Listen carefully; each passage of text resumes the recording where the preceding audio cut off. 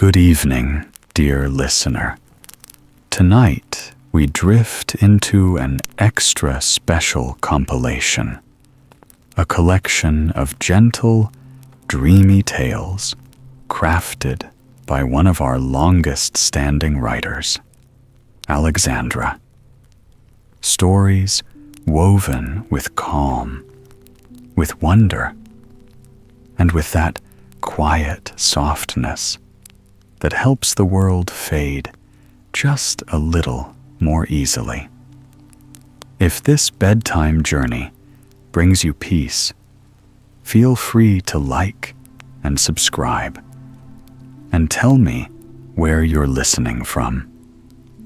Now let the day fall away and sink with me into these soothing stories, wrapped in Alexandra's timeless touch. The Blue Hour in Rome. So, let's begin.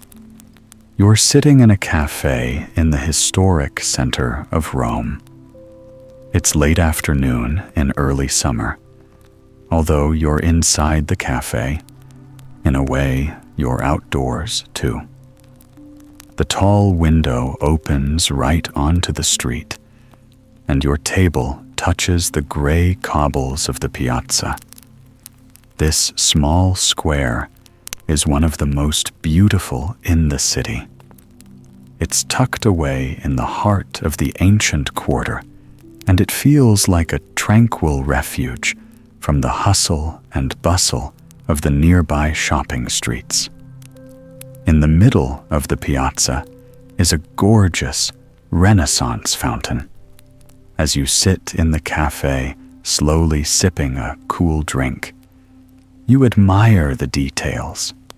You notice how the fading sunlight sparkles on the flowing water and illuminates the limbs of the bronze boys.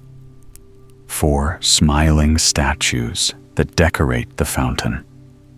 Each boy has an arm raised, with a hand reaching out to catch a bronze turtle falling from a basin above.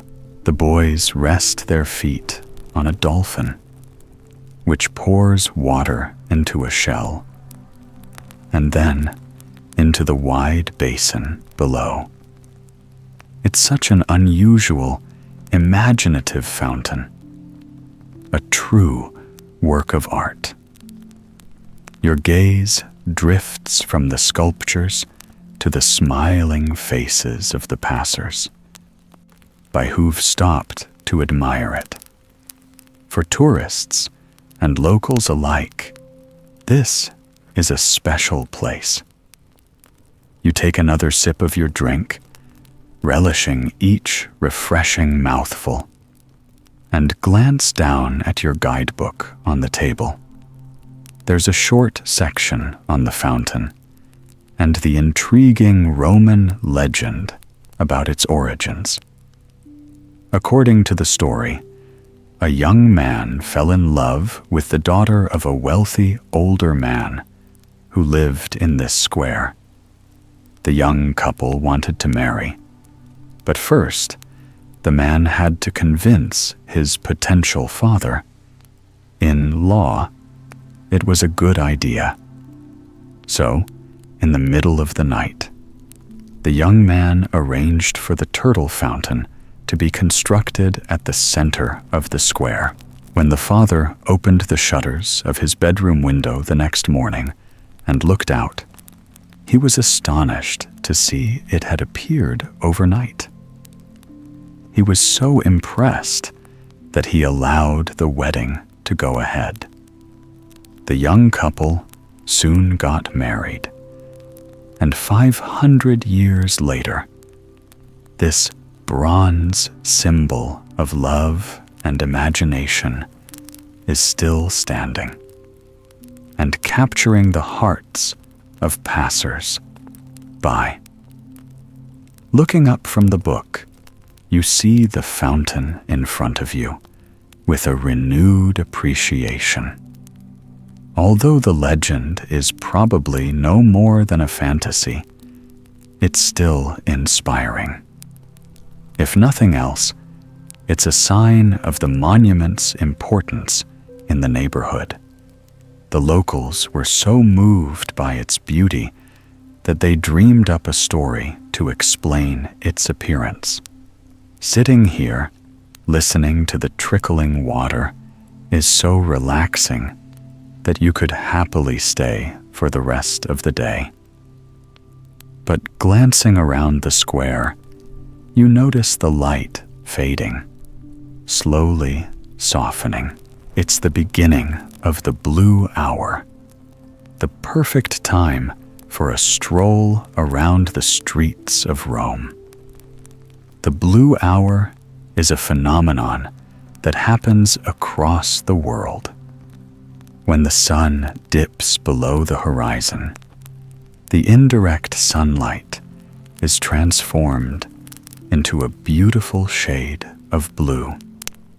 This moment is particularly spellbinding in the historic center of Rome. You notice the contrast with the golden lamplight against the darkening streets, which creates little shining pools on the cobblestones. Some details seem to fade away in the encroaching darkness, while anything that contrasts with the sky becomes more defined against the deep blue backdrop. The towers, domes, and rooftop gardens are clearly visible, even from street level in these narrow, winding alleys. You can always catch a glimpse of the skyline. It's a magical twilight world, tantalizingly close, yet just out of reach. You're also aware of the swifts, which dive and spiral high above the rooftops. These birds spend the winter in Africa before returning to Rome for the spring and summer. Judging by their aerobatic displays and joyous cries, they seem to be celebrating their homecoming. Wherever you go at this hour, you can hear their ecstatic song echoing through the city. As you stroll through the back streets, you admire the beautiful old buildings, patterned by time. In the daylight, they're mostly shades of red, orange, and pink, the colors of sunset. But once the sun goes down and the blue hour begins, even the walls of the buildings seem to magically change color, turning blue, silver, or black. Some of the oldest buildings in the neighborhood were constructed many centuries ago. You can even find the remains of an ancient Roman fish market beneath the crumbling archway nearby. But what interests you most are the apartment blocks that line the narrow street. It's incredible to think that they've been inhabited for hundreds of years, home to countless generations of Roman families. Hearing voices above you, you look up and see an old man lean out the window to pull the shutters closed. There's something comforting about this mundane little ritual, signaling the arrival of the dark and the end of the working day. You imagine the man in his kitchen now, beginning to prepare the evening meal. Perhaps he's making a traditional Jewish Roman dish, something characteristic of the neighborhood. Deep, fried artichoke, or savory treats with zucchini flowers and mozzarella. Breathing in deeply, you can smell the aroma of garlic and vegetables sizzling in a pan. It's a nice image, the man closing the shutters and then bustling around his kitchen, But you're happy to be outside, exploring the streets and breathing in the fragrant air, the mingling scents of food and flowers. Something else that strikes you about the buildings in this neighborhood is their multi-textured facades. Layers of paint flake away, revealing remnants of signs, love messages, and lines of poetry written on the walls. These buildings are so old and have rarely received a fresh coat of paint or plaster. The result is a cracked, colorful surface with countless layers. The walls may be flawed, but they create a sense of character and history that's far more interesting than perfection. And then there are the buildings that have been assembled from ruins. As you walk through the streets, you sometimes notice a decorative detail embedded in the wall, the head of a sculpture, or even an entire Roman column emerging. These unusual architectural details are known as spolia, from the Latin word meaning spoils. In the past, builders would often use parts of old buildings in new construction, which is why you find fragments of ancient temples peeking out of the walls of a home. During the medieval and Renaissance periods, this practice was particularly widespread. Even some of the most recognizable landmarks you find in Rome today could have been taken apart without a second thought. For example, it was only the conversion of the Pantheon from a pagan temple to a Christian church that prevented it from being plundered. Today, despite being 2,000 years old, the Pantheon remains more or less intact. On your walk through the neighborhood, you stop to admire the Roman remains displayed on the wall of a building on the corner, running your fingers over the cool marble. While the idea of recycling ruins may seem strange to us now, at least these beautiful fragments have been preserved. Rome is like a large, open air museum with overlapping layers of history. There's something to discover on every street, from a colorful fresco to a plaque commemorating a famous person or event.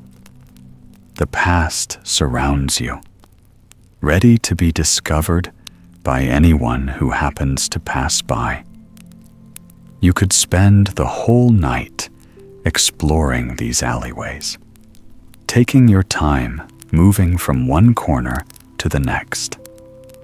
Slowly, your gaze drifts up from the walls to the sky.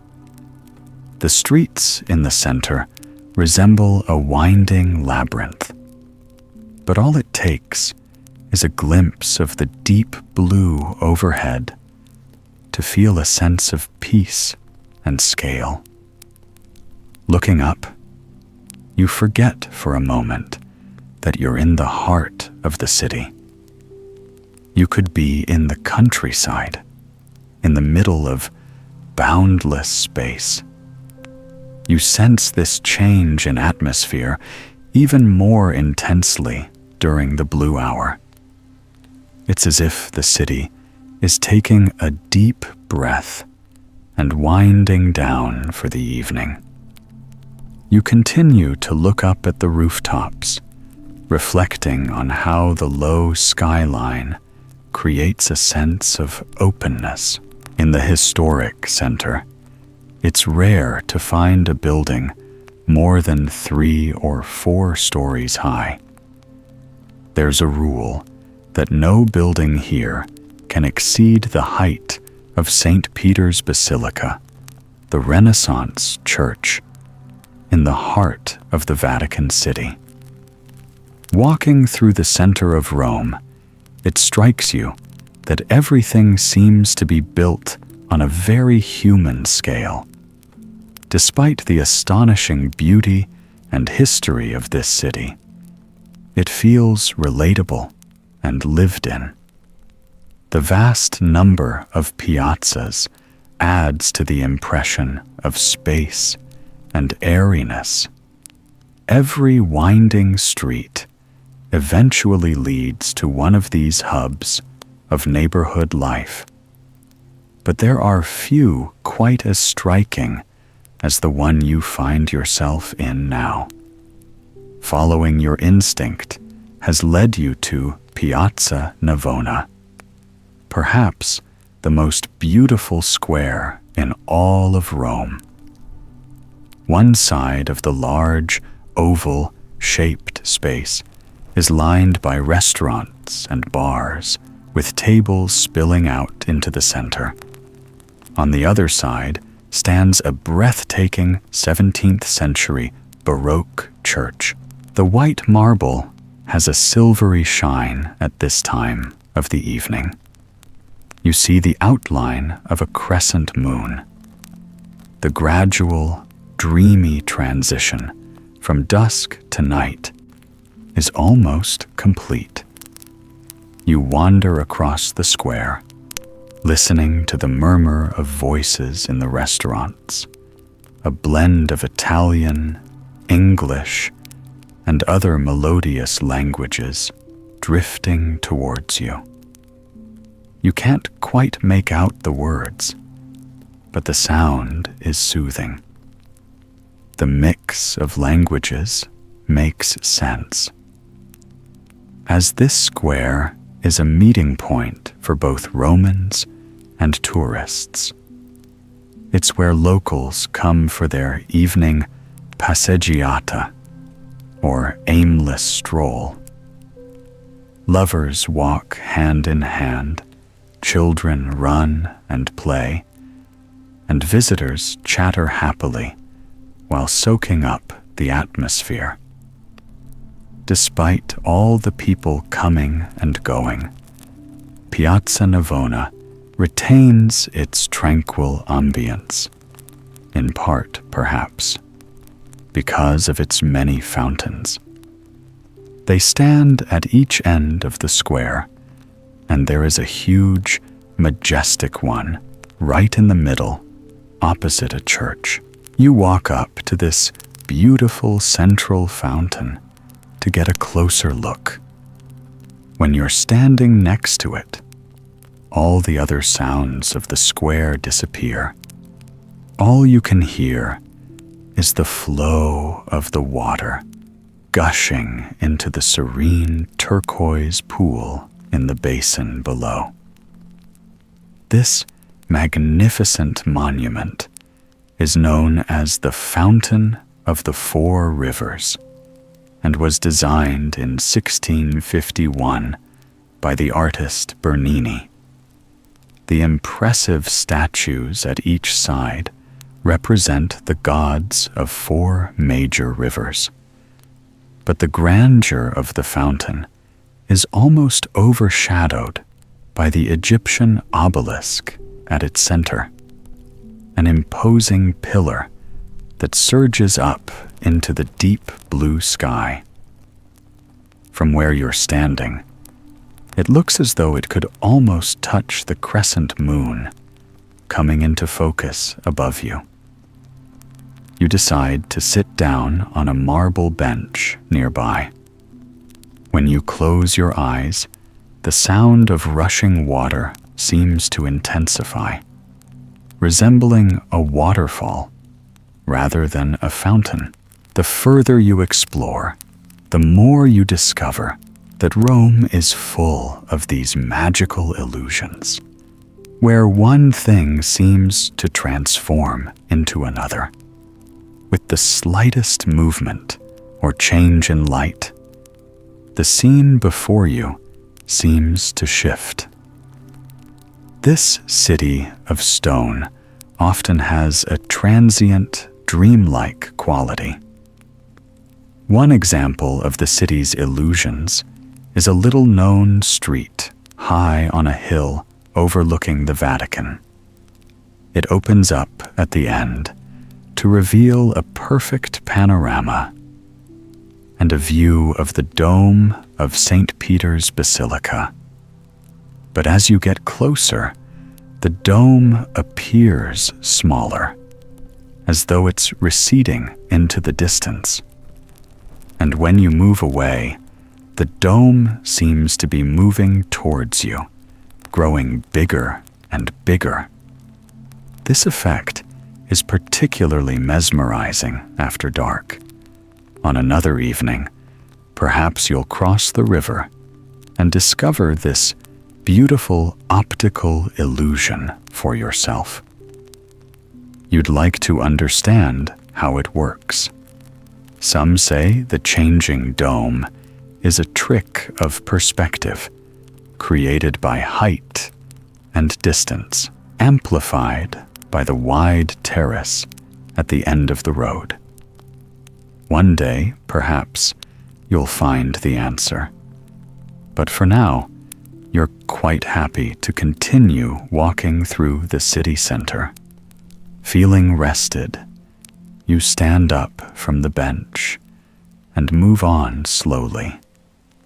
But before you leave the square, you turn back for one last look. When your eyes were closed, the blue hour transformed into night. The sky is now black, streaked with soft gray clouds. The moon has risen fully and now shines high above the obelisk, bathing the square in a silver light.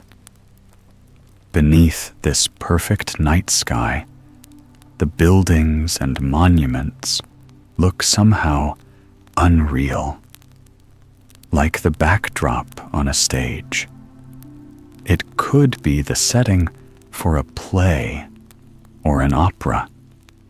For a moment, you might also believe that there's nothing on the other side of the walls. It's only an illusion, like so much else here in the Eternal City. But the beauty of Rome is that there's always something else to discover. Beyond every wall and around every corner, there's part of you that wants to walk on and on, learning everything there is to know about this enchanting place. For a little while, you allow yourself to get pleasantly lost in the back streets. Wherever you walk, it feels like you're stepping into the past. This neighborhood has hardly changed at all throughout the past. When you look up, you notice a few windows with open shutters and catch occasional glimpses of ceilings with old wooden beams and ornate painted frescoes. While the shops are closed at this time, it's fascinating to peer into their darkened windows. You never know what you might see. Perhaps a collection of intriguing antiques, or an artist's studio with unfinished sculptures. Some of these shops resemble miniature museums. Gazing through the glass, your mind begins to wander.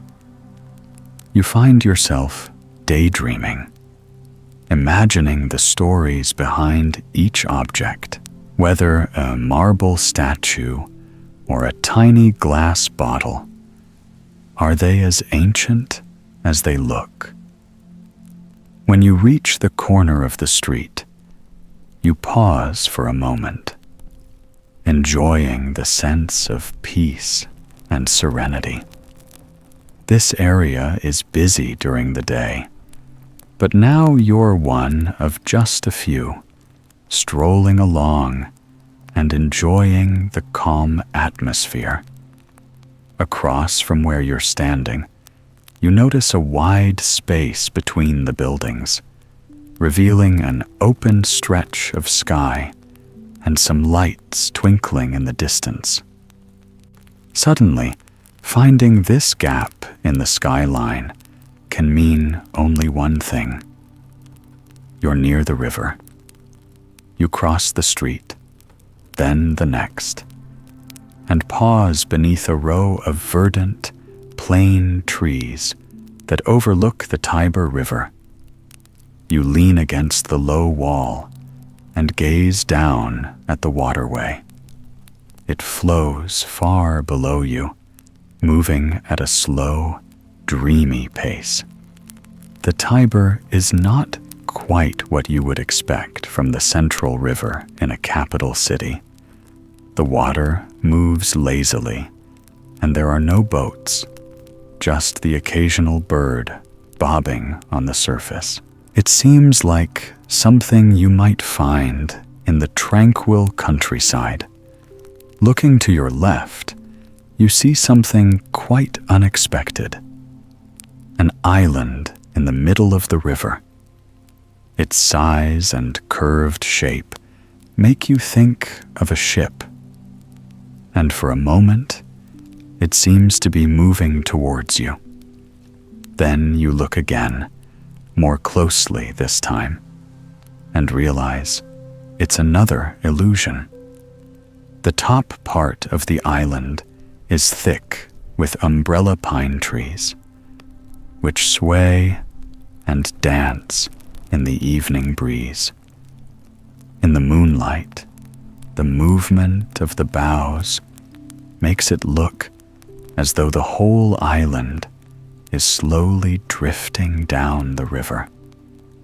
Tiber Island is a beautiful place, a sanctuary of peace and quiet in the city center. On the western edge is a hospital dating back to the 16th century. But the island's associations with medicine can be traced back even further, as far as the 3rd century BCE. According to legend, a group of Romans took a snake from a temple in Greece on their return to Rome.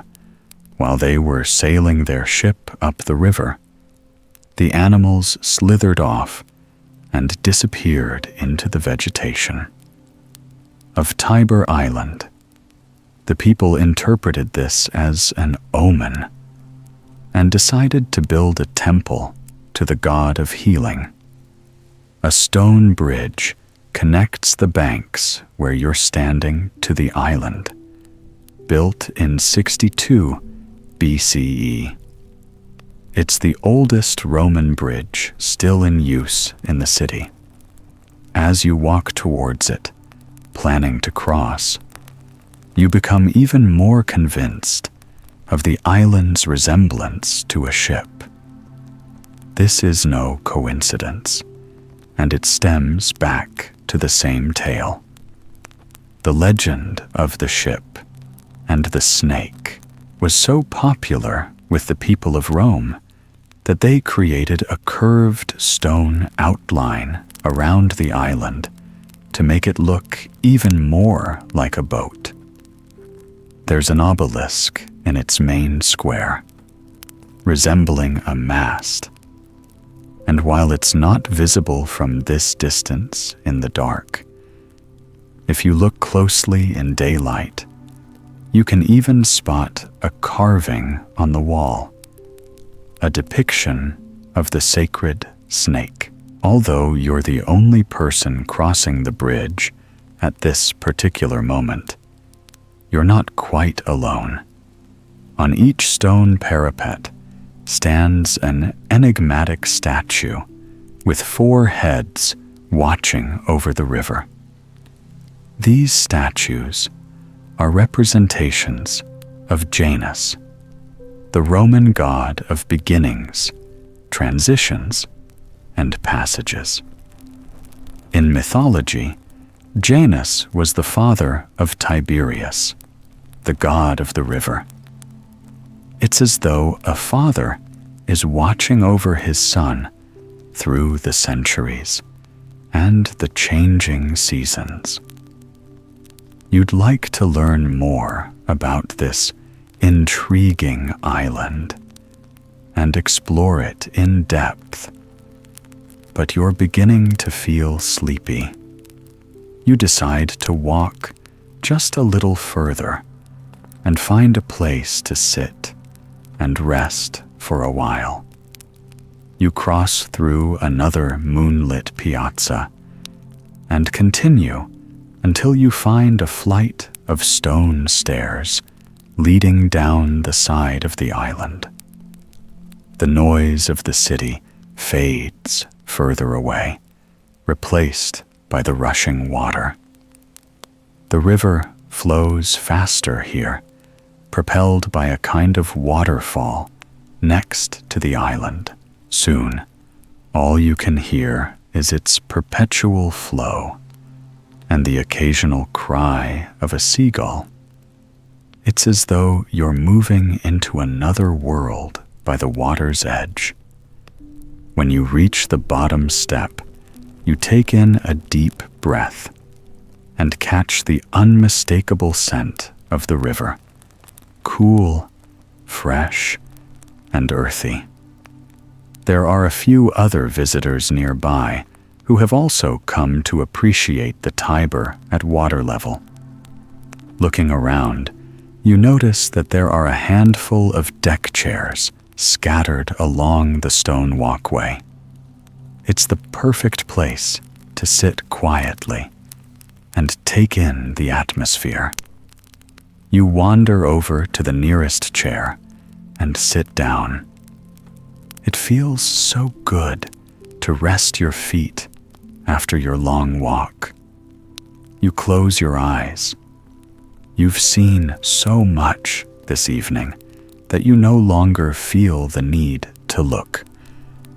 It's enough to just sit here by the river's edge, breathing in and out, and relaxing. Images of your journey move through your mind, colors and fountains, the swifts soaring above the rooftops, the moonlight spilling over the cobblestones. But these beautiful memories slowly begin to drift away as your sleepiness takes over. You let go, allowing the images to fade and disappear. Soon, you're aware of nothing to the rushing water, and you're calm. Breaths leading you gradually into sleep. It's a fresh, sunny afternoon. A walk on the Aventine hill. Above you, the sky is a deep, radiant blue. The streets of the Aventine hill are lined with trees, creating large patches of shade.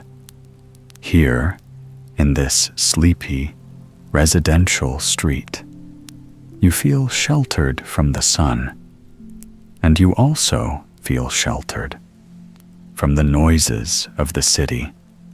You've left the traffic behind, as well as all the hustle and bustle of the surrounding streets. This area feels like an oasis of calm. In fact, it's hard to believe that this is the center of Rome. You're just a short walk from famous monuments like the Circus Maximus and the Colosseum, and the roads nearby are often busy with traffic. But here, in this quiet street, it feels like you're in another city, or even another world. The shade of the trees and the unexpected hush create a dreamy atmosphere. You hear some birds tweeting and a dog barking. They sound far away somehow. And then the street is silent once more. The buildings around you all seem to be residential. The apartment blocks are just 3 or 4 stories high. There are also a couple of attractive villas with lush, overgrown gardens. The villa in front of you is a rusty shade of red. Its paint fading in places. Some parts of the facade are a golden yellow, while the window shutters are dark green. Although the house could probably do with a new coat of paint, the bright, cheerful shades give it a certain charm. The palm tree in the garden appears to be old as well. With its sturdy trunk and thick green leaves, it strikes you as looking dignified and noble. The drooping leaves flutter in the light wind, creating a soothing, rustling sound. As you watch the hypnotic, swaying movement of the leaves, you notice a balcony on the 2nd floor of the villa, and a teenage boy are sitting there in peaceful silence. They seem to be mother and son.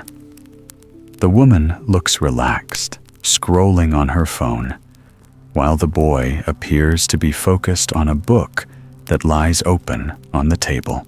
Perhaps he's just come back from school, and he's decided to do his homework on the balcony. A moment later, the woman turns to her son, and they begin talking in Italian in low voices. Although you can't understand what they are saying, you catch one word. "Allora," says the woman with emphasis. She pauses and then continues to speak while the boy looks up. His book, listening attentively. The word allura is one you'll hear everywhere in Italy. It can be used in many different ways, but is often translated as so or well. Allura is a filler word, often used to start a sentence or question, or to keep the conversation flowing. Although it's a simple word, without much meaning, there's something beautiful about it, you think. Perhaps it's the musical, lilting sound of the vowels, or the way it's followed by a pause. Or maybe it's this particular woman's voice, which is warm and soft. It's lovely to listen to. Her voice then merges into the subtle, ambient sounds, like the singing of the birds and the distant rumble of an engine being started. You decide to walk on up the hill to explore more of this peaceful neighborhood. Although you're not expecting to do much sightseeing, it's a pleasure just to stroll around, soaking up the atmosphere. It feels calming just to be here. Maybe it's because of the trees. All the streets and gardens are filled with them. There are palms, plane trees, and graceful umbrella pines with tall, thin trunks that lean to the side. The pine needles seem to rest lightly on the branches, like a floating cloud. That's come to settle on the top of the tree.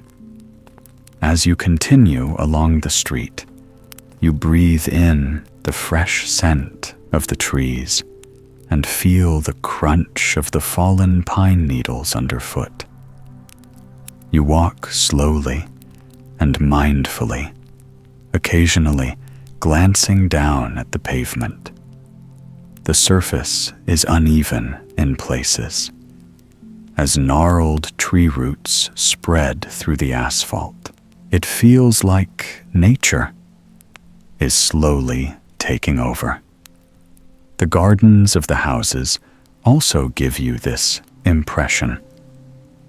Many of them are raised high above street level, and you can see over the walls, which are covered with thick ivy and tumbling vines.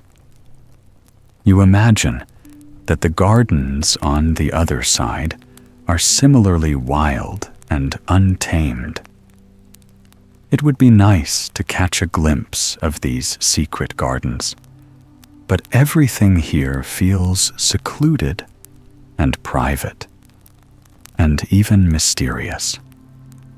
There are some beautiful, yet strangely anonymous buildings behind gates, which don't appear to be residential. Standing in front of one of the gates, you notice that there's a single button on the golden plaque of the intercom. There's no sign or name.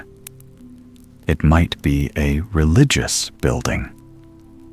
You've read that there are many churches, convents, and monasteries in this area, and not all of them are signposted.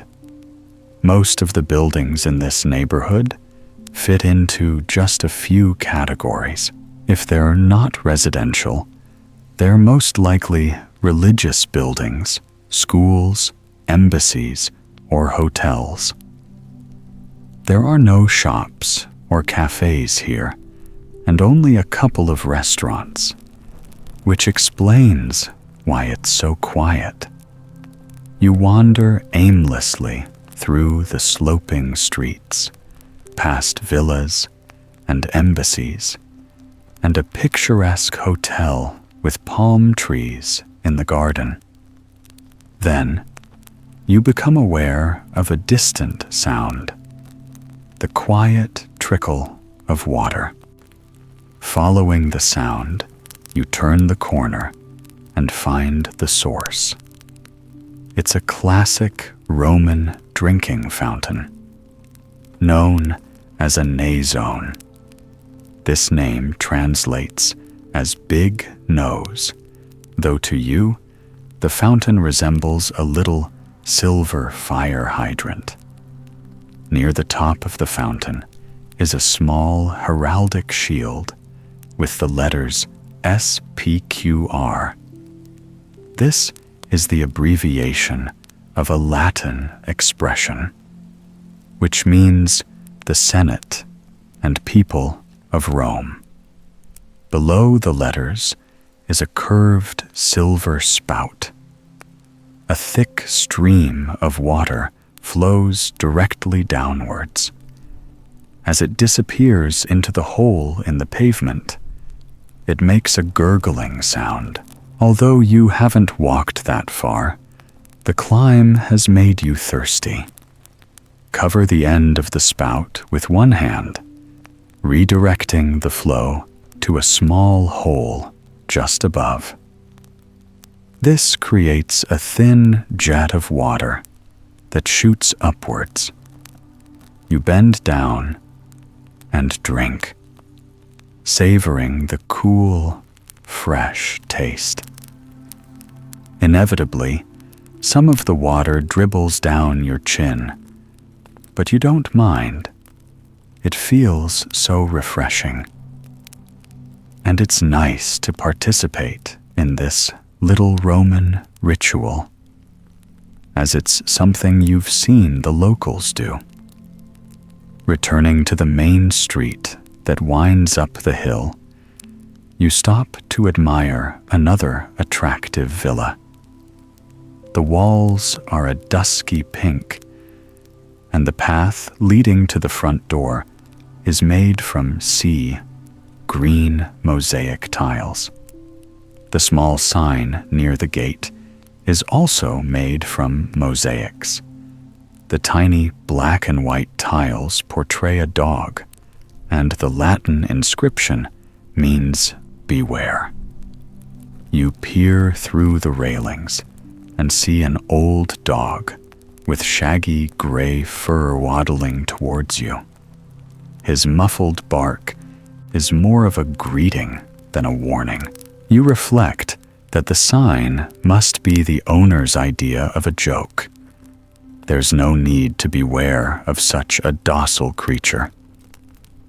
The dog stands on the mosaic pathway, panting and wagging his tail. Then he settles down in a patch of sun. It looks like he's ready for an afternoon nap. Walking on, you come to a large open area with cars parked in the middle. According to the elegant stone sign on the wall, this is the square of the Temple of Diana.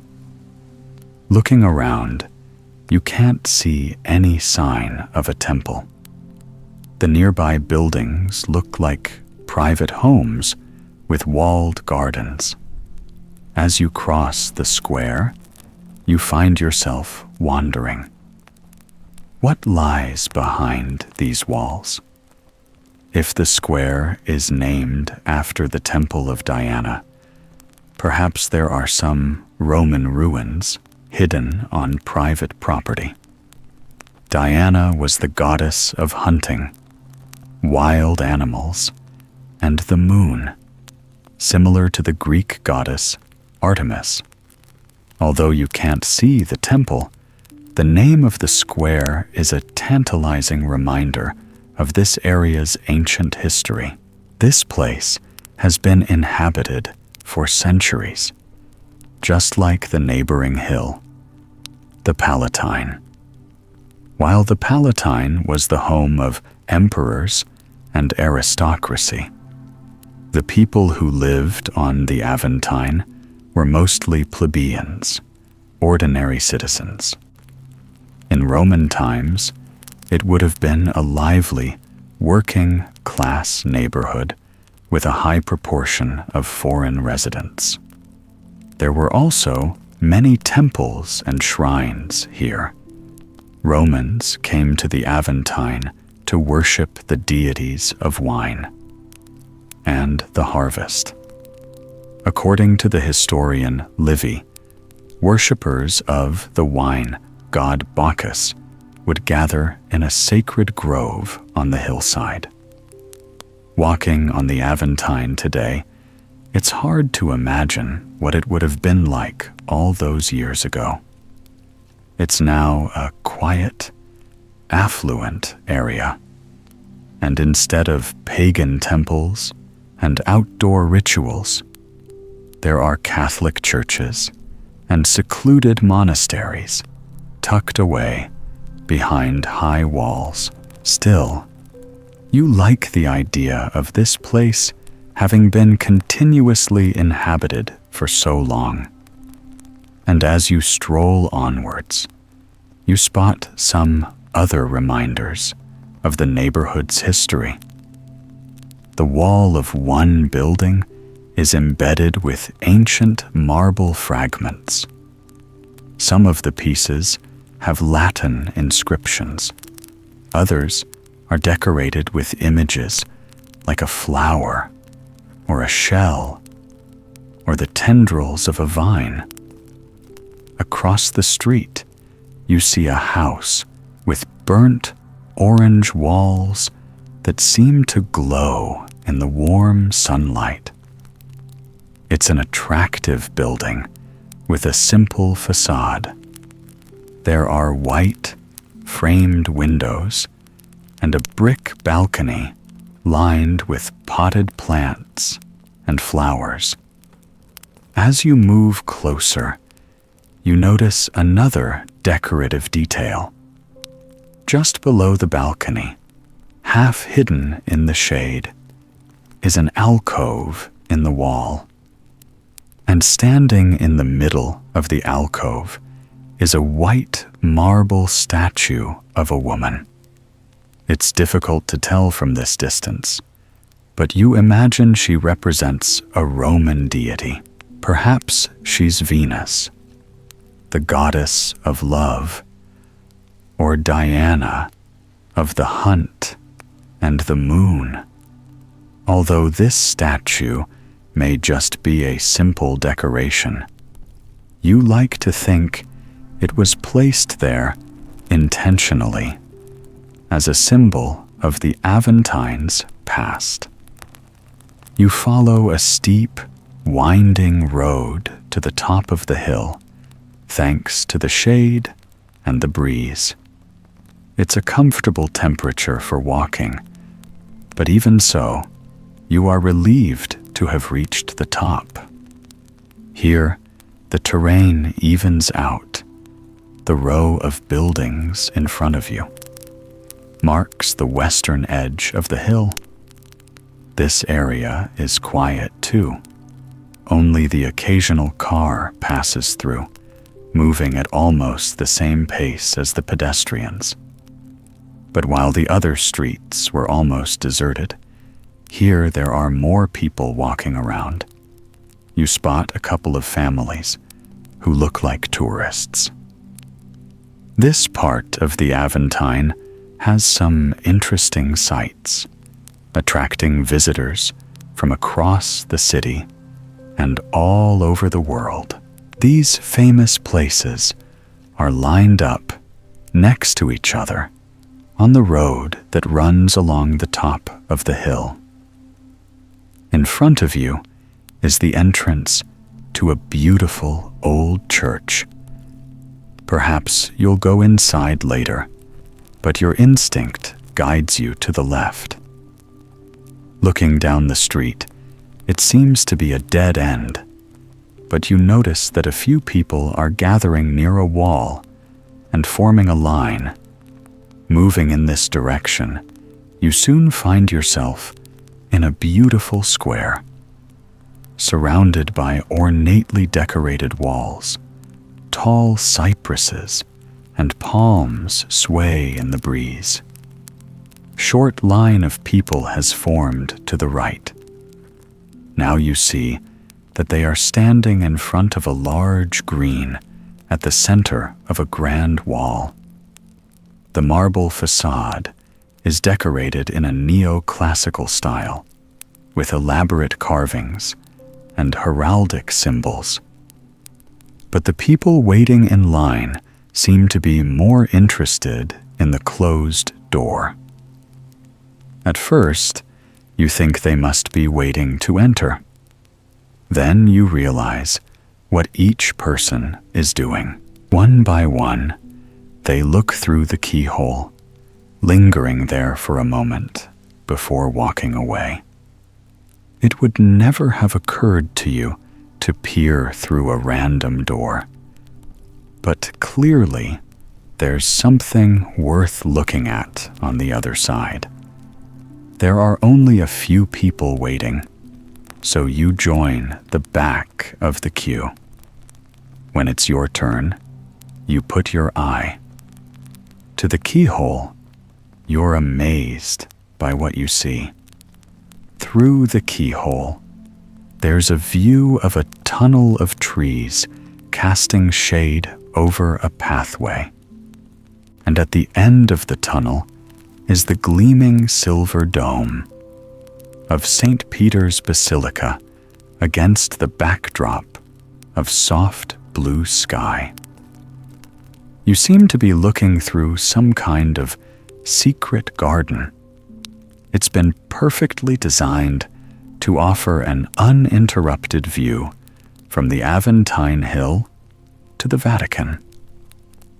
Technically, there are 3 sovereign states within your range of vision. At the same time, the garden belongs to a villa owned by the Sovereign Order of Malta. Beyond the trees is Italian territory. And beyond that is the dome of St. Peter's in Vatican City. You linger at the keyhole for a while, admiring the view. From here, the dome almost doesn't seem real. It's like a beautiful mirage, or something from a dream. When the sunlight intensifies, the dome fades, its edges melting into the sky. Spellbound by the view, time seems to slow down. You become more aware. Your breathing, when you inhale, you notice the metallic scent of the keyhole, warmed by the sun. There's no one waiting behind you, so you can stay here as long as you like. But at last, you decide to move on. You're curious to see what other views the Aventine has to offer, retracing your steps. You pass the old church once more. Just opposite to your right, there's a large expanse of pavement where a black cat basks in the sunlight. You bend down to stroke her soft, warm fur, and she purrs contentedly. When you stand up, you're surprised to see another black cat sitting nearby in the shade. Then, yet another black cat, emerging from a bush. There are 3 in total. 3 identical cats, relaxing on this peaceful stretch of pavement. They give the impression of being the laid-back guardians of the neighborhood, keeping an eye on things. Walking on, you pass a small park on your left, and then another church. It has a brick facade and porticoed entrance supported by ancient marble columns. Church strikes you as having an elegant, understated beauty, dedicated to Saint Sabina. This basilica is one of the oldest in Rome. Parts of the building date back to the early 5th century. As you admire the exterior of the church, you become aware of the soothing sound of flowing water. There are 2 fountains nearby. One is a typical Roman nazone, similar to the one you drank from earlier. The other, larger fountain, has an unusual form. Attached to the wall is an old marble sculpture depicting the face of a bearded man. Water gushes from the mouth into a large stone basin below that resembles an ancient bathtub. Neighborhood is full of unusual remnants and decorations. Although this particular fountain is eye-catching, it would be easy to miss some of the other sights. You're glad that you've been able to take your time this afternoon, appreciating every little detail. After a refreshing drink of water from the smaller fountain, you walk on through the arched entrance of a park. Officially, this place is called Cervello Park, after an aristocratic family who lived in the area in medieval times, but it's better known as the Orange Garden. As you follow the path, your footsteps crunching on the gravel, you notice that almost all the trees around you are orange trees. Each section of grass resembles a small orchard. The vibrant oranges are like baubles among the bright green leaves. They seem more like decorations than something edible. Fallen fruits lie scattered in the grass. Somehow, this makes the garden feel more natural and inviting. contrasting with the neat landscaping. This park has been carefully designed and is well looked after, and with good reason. As you soon discover, passing the grove of orange trees, you follow the path to your left. Suddenly, you find yourself magically transported to the view from the keyhole. Of course, it's not the same place, but it feels almost identical. You're standing on a wide path lined by towering umbrella pines whose branches meet in the middle, creating a shady avenue. At the end, straight ahead, is the pale gray dome of St. Peter's Basilica. It seems to float on the horizon below a vast expanse of cloudless blue sky. You feel like you're dreaming. It's surreal finding yourself here, as though you'd gone right through the keyhole. The other people in the park seem to be in a similar mood. Everyone looks happy and relaxed as they stroll down the path or rest on stone benches. A young woman has set up an easel and canvas and is painting the view. Across the path, a man strums an acoustic guitar. The tune is vaguely familiar, but you're too focused on the view to pay much attention. The relaxing melody seems to fade into the background. At the end of the path are a couple of steps leading up to a large terrace. A few people are gathered there, admiring the views. As you reach the terrace, for some reason, it feels like you're stepping out onto the deck of a ship. Perhaps it has something to do with the sense of space and air. There's also the fact that you are high up, admiring a spectacular view of a landscape that flows like rolling waves. Rome has many hills, so the expanse of trees and rooftops before you almost seems to ripple. Gazing across the city, you take in the different colors and layers. The Dome of St. Peter's is the tallest monument. Turning to the right, an extravagant white building, known informally as the wedding cake, also stands out. The surrounding rooftops and buildings are various shades of orange, yellow, pink, and brown. In between are domes and bell towers and tilting umbrella pines. The distinctive trees sprout up like flowers among the buildings. Peering over the edge of the stone balustrade, you can see the tranquil jade-green water of the Tiber River. The road that runs parallel is busy with traffic. It's rush hour, so many people are heading home from work.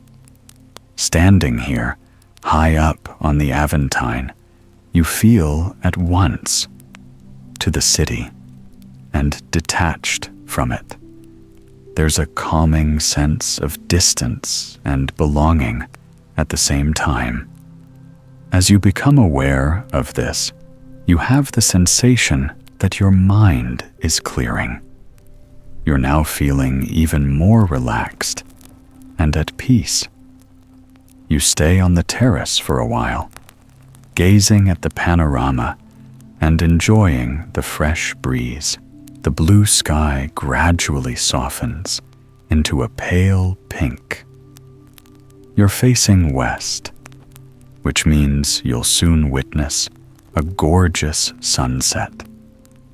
This has been the perfect afternoon, you think, as you settle down on a nearby bench. This will be the perfect ending. Watching the sun go down over the rooftops of the eternal city. Feeling deeply relaxed, you take a deep breath in as you watch the slowly changing sky. You smile. Thanks to your long walk through this peaceful neighborhood, you're sure you will sleep well tonight. Rolling hills and mountains, green gorges and valleys stretch out towards the sea. Some areas are covered in dense woodland, while other parts are just bare plains of stone. From the sea to the stars, the center of the island is rocky and mountainous. It gradually gives way to gentler slopes, green fields, finally sparkling white beaches. These pristine stretches of sand curve around the island like a protective ring, creating a striking divide between land and sea. The ocean is a deep, hypnotic shade of blue, fading into turquoise. As it reaches the coast, the beauty of this island is legendary. Its name is Naxos, and in more than 200,000 years of habitation, it has barely changed at all. Herds of goats and sheep graze in the fields. Farmers gather crops and harvest olives from the groves surrounding their small, whitewashed houses. The life here is pleasant, but simple. Life was simple even for the princess of the island, Ariadne. Despite her wealth and status, she lived a relatively ordinary life. She was not interested in fine clothes or extravagant banquets. She wore her crown reluctantly, only because her family insisted on it. In fact, as Ariadne roamed the fields and coastal paths of her native island, she might easily have been mistaken. For a shepherdess, the only thing which indicated her royal status was her golden crown, glinting in the sunlight. When Ariadne was at home in the white palace where she had grown up, she was usually busy with her duties, but she felt happiest when she was outside exploring the island on long, rambling walks. Sometimes she would walk through the fields and forests, breathing in the fresh scent of the cypress trees. On other days, she would set off early and hike up to the mountain, following the winding, rocky trails to find the best views of the island. But her favorite walks were her long, meandering strolls along the coast, discovering secret coves perfect for swimming. On some occasions, she spent so long at the coast, sunning herself on the beach and floating in the blue water, that it was too late to return home. With no light but the moon, it would be difficult to find her way back to the palace.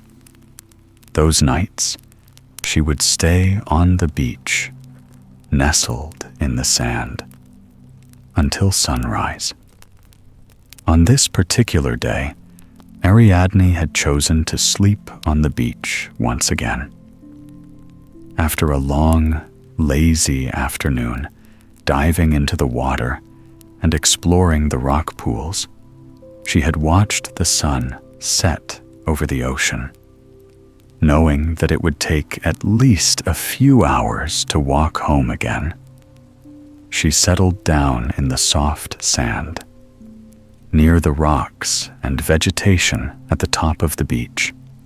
She felt somehow protected and sheltered by the overgrown rock face there, which towered over her like a canopy.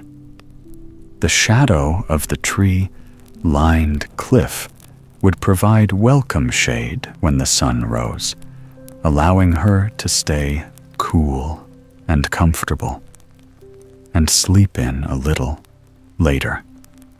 Although the temperature dipped at night, during the height of the summer, the beach was always warm. Ariadne had no need of a blanket. The silky fabric of her dress and the warm weight of her long hair covered her body well enough. After hours of lazing in the sun and swimming in the waves, Ariadne felt pleasantly sleepy. She also felt blissfully happy. Despite all the luxury and comforts of her bedroom in the palace, to the experience of sleeping in the wild on this spectacular beach. She stretched out in the sand and listened to the soothing rhythm of the waves lapping in the distance. There was nowhere else she would rather be. With a deep, contented breath, she closed her eyes and fell fast asleep. Ariadne enjoyed a blissful night's rest on the beach, drifting in and out of dreams. She dreamed that she was swimming alongside dolphins, leaping and diving in the deep blue ocean around the island. She felt just as fast and just as free as they were. She could swim forever to faraway islands. Then she dreamed that she was at work at her loom, spinning a single golden thread to create a splendid, shining tapestry.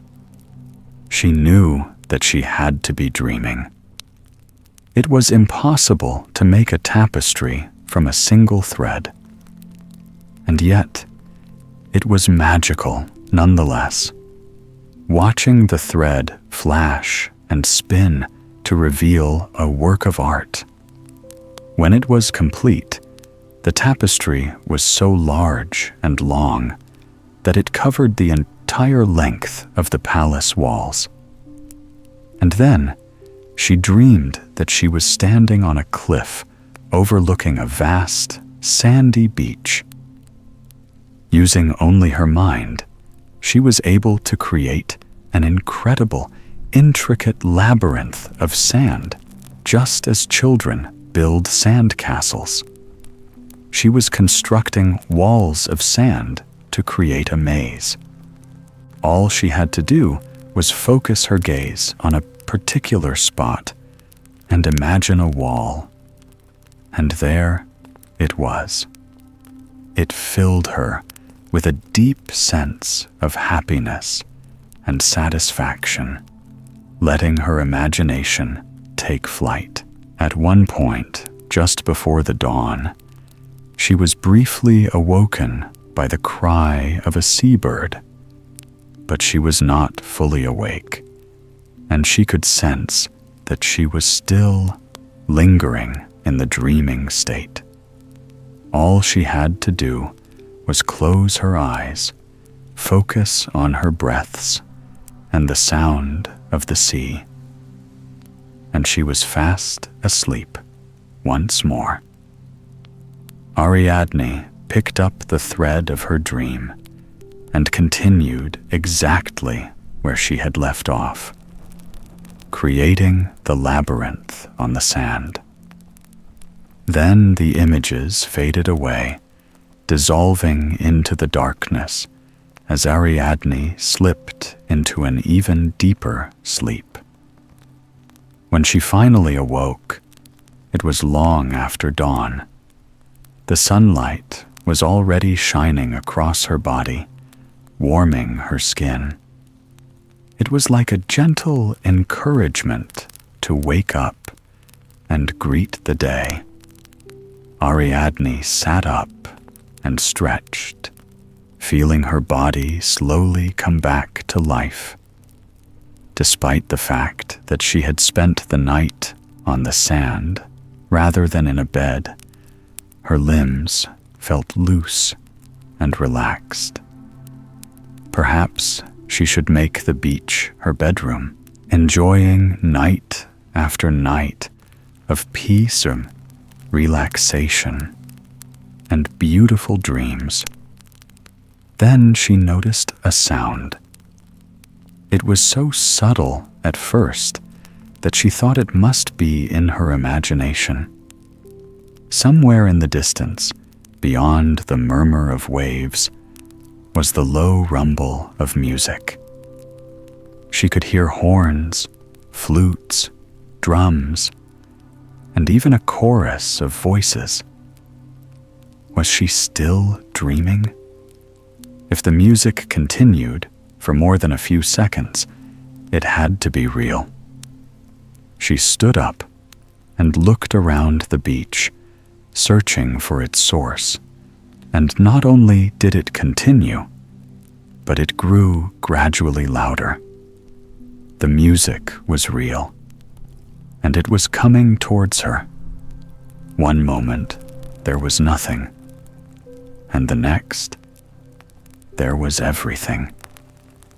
She turned around and saw a golden chariot, drawn not by horses, but by leopards, and commanded by a god.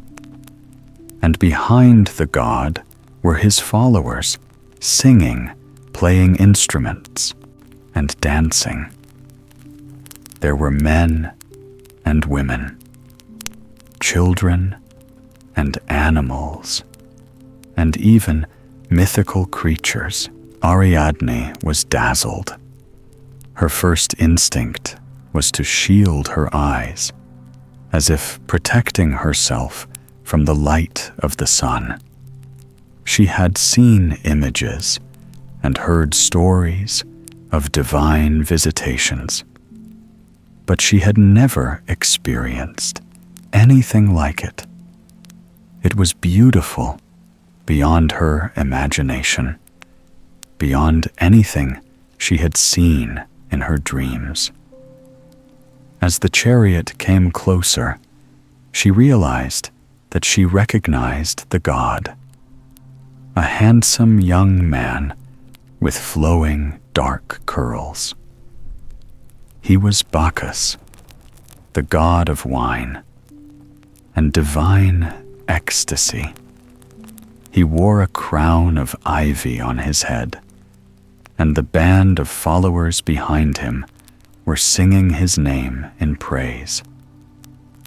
Despite the strangeness of this sudden apparition, Ariadne felt no sense of fear or doubt. There was something so beautiful about this scene.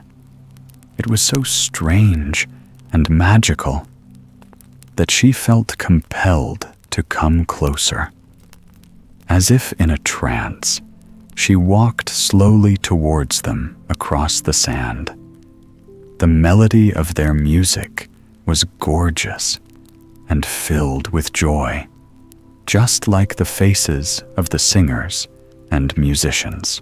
Everyone seemed to radiate light and happiness, united in adoration. The seconds slipped by at a slow pace, just like a dream. But then, all of a sudden, the chariot was there. It was right in front of her, huge and majestic, sparkling in the sunlight. If she reached out her hand, she could stroke the heads of the tame leopards that took the place of horses. They stood there calmly, patiently, waiting for the next command. Then Ariadne looked up and met the gaze of the god for the first time. In that moment, they were both filled with love. The sense of connection was inexplicable, but instantaneous, just like in the old myths and legends and the tales she had heard as a child. It was love at first sight. With that love came instant trust. Bacchus stepped out of the chariot onto the sand and took her hand. There was no need for words. Ariadne understood that he was inviting her to come with him and to start a new life in the heavens. For a moment, the band fell silent, waiting for Ariadne to take her next steps. Only when she was seated comfortably in the chariot did they start again. The chorus sang a new song, accompanied by a joyous flurry of strings, the clash of cymbals, and the soaring melody of the flute. It was a song of celebration, anticipating the wedding that would soon take place.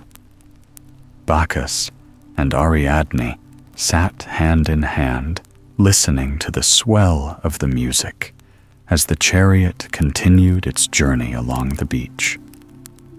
The leopards walked faster and faster, breaking into a ram until the chariot took flight.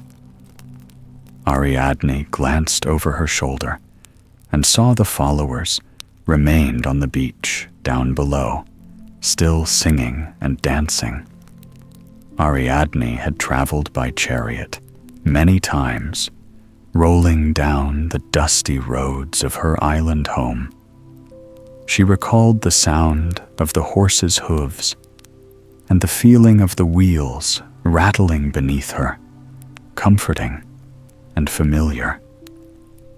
But this chariot ride was an entirely different experience, silent and smooth.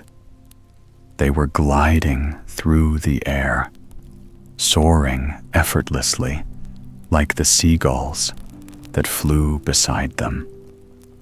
The chariot ascended higher and higher into the sky, soon leaving the foam and spray of the sea far below.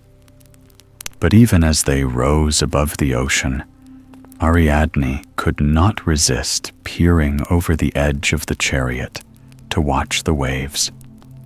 She had spent countless hours of her life gazing at the sea, but she had never seen it like this. The water was a different shade of blue, deep, dark, and mysterious. The surface was calm and placid, and in some places, it hardly seemed to be moving at all. It was textured, yet motionless, like a painted surface or a fine tapestry. Despite Ariadne's remarkable skill and imagination as a weaver, she had to admit that she could never have created anything as beautiful as this ocean view. As she was watching the waves below, mesmerized, she felt a hand on her shoulder. It was Bacchus, urging her to look back one last time. She turned to see her homeland in the distance, a rugged patch of rock in the middle of the sea.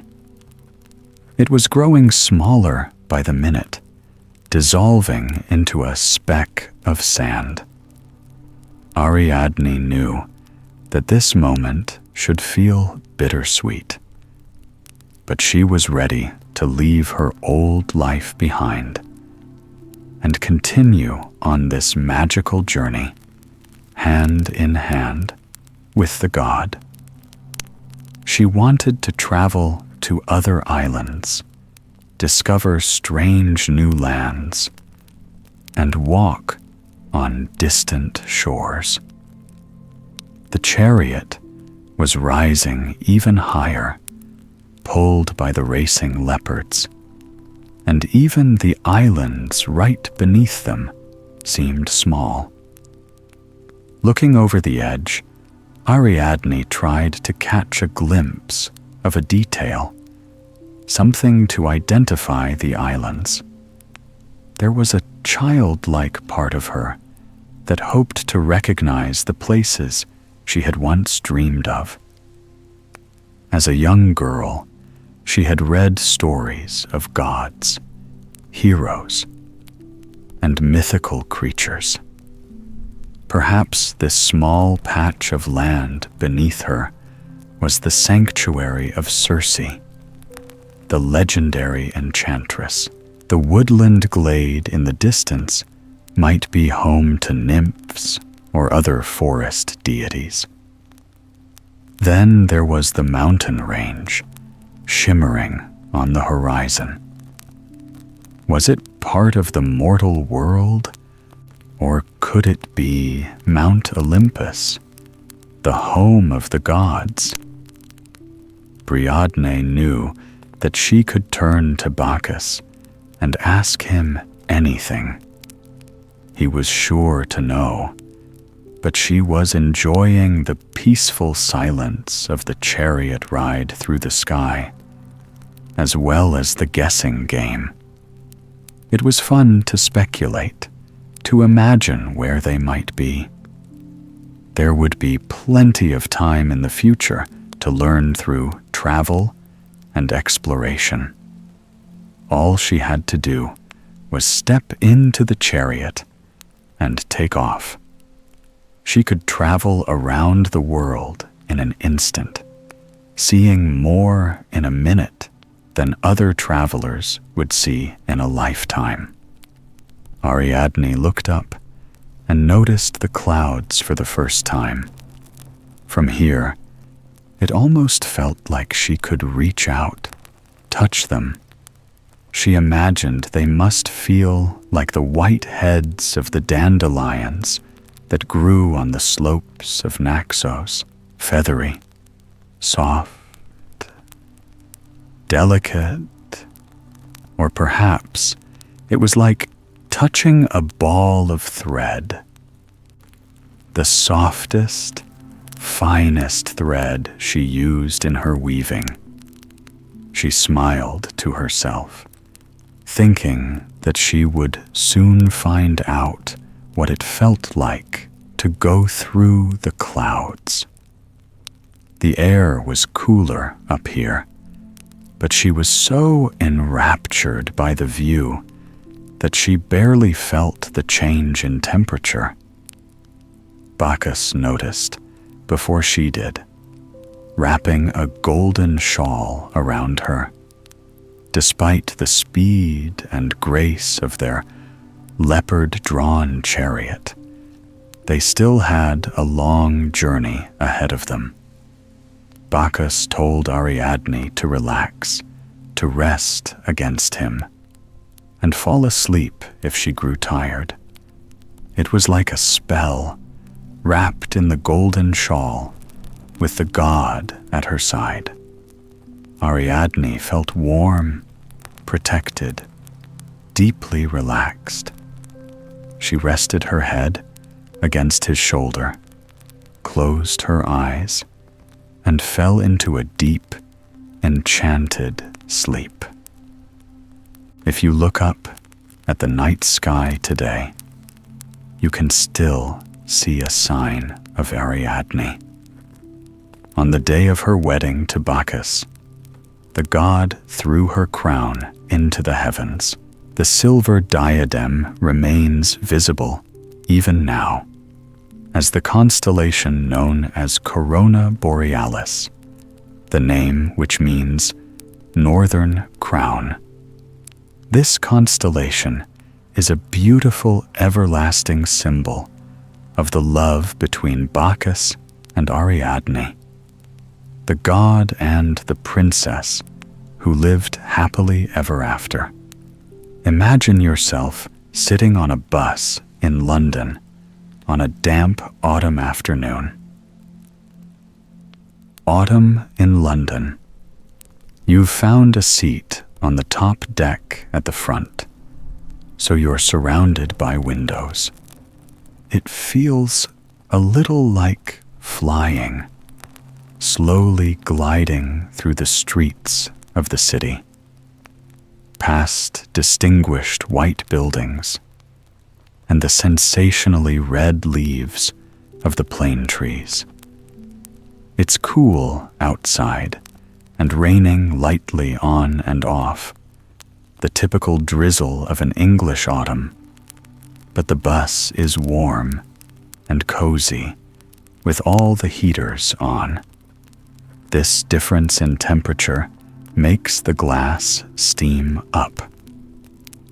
Every now and then, you brush your hand against the window next to you, clearing the moisture, so you have a better view. You're in a relaxed, dreamy mood. All you want to do is watch the world go by, enjoying every detail from the street signs to the pigeons perched along the window ledges. Your gaze drifts down to the people walking in the street below, covered up with coats and umbrellas. And then you look up again to the scenery right beside you. Because you're on the upper deck of the bus, you're at the same level as the second-floor windows of the buildings on the street. When the bus is moving slowly or stopped at a traffic light, you can see inside offices, hotel rooms, and even people's living rooms. A few of the windows offer homey scenes. The bus down and stops at a red light. You clear the condensation from the glass with your fingers, creating a clear circle in the window, and peer through. You now have the perfect view into the window of a cozy flat, where you can see a study lined with bookshelves. A tall standing lamp is switched on, as well as a couple of smaller table lamps, which shine with a warm yellow light. You can see an elderly man sitting at a desk, deeply absorbed in his work, with a mug of tea or coffee next to him.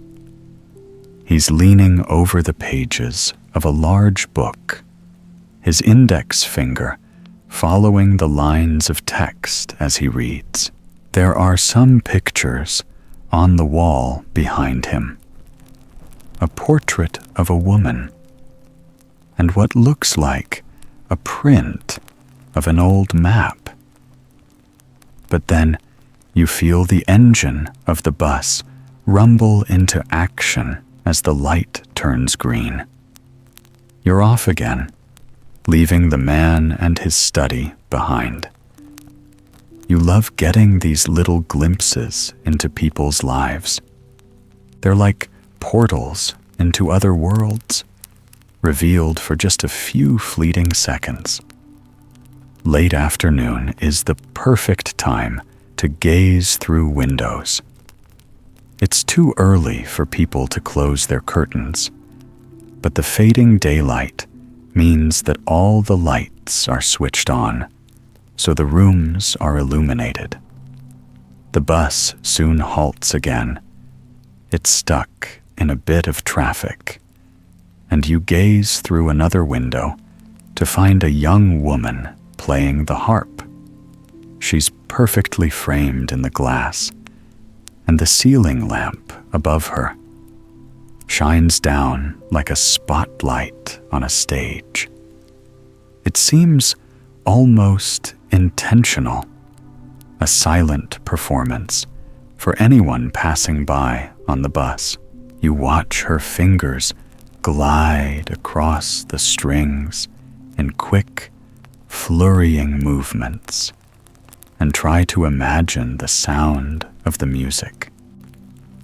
For a moment, the noises of the bus disappear, replaced by the beautiful, soaring melody of the harp. The bus moves on, slowly and purposefully, making its way through the city streets. But these moments of peace stay with you. You feel comfortably cocooned in the warmth of the bus, happy to let the world pass by outside, like scenes from a slow, relaxing film without a plot. You enjoy watching through the windows, but you can also daydream, perhaps even closing your eyes for a while and resting. When you next open your eyes and look out the window, you recognize your surroundings. You see the familiar, shining colors of the London Underground sign: red, white, and blue. You've arrived at Victoria Station. You could get off here and get on the tube to explore the area further. It seems to have stopped raining, and people in the street are putting their umbrellas away. But you're so comfortable on the bus, so you decide to stay for a while longer and see where it takes you. The bus continues through the streets of Westminster, and at the next stop, it fills up with tourists. You can hear all sorts of different languages being spoken in the seats behind you. The musical lilt of French and Italian, and a couple of other languages you don't recognize. You may not understand the tourists' conversations, but you can tell from the tone of their voices that they're happy and excited to be exploring the city. They're transfixed by the view from the window, pointing to signs for bus, Palace, and Westminster Abbey, and looking out for other London icons, like red telephone boxes and black taxi cabs. You turn around and see a child sitting behind you, her face pressed to the glass. In this particular moment, there's nothing special outside, just a red brick apartment building, and a woman coming out of the front door, walking a small black dog. But the child is staring through the bus window, fascinated, as though she wants to absorb every little detail of the city.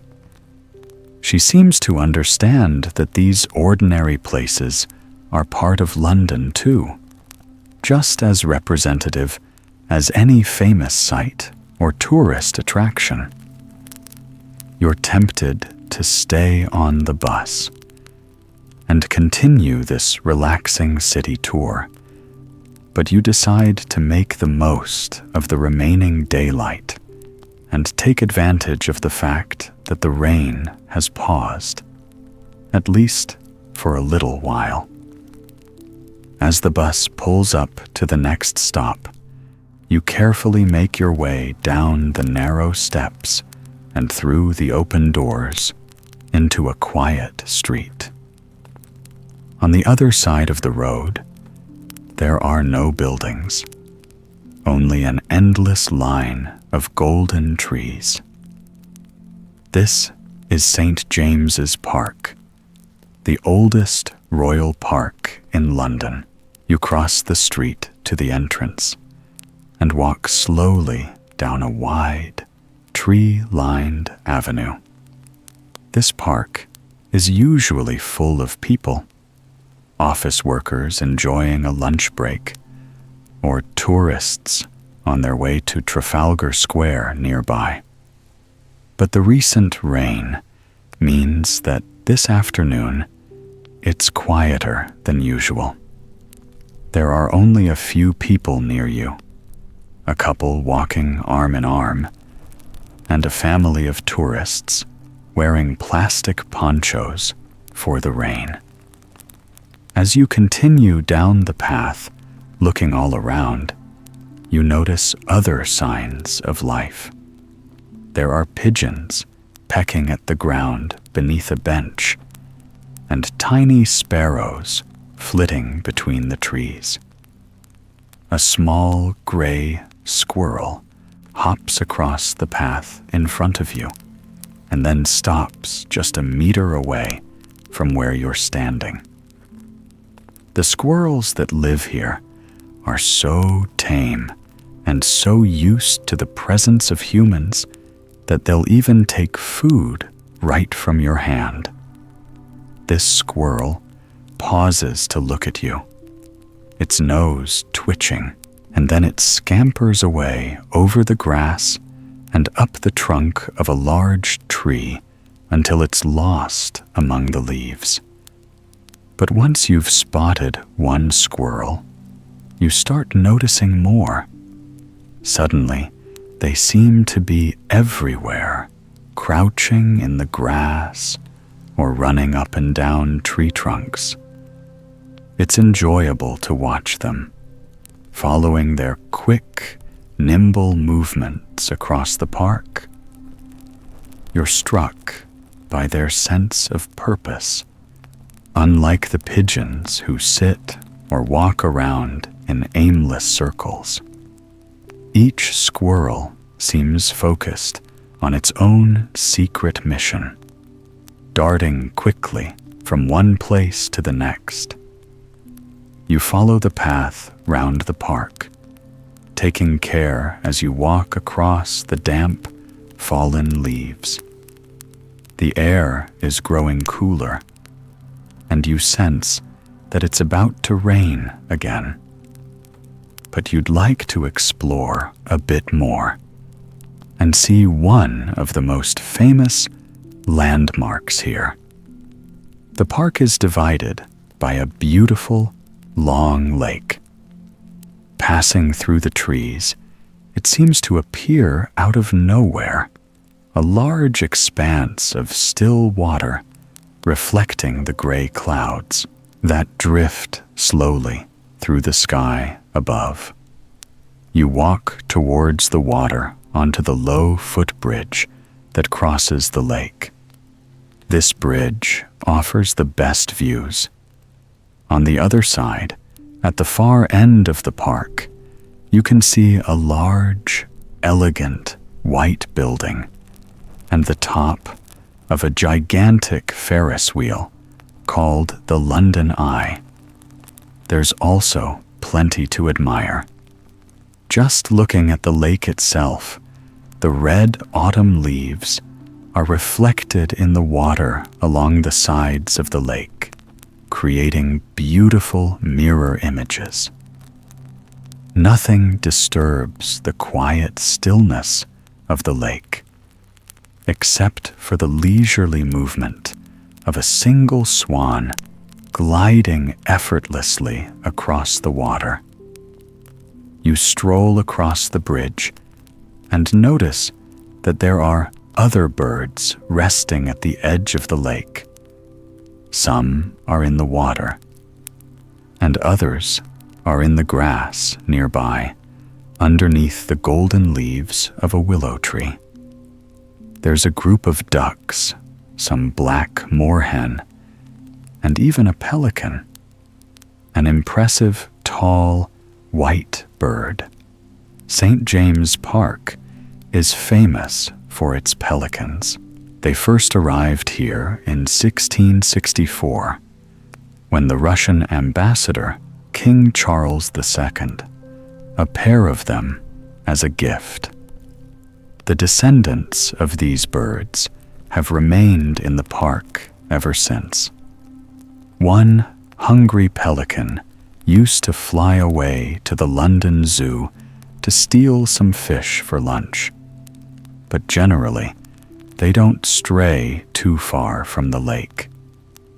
They have everything they need here, regular feeding sessions, as well as plenty of attention from the park's visitors.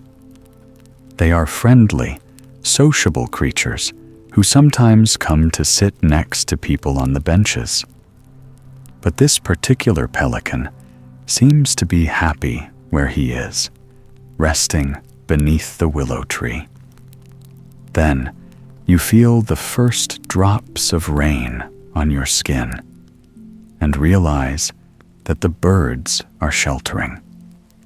You put up your umbrella, a large black one that covers you completely, so you won't get too wet.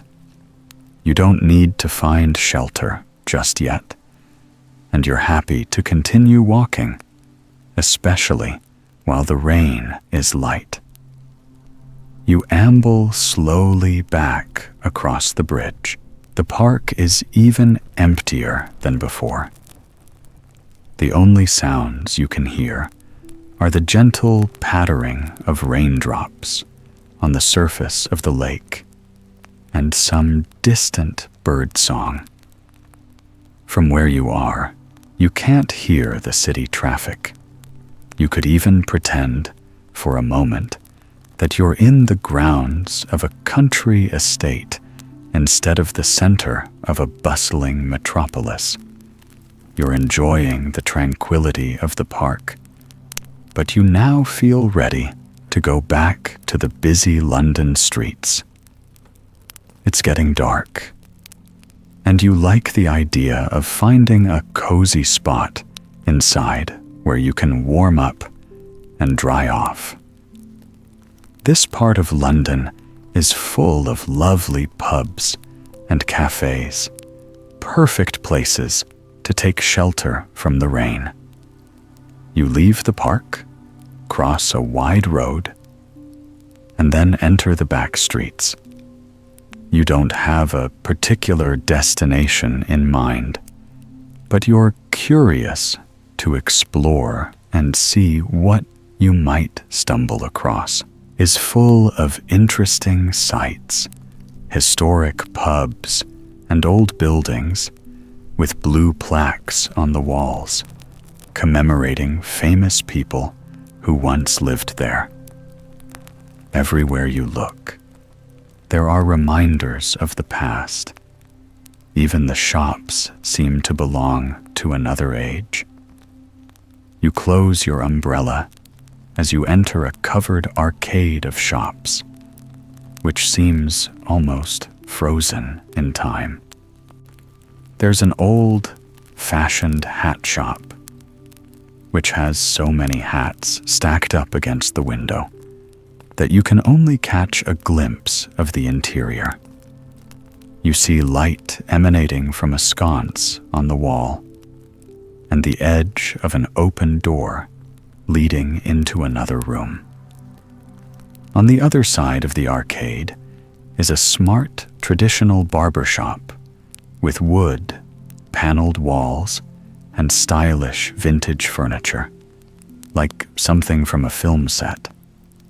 You walk slowly through the arcade, peering through shop windows, listening to the echo of your shoes tapping against the stone tiles.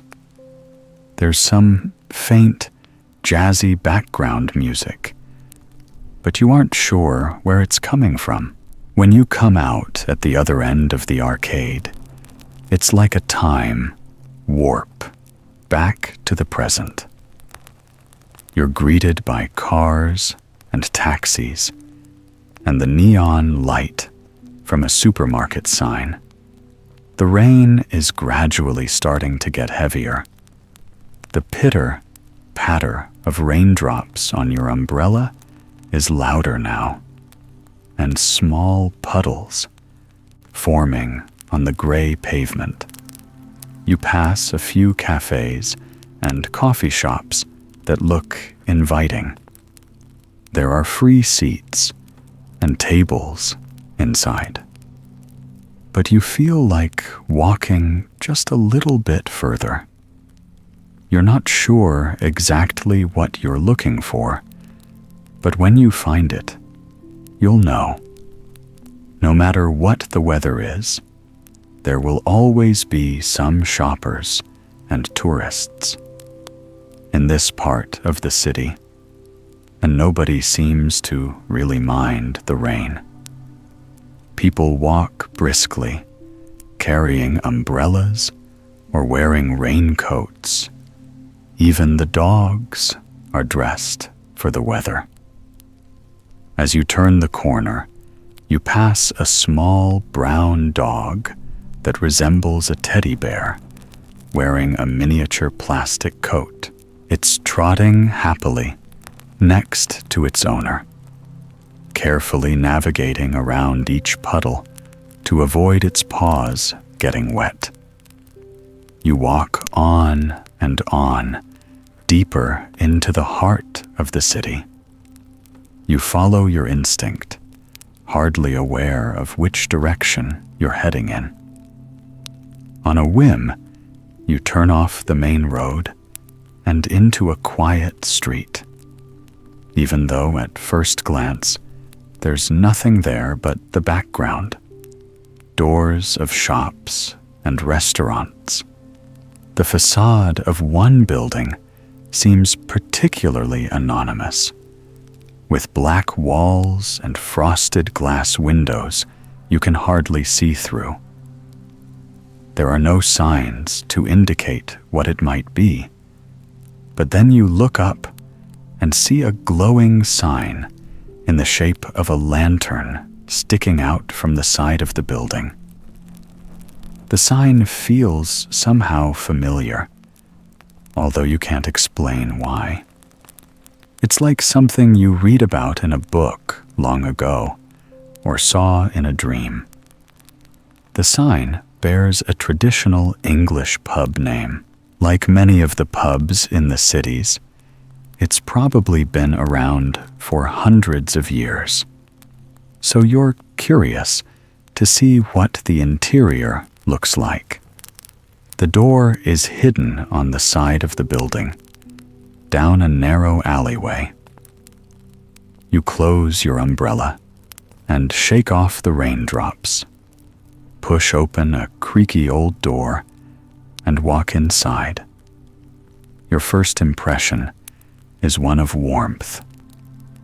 There's a crackling fire in the middle of the room, and the people sitting at the tables have taken off their coats and jackets. They look comfortable and relaxed, chatting happily over their drinks. A couple of men in the corner are even playing a game of chess. In some ways, it looks more like a living room than a pub.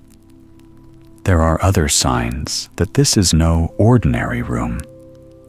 The walls are decorated with an eclectic display of mirrors and old paintings, and the wooden floor is covered with sawdust, an old-fashioned technique for soaking up spilled liquid. A wall near the entrance is covered with newspaper clippings, dating back more than 100 years. A nearby sign says that this is one of London's oldest pubs and has been a gathering place for writers and artists for centuries. You leave your umbrella by the entrance and walk slowly across the room, spotting more quirky details, like a glass case with a collection of corkscrews and a vintage telephone. And then you spot something moving near your feet. Black cat hurries past you. It pauses halfway up the steps of a nearby staircase. Instead of a collar around its neck, it's wearing a white Elizabethan ruff. This aristocratic cat sits on the steps, watching you. It looks as though it's waiting for someone to take its photo. or paint its portrait. Then it suddenly turns and continues up the carpeted stairs, out of sight. You decide to follow the cat and see what's upstairs. There must be another part of the pub, a secret room, perhaps. As you climb, you notice a sign in the shape of a pointing hand. It's another invitation to keep exploring. You can hear the steps creaking, the soft murmur of voices, and some faint music. Cheerful jazz from the 1930s playing quietly in the background. When you reach the top step, you find the source of the sounds. You're standing in a vintage tea room where people sit and chat over cups of tea. A vinyl record spins round and round on a record player in the corner of the room.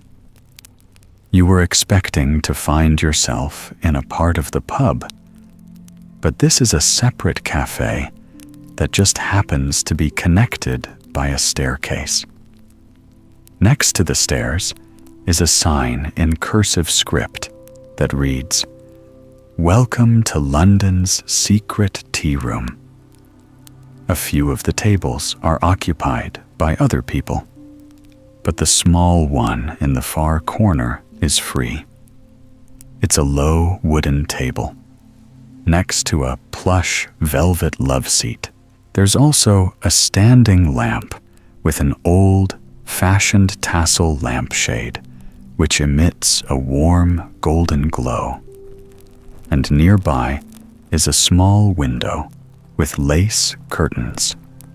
From here, you can see its glass is covered by trails of raindrops.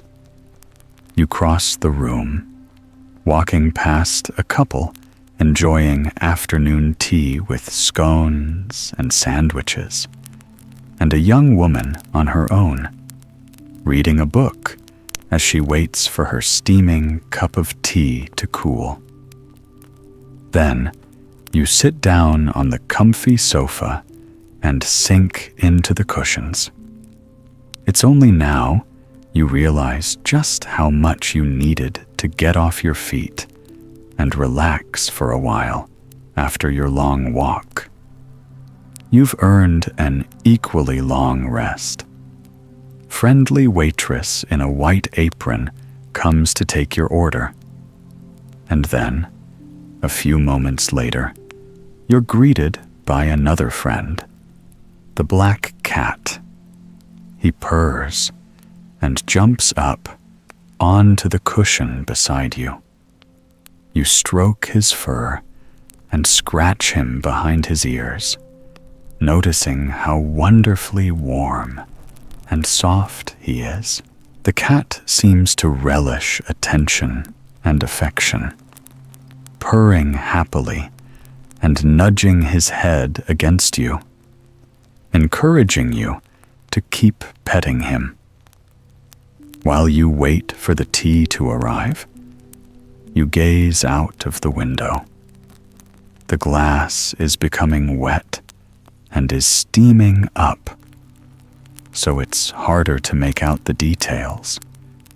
But you can glimpse the darkening sky and blurred golden shapes, the autumn leaves of a tree, moving gently in the wind and rain.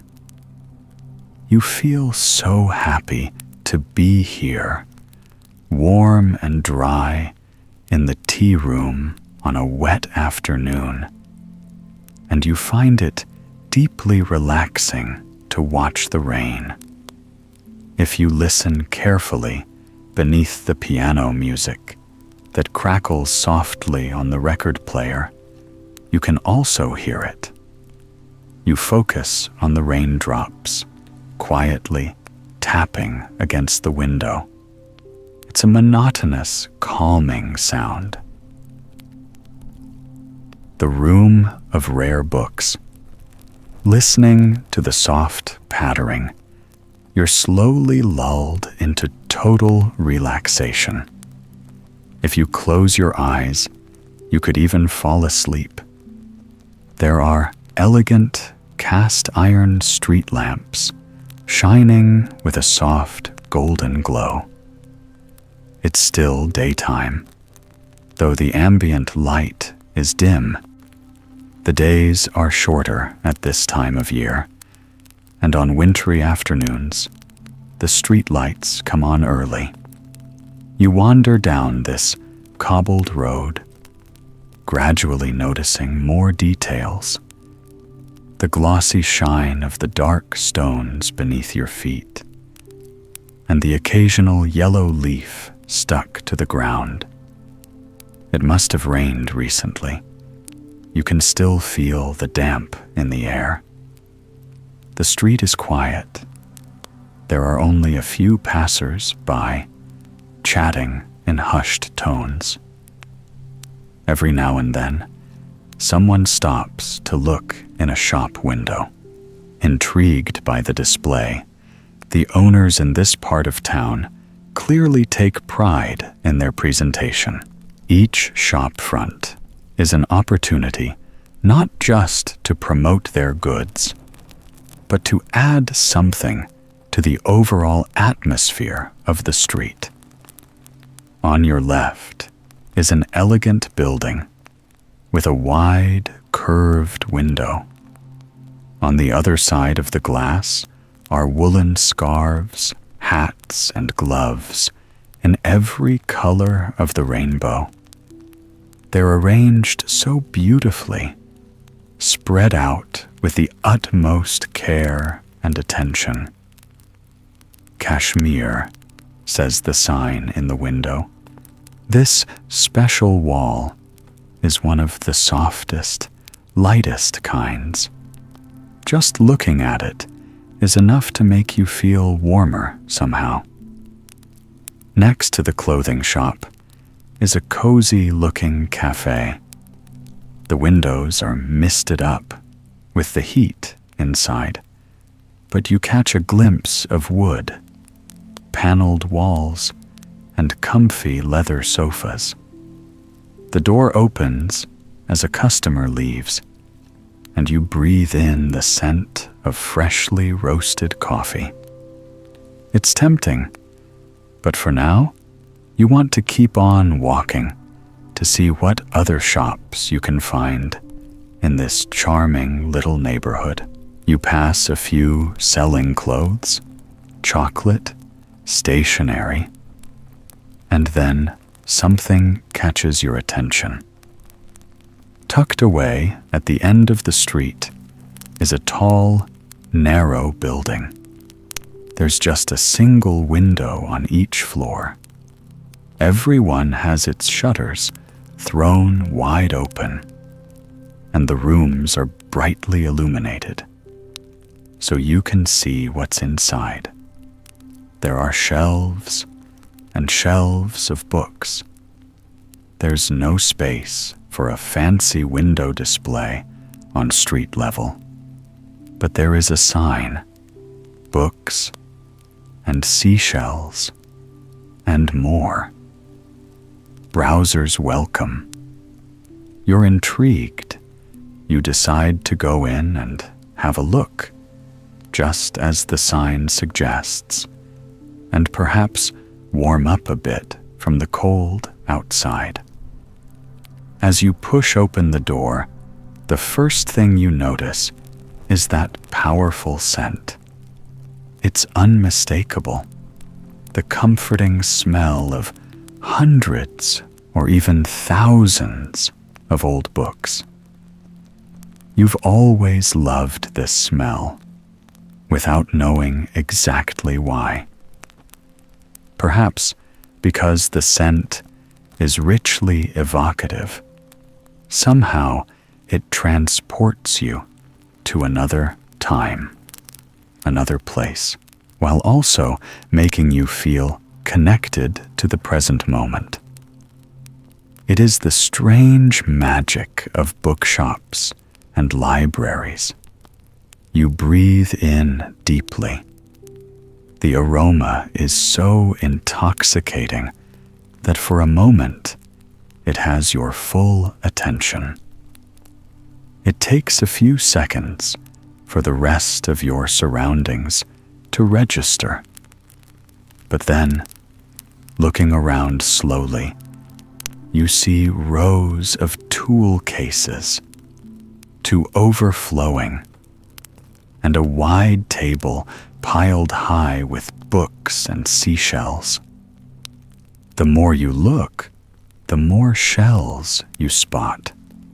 Huge pink conchas perched next to books, white clamshells dangling from the ceiling, wooden boxes filled with stones, and sea glass. It's as though this bookshop has become part of the ocean itself. You can almost hear the sound of waves crashing in the distance. You want to look at the books, but you're also curious about the decorations and trinkets. You walk up to one of the wooden boxes and run your fingers gently through the shells and stones. They're cool to the touch, and there's something soothing about the tinkling sound they make as they brush against each other. The colors are so beautiful too. Pearlescent white, amethyst, purple, sea green. You hear creaking footsteps on the staircase behind you and turn to look. A young woman carrying a pile of books comes down the steps and greets you. She seems genuinely pleased to have a customer. She explains that the shop belongs to her father, an enthusiastic collector of many rare items, including books. If you have any questions or are looking for something in particular, she'll be happy to help. You explain that you've just come in to browse, but you're intrigued by the mention of rare books. Most of the ones you can see on the shelves are well-thumbed paperbacks. None of them look particularly special, at least not at first glance. The young woman explains that the really precious books are kept upstairs. Her father is there now. He can show you if you're interested. On the first floor, you'll find poetry and novels. On the second floor, non-fiction. And on the third floor is the room of rare books. You thank the woman and tell her you'll go and explore upstairs. To get there, you must walk up the steep, narrow staircase. That creaks with every step. It makes you think of an old sailing ship with wooden planks that groan as it moves through the water.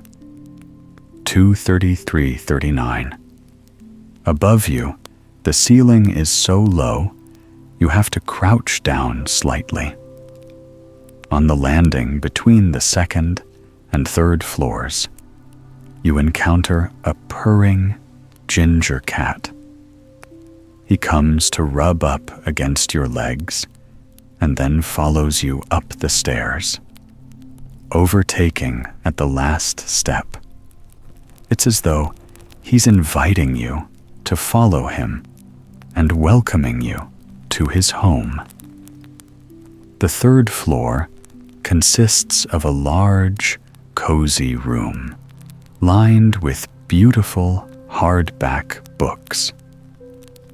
In the center of the room is a plush, moss green sofa and a coffee table stacked high with vintage comic books and magazines.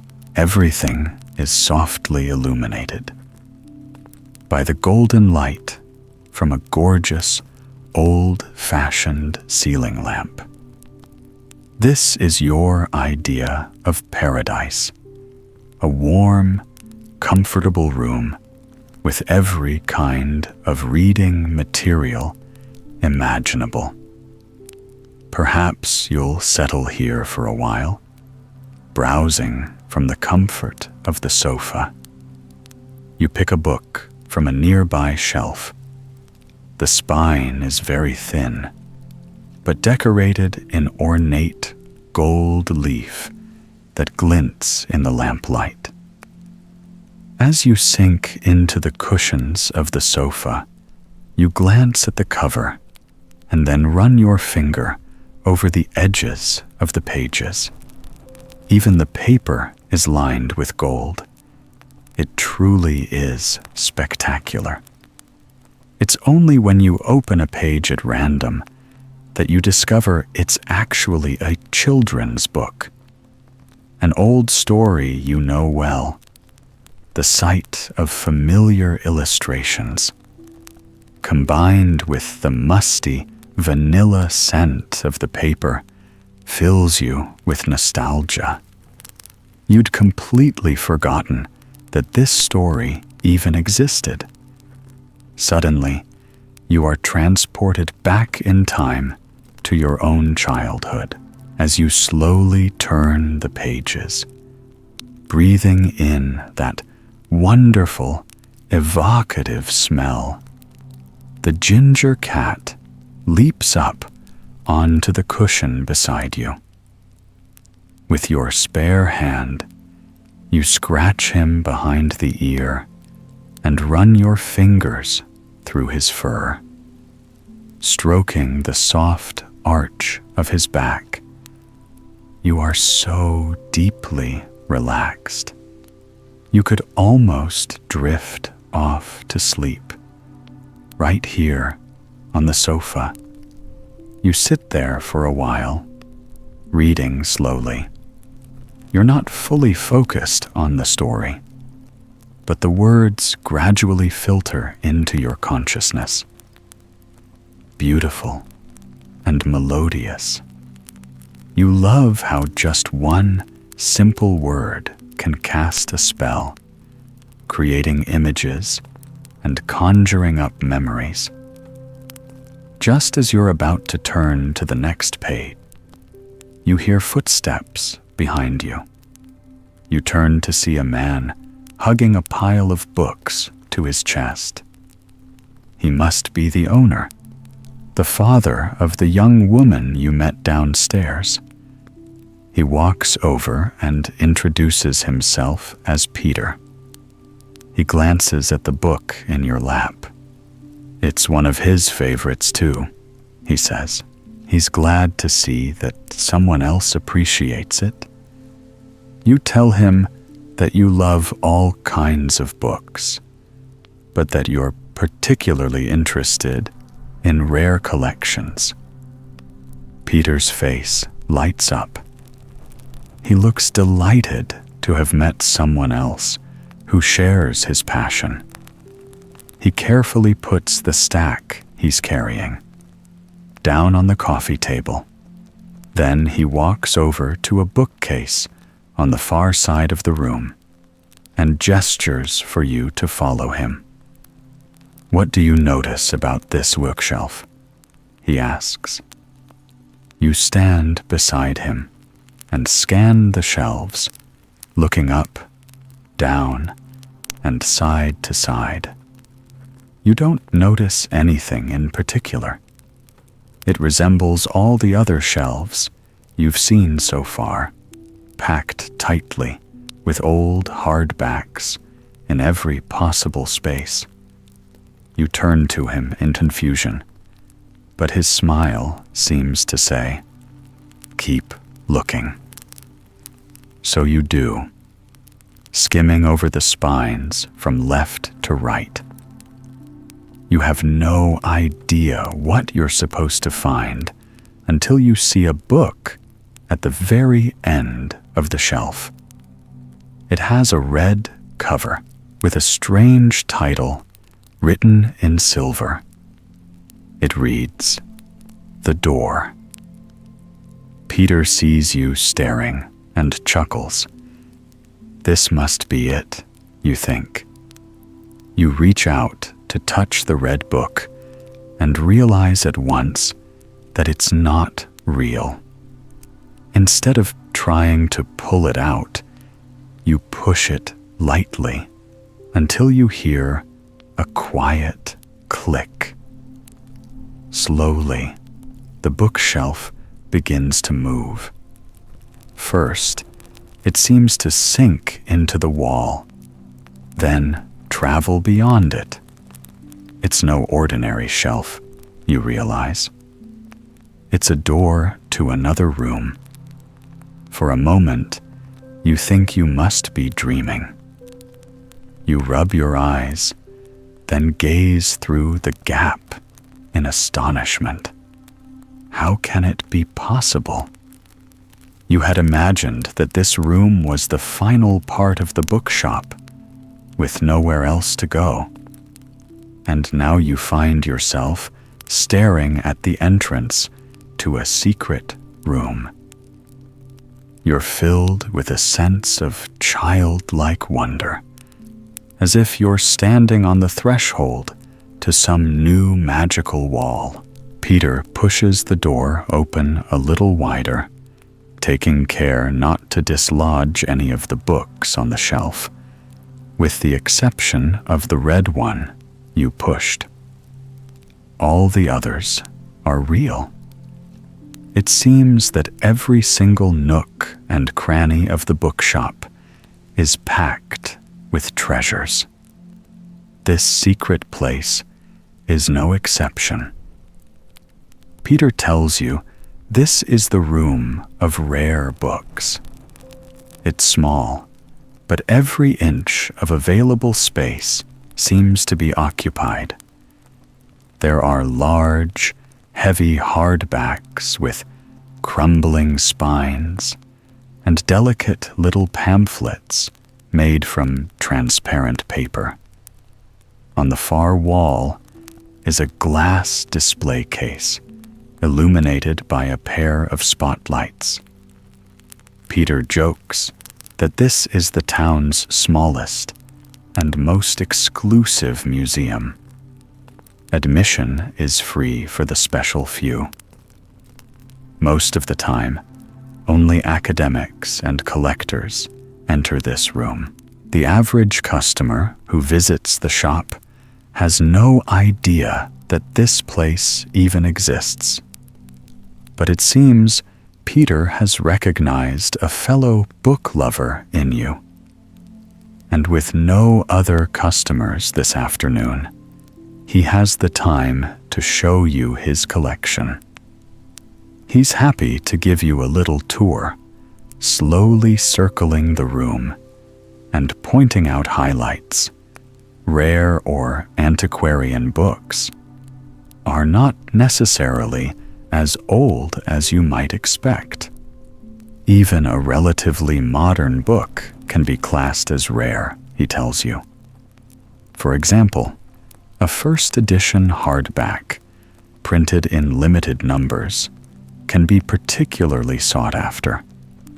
Even if this book was only printed a couple of decades ago, it might be more valuable than a much older book. Another factor to consider is the condition of the book. Peter explains that he always handles these with the utmost care, using gloves when he touches them and keeping them at a low, steady temperature. Now you can understand why this room feels so much cooler than the rest of the bookshop. It seems every aspect of this little nook has been designed to preserve these rare books. As Peter shows you around the room, you're touched by the enthusiasm in his voice. Despite his gray hair and beard, there are moments when he reminds you of a child, proudly showing off his collection. Peter explains that his passion is Victorian literature, both as a reader and as a collector. It's a love that began at an early age. When he was a child, helping his father to sort through boxes of books they'd inherited, Peter picked out a little blue one for himself. It was hidden beneath papers at the bottom of the box and might have easily been missed. But for some reason, it grabbed Peter's attention. He carefully lifted it out and dusted off the cover. Then he showed it to his father, who also seemed to understand that it was special. Following their instincts, they took it to an expert and discovered that it was very rare indeed. It was one of the few known copies of a first edition book by a famous 19th century novelist. Their discovery was such an event in their sleepy little town that it even made the local news. Although Peter must have told this story 100 times before, he speaks with a genuine warmth and enthusiasm. Listening to him now, you can picture him as a child, rejoicing in this unexpected discovery. The book became one of his family's most treasured possessions. It was also the start of a new chapter in Peter's life, as his love of rare books and literature blossomed into something that was more of a hobby. It's incredible to think that this chance discovery as a child set Peter on a path he has followed ever since. The word serendipity comes to mind. He tells you. Some experiences may seem more significant than others, but life is full of these remarkable, yet seemingly random moments.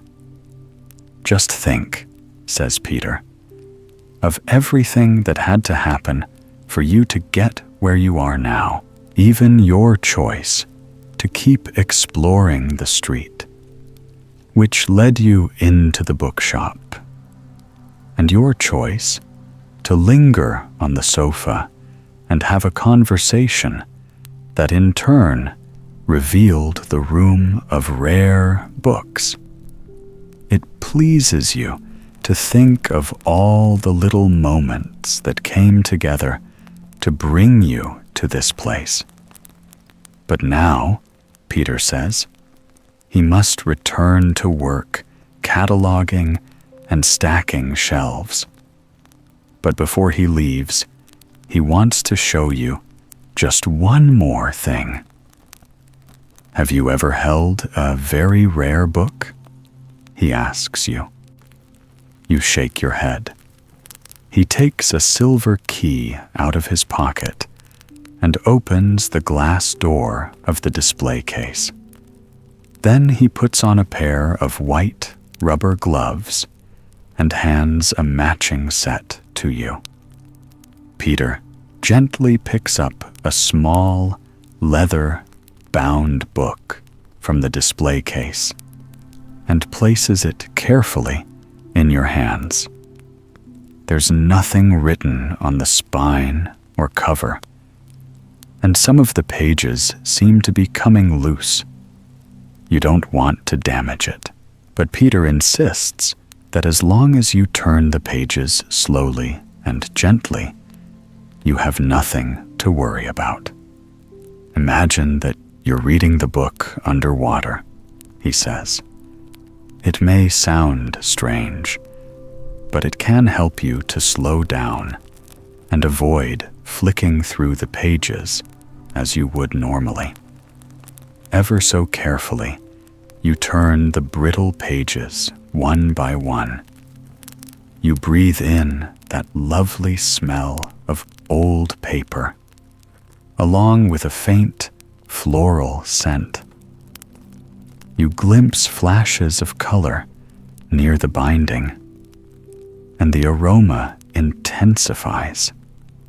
It seems the owner of the book pressed flowers between some of the pages, and they've been beautifully preserved, as though frozen in time. The other thing that strikes you is the nature of the writing inside. Instead of printed typeface, you're surprised to see looping calligraphy. The handwriting is strange and the ink faded, but you can still make out the words if you look closely as you try to decipher the letters. Peter breaks the silence by uttering the name of a writer you know well. It takes a moment for you to understand and connect the name with this fragile little notebook in your hands. Is it true? You ask him. Peter's smile is his answer. You look back at the mysterious ink letters that crisscross the pages. They're suddenly infused with new meaning. This is the personal notebook of one of the greatest writers in English literature. And of course, it's the only one in existence. It is truly one of a kind. You feel awed, touched, and humbled to be holding such a special object. Together with Peter, you turn the pages in respectful silence. Sometimes you stop to read a line, focusing your attention on a particular word or phrase. Sometimes you try to take in the whole page or more. You imagine the writer holding the book as you are now, so many years ago. You spend a few more moments with this unique piece of history before handing it back to Peter. He carefully places the book back in the display case, locks the door, and then leads you out of the room. Behind you, the bookshelf that hides the entrance seems to swing shut by itself, as if by magic. Standing in the shop, you would never dream that there could be a room on the other side of that wall, let alone one filled with so many treasures. You feel grateful for this moment of serendipity and thank Peter warmly before he heads downstairs. "Anytime," he says. "And if you ever want to visit again, you know where to find the room of rare books."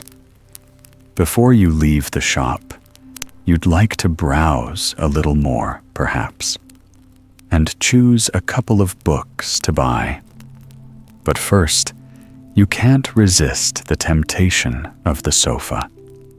The ginger cat is still there, curled up, asleep. You ease yourself down into the soft cushions so as to not disturb him. Then you reach over to stroke him, as slowly and gently as if you were touching a delicate book. He's so soft and warm, and with each little breath, his whole body seems to vibrate and hum. In just a matter of seconds, you feel completely relaxed, and then you begin to get sleepy. It's like the flick of a switch.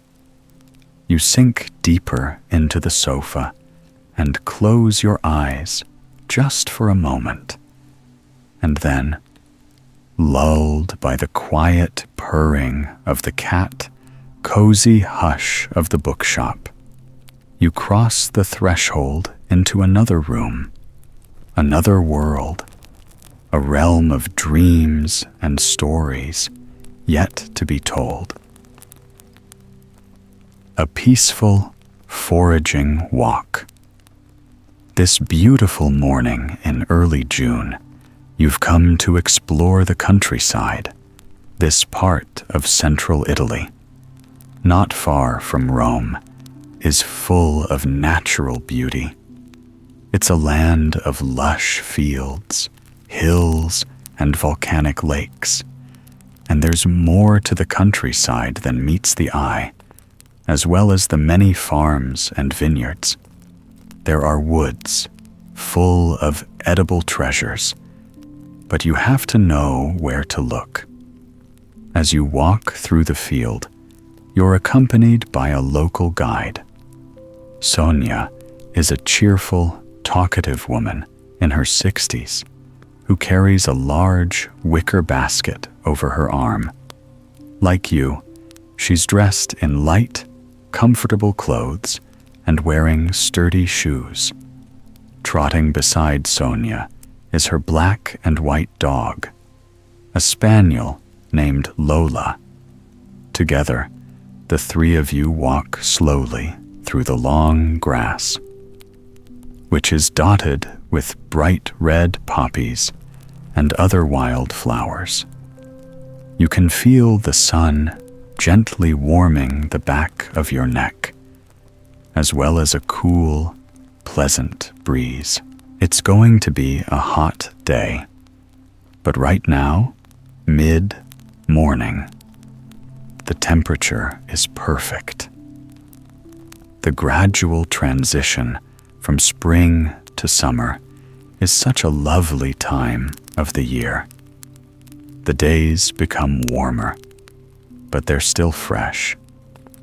And the coming of the new season brings a subtle change in atmosphere, as well as the rich scents of new flowers in bloom. You can appreciate these changes in the city too, but they seem even more special out here, immersed in nature.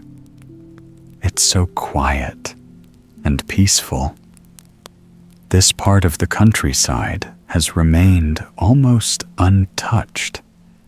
There are no cars, buildings, or even other people. It's pure nature. The only sounds are the melodic bird song in the background. And, if you listen closely, the low buzz of insects. The sound of your footsteps is muffled by the soft earth and surrounding grass. It almost feels as though you're a silent, invisible presence passing through without disturbing nature. Happy to be here with Sonia, who knows the area well. She clearly has a deep respect for nature and a knowledge of many of the plants that grow here. During your walk, she often draws your attention to things you might have easily missed. She points out a particular butterfly or a plant that can be identified by the distinctive shape of its leaves.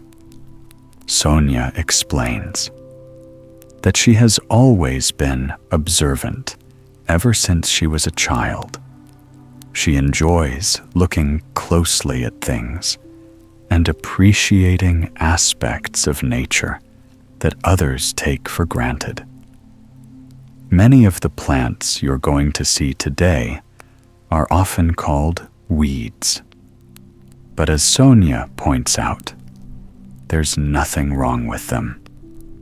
The term weed is used for plants that are unwanted, growing in the wrong place in the garden. Out here in the fields, there's no such thing as a weed. Besides, every plant has its uses. This is something that the people in the area have known for generations. There's a long history of foraging, picking wild plants and using them for cooking or for medicine. It was often women who went out into the woods and fields. They would spend long days gathering plants such as chicory, asparagus, nettles, or mushrooms. The food they harvested would be sold to local restaurants or markets and used at home to prepare delicious, healthy meals. Sonia recalls family members coming home with bags overflowing with leaves. For them, foraging was work. For Sonia, it's a passion. Now that she's retired, she enjoys roaming the countryside, looking for anything she can pick. And every now and then, she does foraging tours with curious visitors. She loves sharing her knowledge, and she wants to make sure that this understanding and appreciation of local plants is passed on. It's like a local dialect, she says. Over time, fewer and fewer people speak the language, and the shared knowledge is lost. It would be a shame if that were to happen with plants and flowers. It's much easier to learn how to forage than to pick up a new language. But even so, it's a little more complex than you might think. You have to know exactly what to look for and where and in which season. Some of the plants are hidden from view, surrounded by tall grass or obscured by dense vegetation, and many of the plants look confusingly similar to one another. That's the case with the first plant you find in a shady, wooded area. Sonia points out two patches of leafy plants which are almost hidden by the grass. To your eyes, the plants look identical. They have long, dark green leaves and look like a cross between spinach and rocket, or arugula. Sonia picks some of the leaves to the right and explains that this one is the edible plant. It's wild chicory, or cicoria in Italian. Soon it will flower, and it will be easier to recognize, as it has gorgeous, bright blue petals. But even now, without the flower, there are ways to identify chicory. One telltale sign is the shape of the leaves.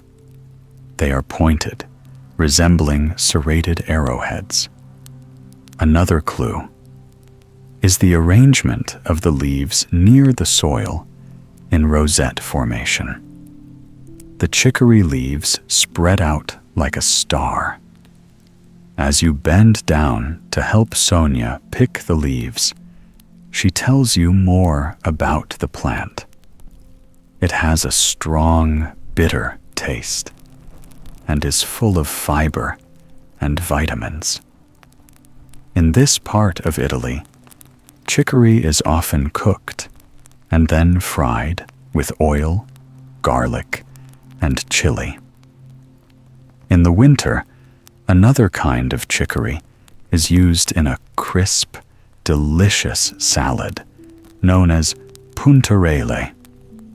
The leaves are soaked in cold water and then covered with a dressing made from oil, vinegar, garlic, and anchovies.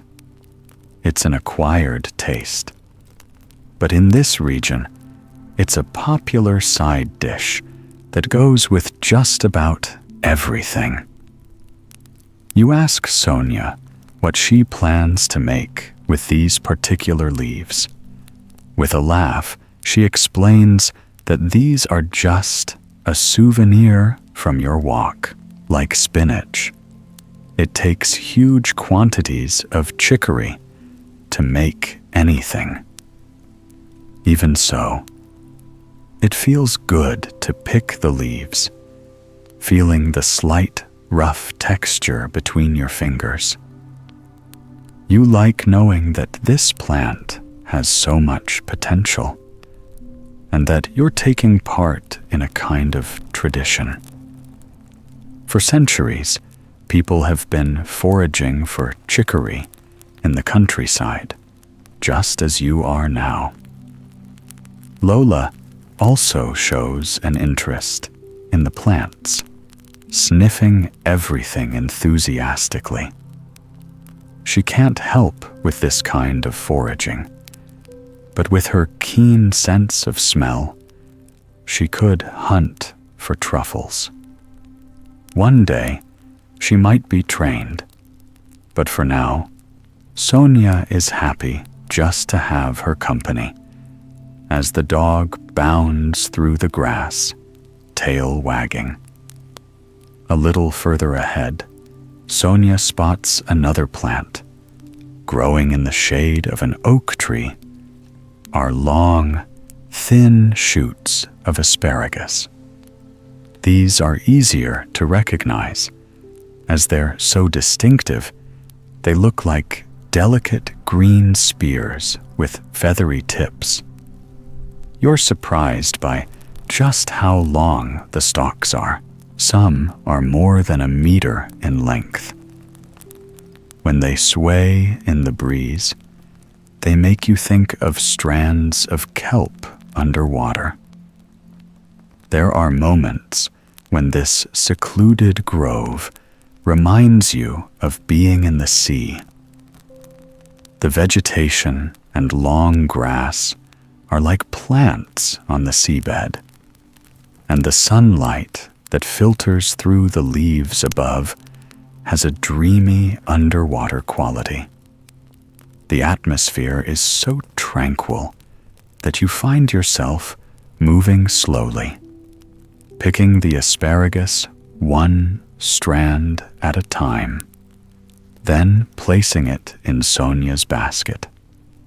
You take your time, trying to gather as much as possible. Unlike the chicory, Sonia plans to use the asparagus in her cooking. She'll use some of it for a creamy pasta dish with a dash of white wine and parmesan sprinkled on top.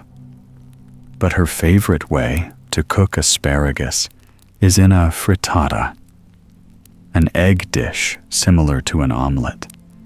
It's so quick and easy to make, and it brings back happy memories of family meals and picnics. Her grandmother made the most delicious frittata. Each slice was bursting with flavor, and Sonia found it hard to limit herself to just one piece. As Sonia talks, you find yourself getting hungry. Then, as if reading your mind, Sonia tells you that there's not long to go till lunch. Afterwards, she'll take you to her house, where you'll enjoy a traditional meal made from foraged ingredients. Walking a little further, you soon come across clusters of borage, also known as star flower. First thing that catches your attention is the flower itself. The central part resembles a red starfish, surrounded by vibrant lilac petals shaped like triangles. But the stem and leaves are also unusual, as they're covered in soft, white bristles, almost like a layer of fur.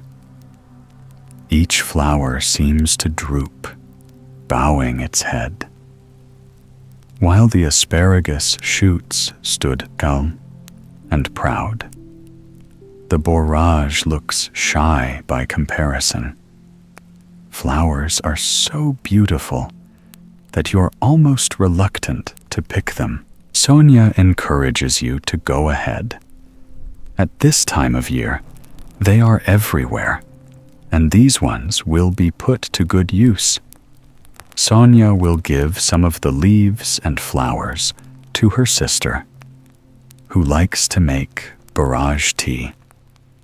It has an unusual taste, a little like cucumber, but her sister drinks it not for the flavor, but for its calming, healing properties. Barrage has been used in drinks and medicines since ancient times. It's believed to have all kinds of health benefits, from soothing skin to brightening moods. Sonia is more interested in cooking. She wants to try making some fresh ravioli filled with cheese and borage leaves. The flowers are edible too, so she'll sprinkle a few on top as decoration. She likes the idea of making something that not only tastes good, but looks beautiful.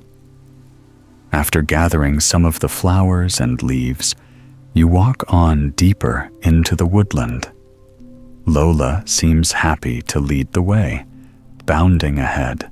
The winding trail soon opens out into a sunny clearing, encircled by trees with little white flowers. Sonia is just as surprised and delighted as you are. She'd intended to take another path, and she'd completely forgotten about this part of the woods.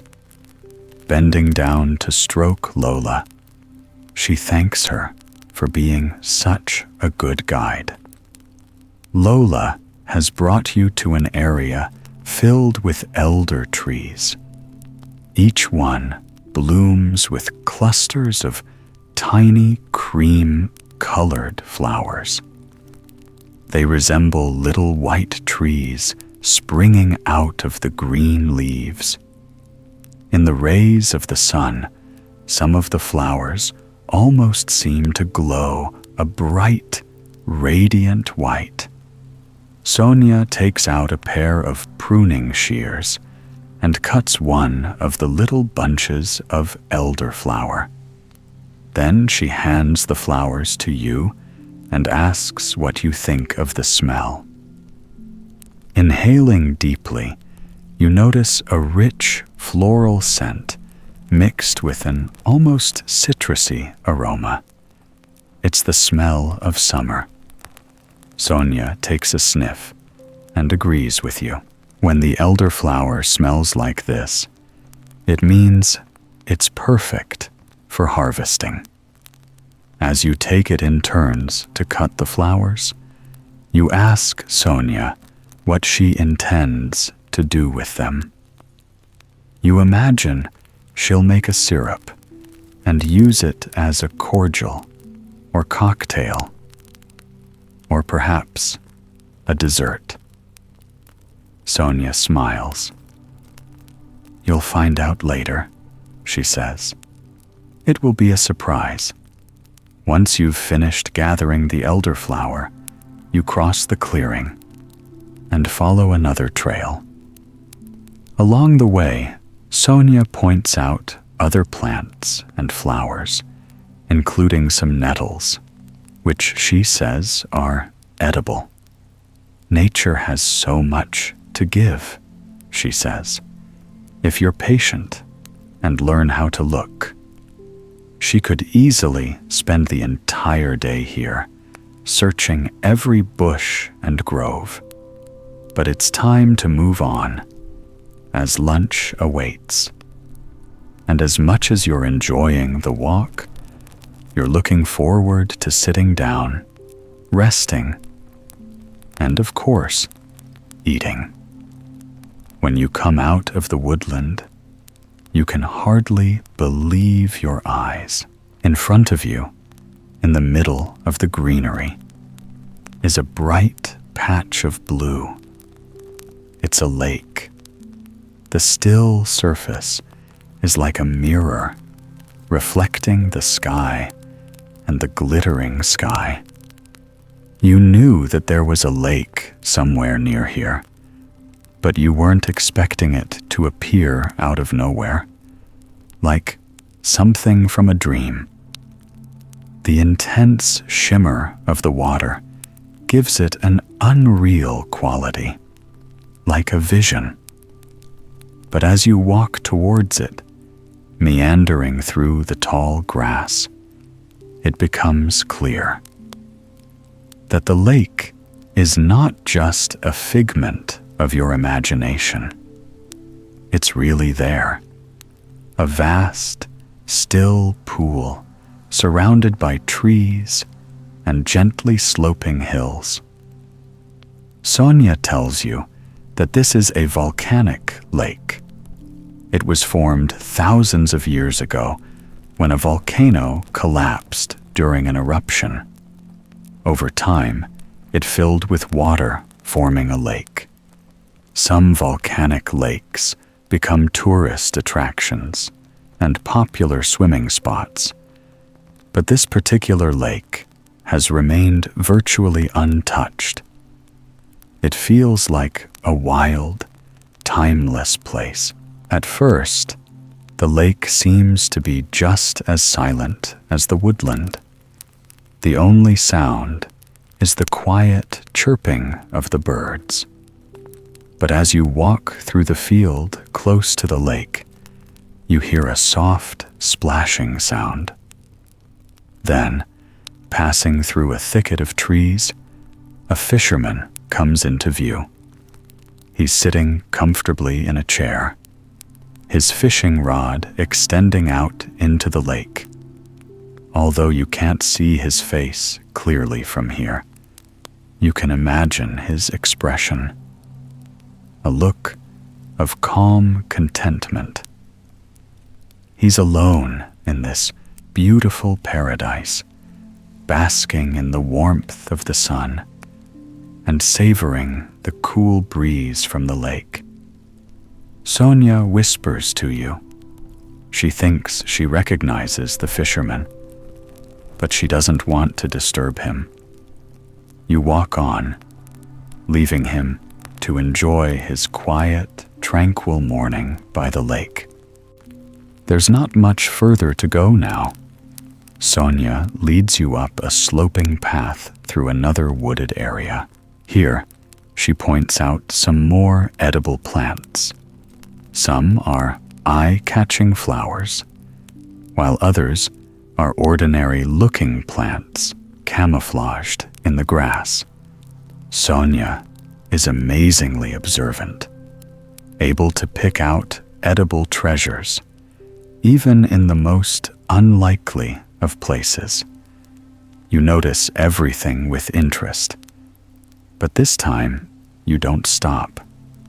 To pick any plants, you're feeling a little tired and hungry, and you're keen to get to Sonia's house. She says it's close by, but it's hard to imagine anyone living in such a remote part of the countryside. There don't seem to be any roads nearby, and you haven't seen a single building or any people apart from the fisherman. You continue on up a hill. That gradually becomes steeper. When you reach the top, you take a bottle from your bag and drink some water. In this moment, it feels like there's nothing better in the well. Just a few refreshing sips are enough to fill you with a new energy. After a sigh of satisfaction, you tell Sonia that you are ready to walk on. But there's no need to walk any further. Just a few more steps bring you to a gate half hidden by the trees. Sonia unlocks it and welcomes you to her garden. You find yourself on a large stretch of grass, bordered by flower beds, bushes, and the occasional tree. The grass has been cut recently, and the garden is clearly looked after, but it also feels relaxed and natural, as though most things have been left to grow without interference. It's like a tamed wilderness. Sonia walks ahead and beckons you to join her. From the far edge of the garden, there's the most spectacular view. You can see the lake in its entirety, a smooth, glassy surface shaped like a perfect oval. It's surrounded on all sides by dense layers of greenery and small, softly rounded hills. This edge of the garden is lined with bushes of beautiful red flowers. They create a natural border for the lake view, framing it perfectly. You're tempted to take a photo, but you resist the urge just for a moment. You want to experience this moment through your own eyes first, appreciating every detail. Your gaze drifts from the serene waters of the lake to the distant hills. In some parts, they are dappled in darker patches of green, as they're covered by the shadows of the clouds above. And then you look up at the sky itself, a celestial shade of azure. Afterwards, somehow, you feel satiated. It's like the sensation you had earlier, drinking the water until your thirst was quenched. Experiencing this kind of natural beauty fulfills a need you didn't know you had. Next, Sonia invites you to sit down at a picnic table in the shade. There's a wonderful view of the lake from here too. It feels so good to finally sit down. As you make yourself comfortable on the bench and pour yourself a glass of water, Sonia tells you a little about the house. She doesn't live here, but it's shared by everyone in her family. They often use it for parties and family gatherings, or they take it in turns to stay here at the weekend whenever they need some peace and quiet. Although the house isn't hers alone, Sonia is the person who uses it the most. She comes here all the time, sometimes joined by her husband and children, and always accompanied by Lola, as Lola is a young, energetic dog. It's good for her to have all this space where she can run around. But right now, after the long walk, Lola seems ready to rest as well. She sits patiently beside the table, looking expectantly at Sonia. It seems that Lola is also looking forward to the meal. You remain sitting here while Sonia moves between the garden and the house, often followed by Lola, rather than cook from scratch. Sonia is serving some food she's prepared earlier. You offer to help her, but she shakes her head and tells you to relax. You are a guest, after all, and she enjoys being a host. It doesn't take long for Sonia to bring out all the food, but when she's done, every inch of space on the table is filled. The food is simple, but delicious. There are fresh salads dressed with flavorful olive oil and cooked chicory with garlic and chili. Of course, there's an asparagus frittata, which Sonia makes just like her grandmother used to. There are also some green olives, a selection of green olives, local cheeses and honey, and slices of crusty bread. At one point, Sonia goes back into the kitchen. You continue eating, wondering what she could be doing in there. There are already so many wonderful dishes. You doubt there's any space left on the table or in your stomach. Then, Sonia returns with yet another plate and presents you with the final dish. It's a pile of crispy honey, colored leaves, as well as some strange formations that look like bouquets of little golden bubbles. Then you look closer and realize what they are. They are borage leaves and elderflowers, lightly fried in a crispy butter. You take one of the fried flowers, holding it at the tip of the stem so your fingers don't get greasy.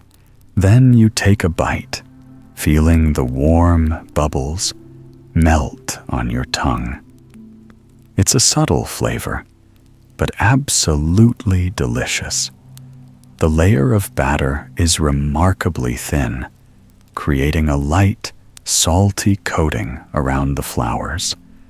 The leaves have the same delicate consistency. After this memorable meal, Sonia returns to the kitchen once more to make some coffee. She suggests you make yourself comfortable in the nearby lounger. It's been perfectly positioned so you can enjoy the view of the lake and feel the breeze. Sonia is right, you reflect, as you sink into the lounger. Just like the meal, every aspect of the garden has been carefully considered to make the most of its natural qualities. There's nothing that could be improved. It's perfect, exactly as it is. Sonia will soon come back with the coffee, but there are no other plans for the day. You can stay here as long as you like, gazing at the lake and drifting into a state of deeper relaxation.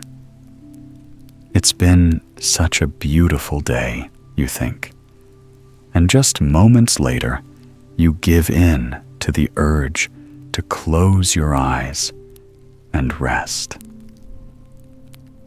Ariel's Island. The island is a wild, rugged patch of land in the middle of the dazzling blue ocean. There's nothing else around, apart from a few rocks scattered randomly in the sea. The mainland is miles and miles away. This island is so small and so remote that it doesn't yet appear on any maps. A sorcerer named Prospero once lived here, along with his daughter, Miranda. But they've now left the island, and there are no longer any traces of their presence. The island is pure nature, an unspoiled paradise. Its only inhabitants are the birds and the other creatures that live among the rocks and trees. And then there are the spirits.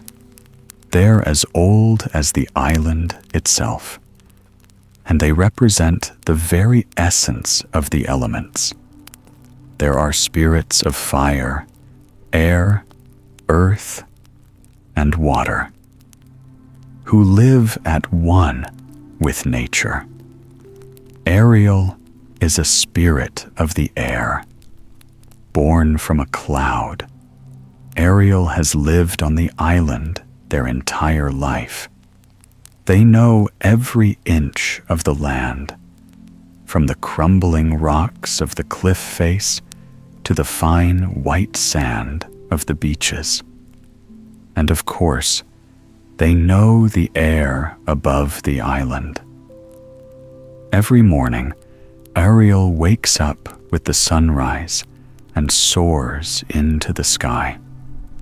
They float above the treetops, then higher and higher, singing all the while, mixed with the morning chorus of the birds, is the soothing melody of Ariel's song echoing across the island.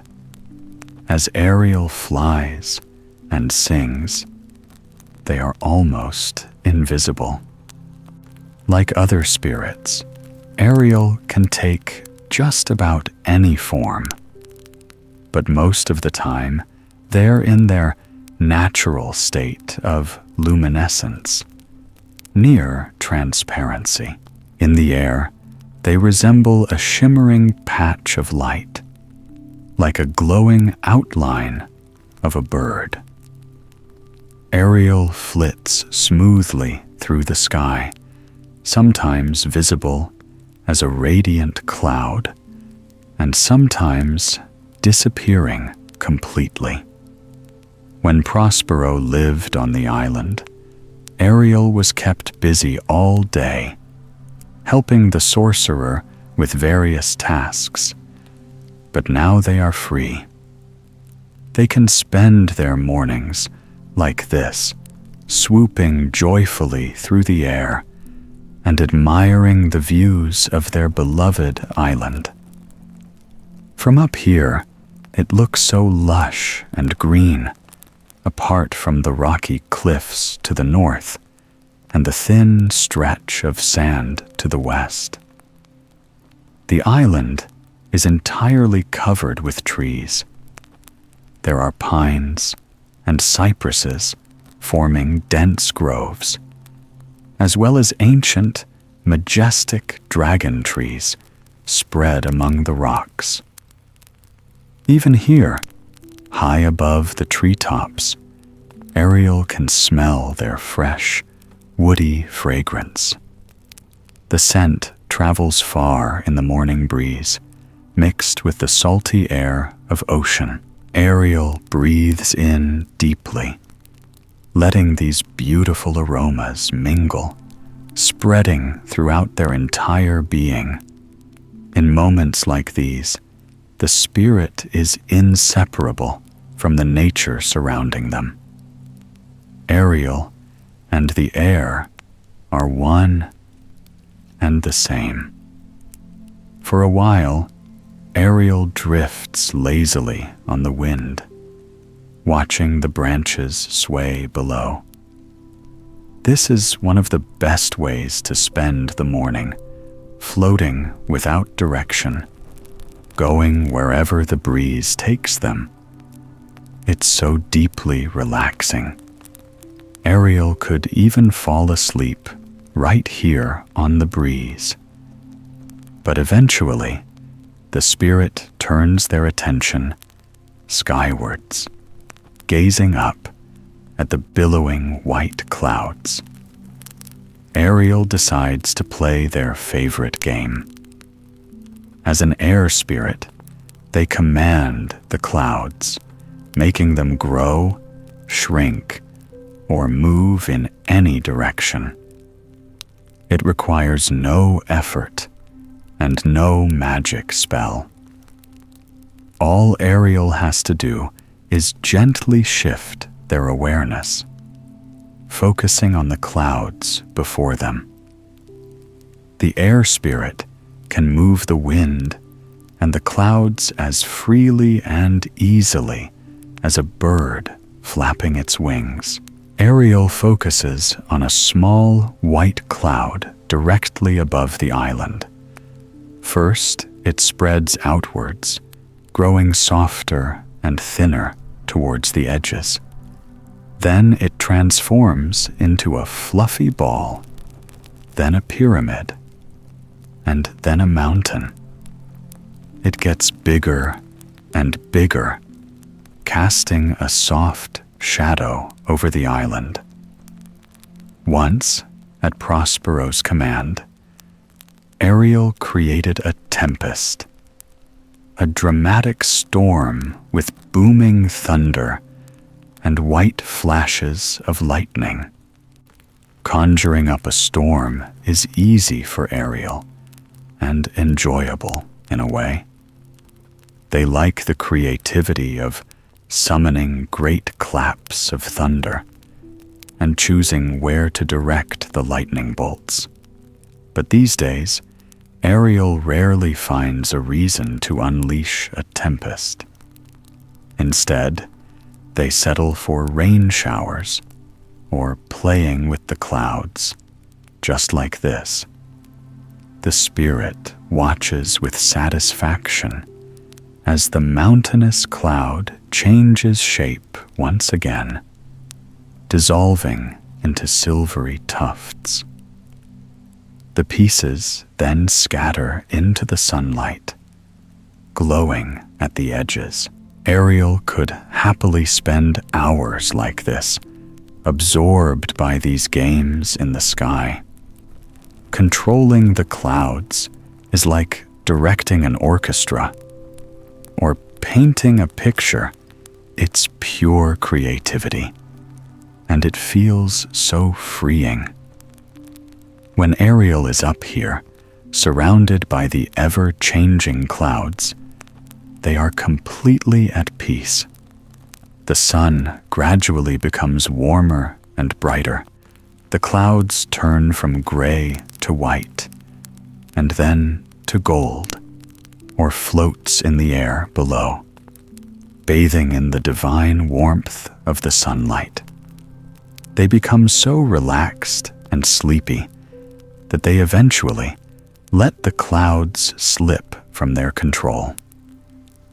As much as they enjoy the game, Ariel likes to let the clouds move freely too. The air spirit feels a sense of affinity with everything else that moves through the sky, from the raindrops to the seagulls. So, although Ariel has fun directing the air, they know that sometimes it's better to let go. This way, everything can follow its natural flow. Ariel plays with one more cloud, shaping it into a misty spiral. Then they let go and watch as the cloud moves on its own, slowly dispersing into the atmosphere. Till evening, there's nothing Ariel has to do. They are free to spend the day as they like, moving between the elements. Perhaps they'll go from the sky to the sea, or somewhere in between. As they sink down, floating towards the canopy, they catch the scent of the woods once more. It's strong and enticing. So Ariel decides to drift through the trees for a while. Fragrance becomes stronger as Ariel descends, passing through the branches. They breathe in deeply, identifying each individual aroma. There's the fresh scent of resin and pine needles. Then there are the flowers, berries, and citrus fruits, mixed with something like honey. Together, they create an intoxicating cloud of pure, natural perfume for Ariel. These scents are like a healing balm. They're the smell of home, nourishing to all the spirits that live on the island. Ariel is not the only spirit who lives here. There are many others. Some nature spirits inhabit the caves near the beach or the stream that runs through the woods, but most of them live right among the trees, where Ariel is passing through now. The spirits are invisible, but Ariel can sense their presence and hear their calls. At first, these sounds might be mistaken for bird song or the hum of a cicada. Some even resemble a musical instrument, a melodic strum of a harp, or the long notes of a flute. But in fact, these strange sounds are the calls of the island spirits as they communicate with each other or sing to themselves. As Ariel floats through the leaves, they hear a familiar sound. It's a long, whistling hoot, like the call of an owl. Ariel recognizes it as the greeting of another spirit who lives in this grove of trees. They respond with their own distinctive call, a series of high-pitched notes like a siren's song. This is how the spirits of the island communicate. They enjoy a quiet, peaceful coexistence, interacting with the occasional call. The spirits tend to keep to themselves, but they acknowledge each other like this, with beautiful sounds that reverberate through the forest. Ariel remembers the period when humans lived on the island, as well as the sorcerer Prospero and his daughter. There were the survivors of a shipwreck. These people were mystified by the strange sounds of the forest, as they couldn't understand where they were coming from. Only Prospero understood, after living on the island for years and studying its secrets. He knew that there was nothing to be afraid of. At first, the sounds seemed unnat, but in fact, they were just as natural as the songs of the birds, the rolling waves, and all the other sounds of the island. Moving on through the woods, Ariel comes to the cave, which was once home to the sorcerer. Prospero lived here with his daughter, studying nature and magic. It was here that he often met with Ariel, asking for the spirit's assistance. Ariel was Prospero's spy and servant, helping him in every way. Together, they created storms and apparitions, and cast sleeping spells. But now there's no sign that the sorcerer was ever here. Cave is empty and has already been reclaimed by nature. Just days after Prospero's departure, the birds and animals of the island took over the cave. They gathered the clothes and furnishings he left behind and used them to decorate their own nests and dens. Nothing was wasted.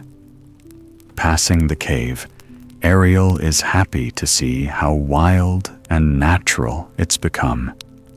Now there are animal tracks in the dirt and sprawling vines across the entrance. This is how it should be, thinks Ariel. Everything is right with the island and the world too, after all. For Ariel and the island's other inhabitants, this remote patch of land is their entire universe. A little way past the cave, the trees spread out and the forest becomes brighter. Ariel moves through the pines towards the light. Soon the beach is visible, its powdery golden sand shining in the morning sun.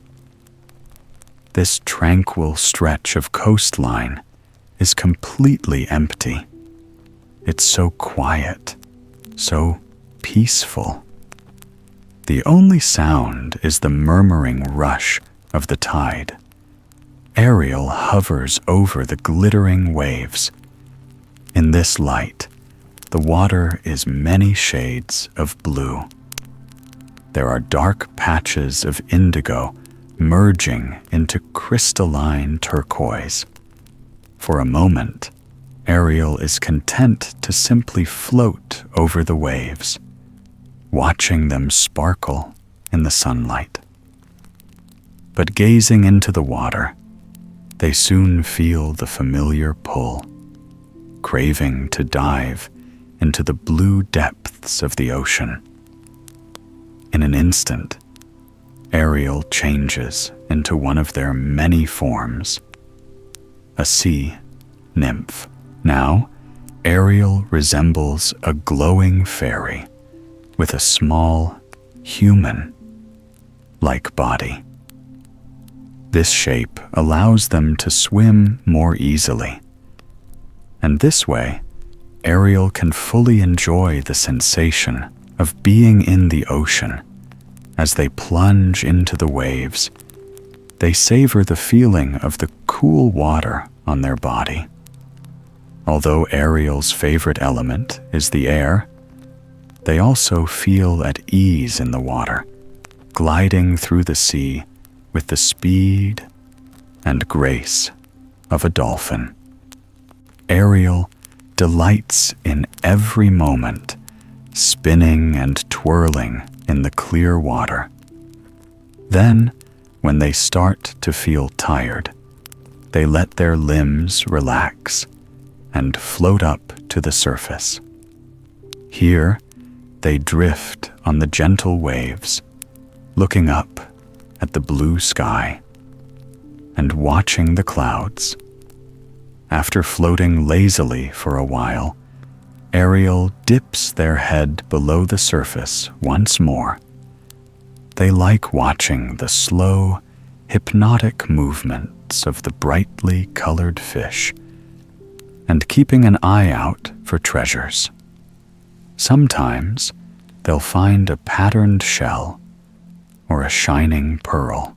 Whenever Ariel finds something pretty on the seabed, they dive down, pick it up.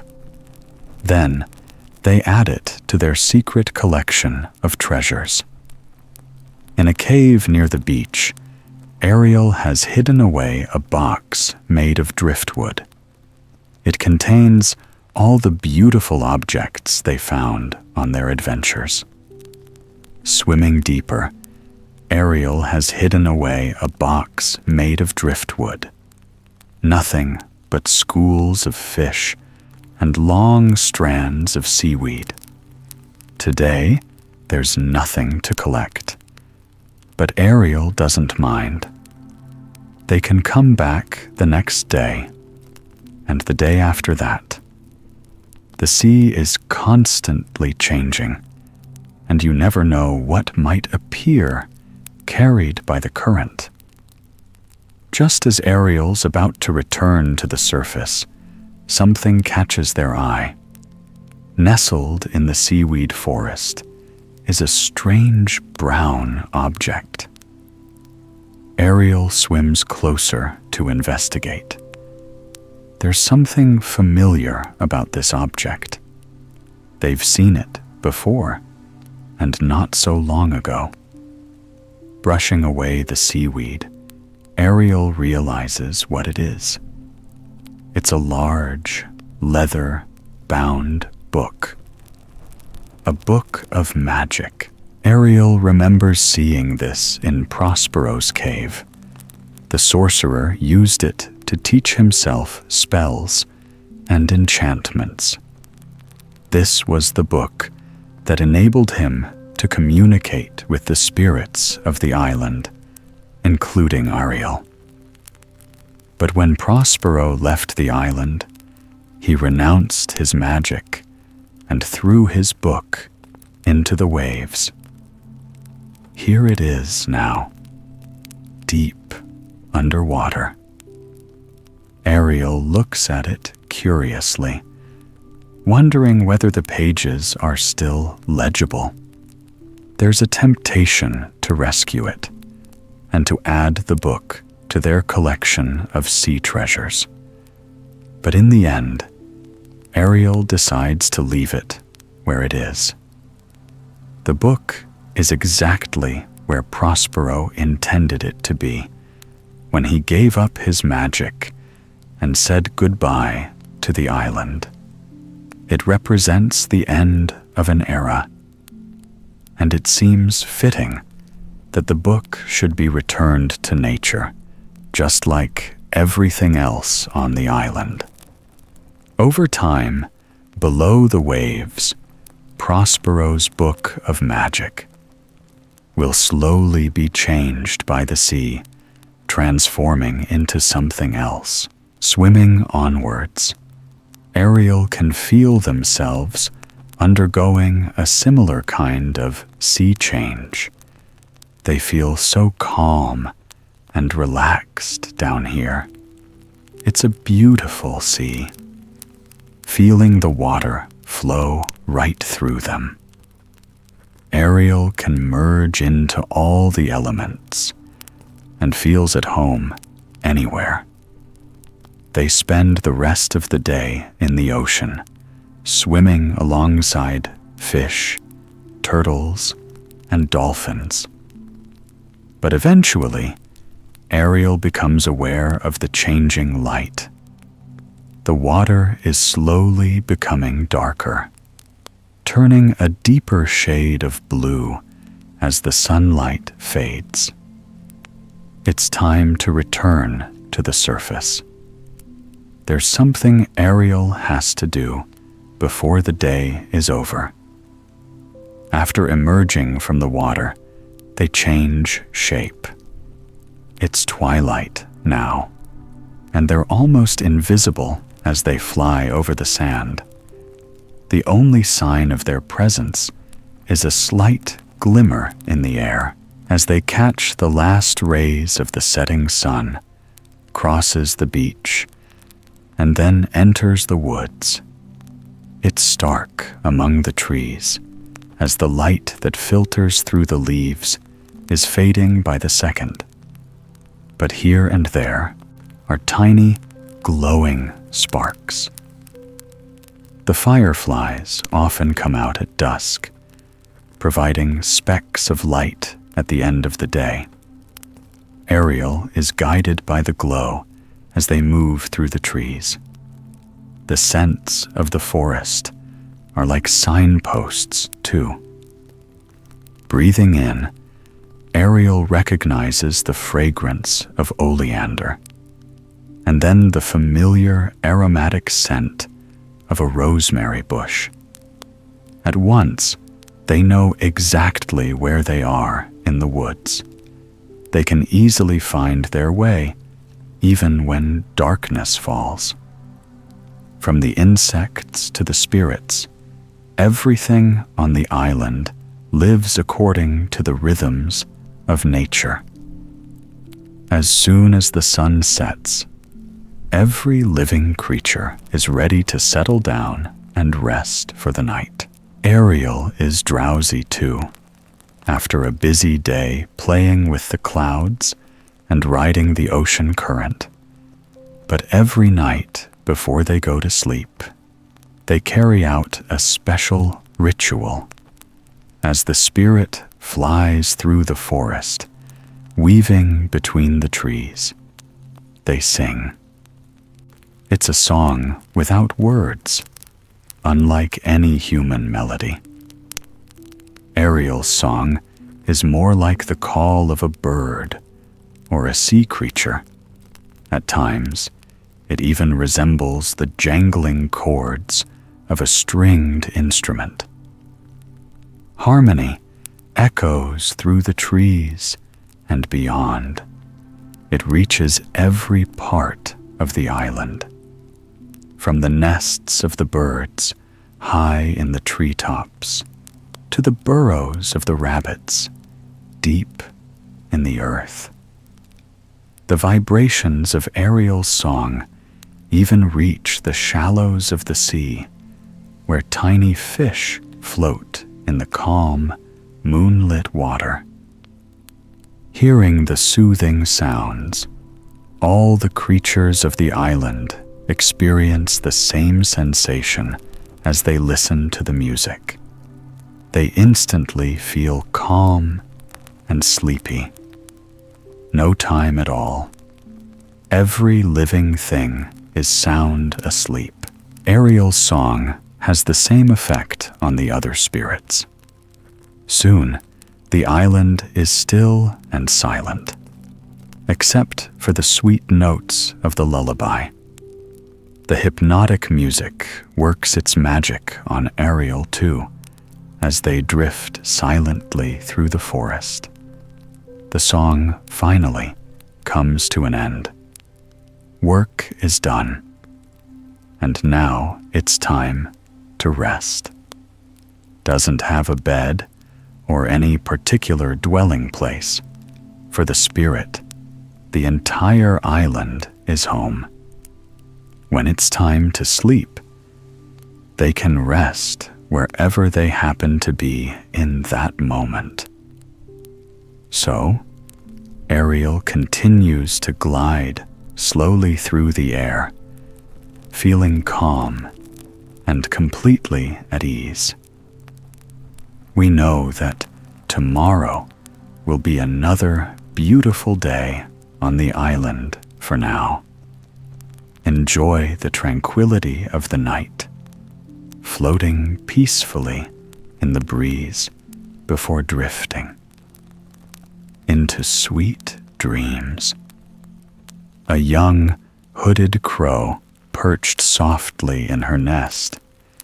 She was elegant, with glossy black wings and a black head and beak. The rest of her body was covered in gray feathers.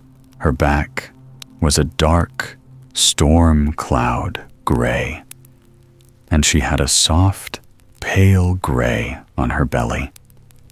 When her feathers caught the sunlight, they occasionally flashed silver and green.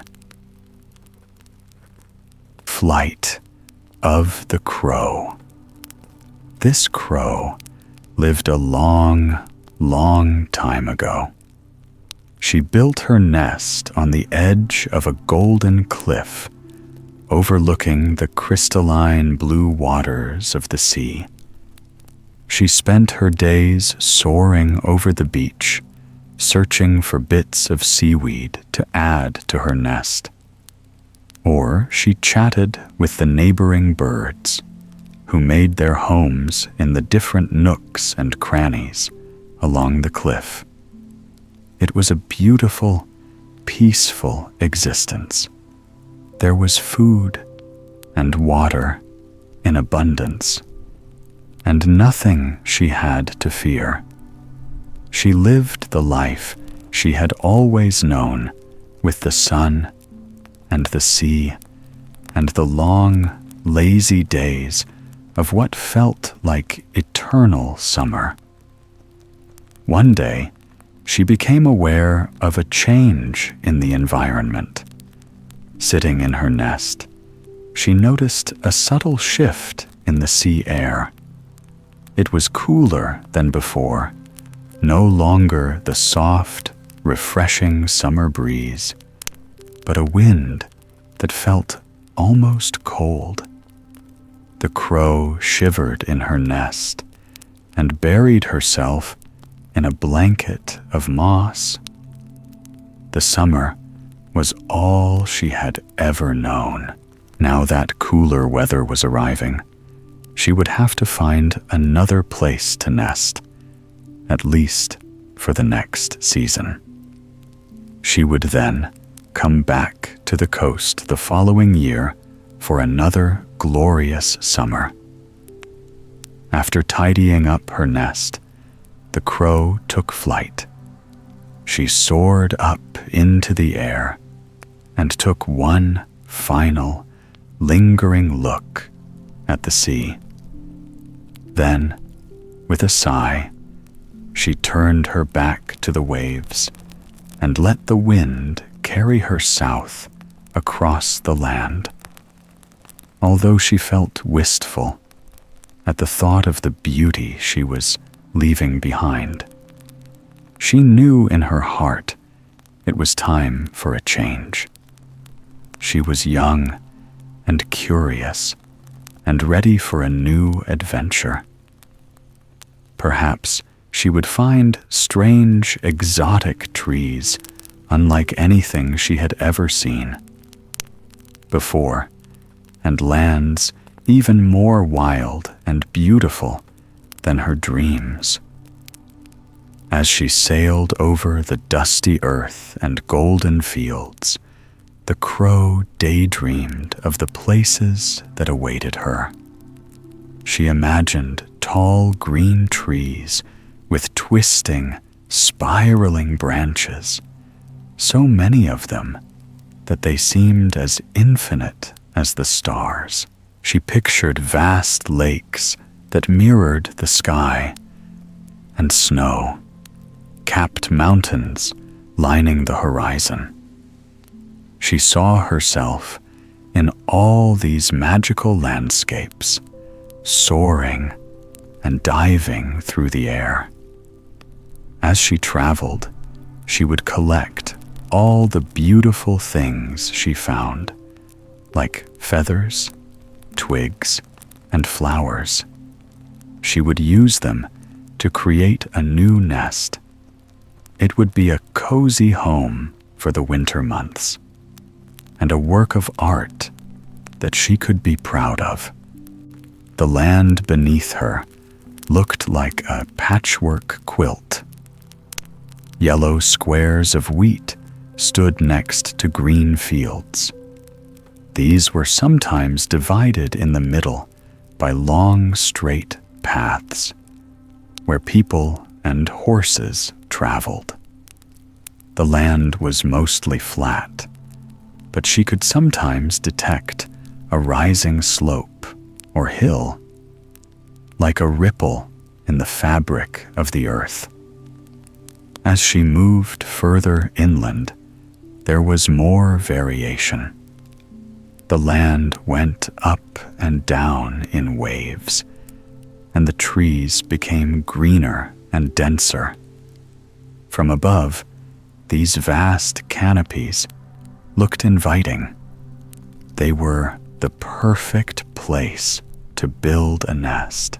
She could choose any one of these branches and make it her home. But it was too early to interrupt her journey. She was settling into a comfortable rhythm, enjoying the warmth of the sun on her wings and the sight of the ever-changing ground beneath her. She would fly further south. After soaring over the forest, the crow began to follow a winding river. It was a shining streak of blue that curved its way past fields and trees, towns, and cities. The sight of water was comforting, as it reminded her of the view she had left behind on the cliff overlooking the ocean. This river was a different shade of blue. It was lighter and more transparent. It moved differently too, flowing slowly but purposefully onwards, creating a path for itself across the land. The ocean waves would roll towards the shore over and over again, advancing and then retreating. The land and the ocean were two separate worlds, but this river moved through the earth, living right in the middle of the woods and the hills. She found herself entranced by the river's beauty and fascinated by the life surrounding it. She saw wild horses drinking from the sloping banks, and young men splashing in the shallows. There were small wooden boats, too, carried along by the currents. Some of the boats were piled high with boxes, and one was even being used to transport furniture. The Crow saw a table, some chairs, and cooking pots, all tied together, held in place at the back of the boat. It looked as though someone was moving house and taking their belongings with them. But for the Crow, it was far easier to leave everything behind and start afresh. She was looking forward to creating her new home and decorating it with the treasures she found along the way. It was a chance to change, and it meant that she could travel easily, with nothing weighing her down. She was completely free. The sun was beginning to set, casting a golden glow over the river. The Crow flew down to the river's edge to drink, sipping some of the clean, fresh water. Then, she decided to find a place to rest for the night, so she could sleep for a while before continuing her journey south. She had never flown for so long without stopping, and she could feel the tiredness spreading right through her, from her head down to the tips of her wings. Next to the river was a small grove of trees, including an ancient olive tree. It wasn't very tall, but it had a thick, sturdy trunk, as wide as a boulder, and plenty of branches.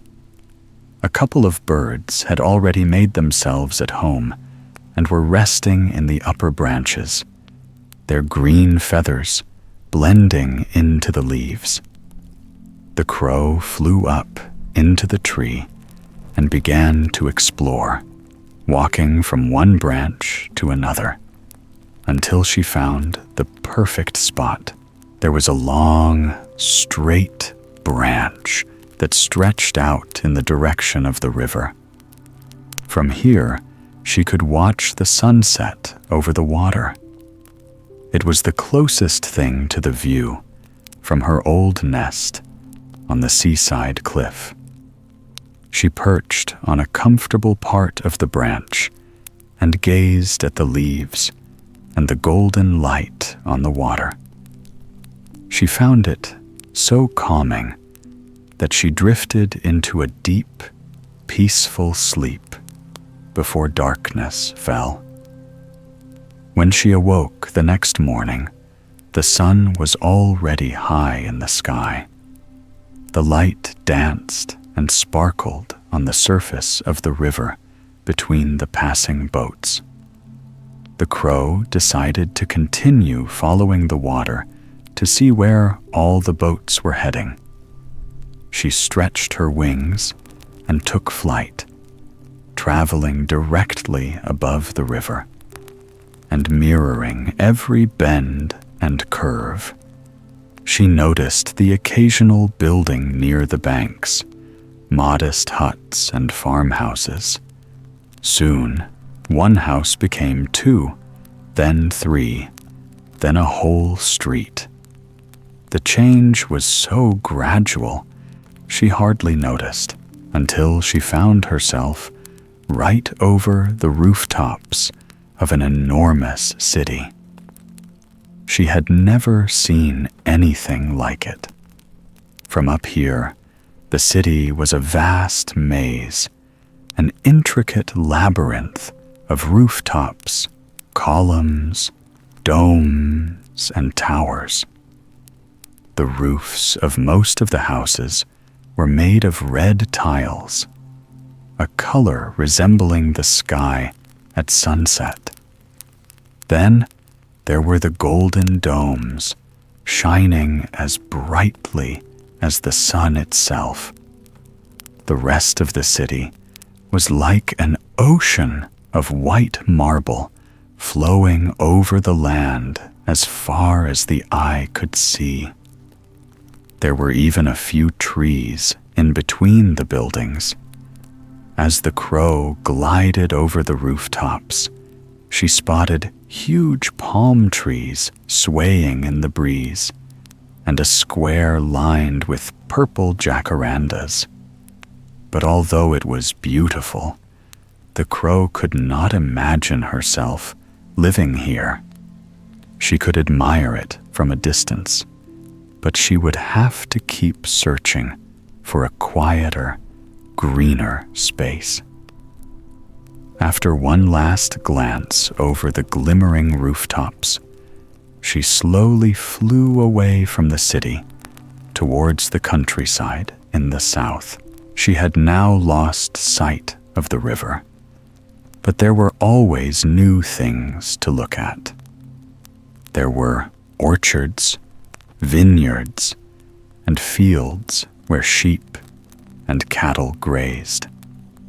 It may not have rivaled the splendor of the city, but she felt more at home here. Any of these trees would make the perfect place for a nest, but she wanted to travel just a little bit further, to see what lay beyond the horizon. As the day went on, the crow began to feel tired and thirsty. She had left the river far behind, and there was no sign of a lake or pond. So she would have to find another source of water to quench her thirst. She flew down and landed on the roof of a country house directly below her. It was a humble home surrounded by a vast garden filled with cypress trees and acres of vineyard. Looking closer, she noticed rows of potted plants lined up by the walls of the house. They all looked lush, green, and healthy, even though, from the look of the dusty earth, it had not rained in a while. She couldn't see any water, but it had to be there somewhere, if only she knew where to look. Built into the garden wall was a marble basin with a sculpture of a lion's head at the center.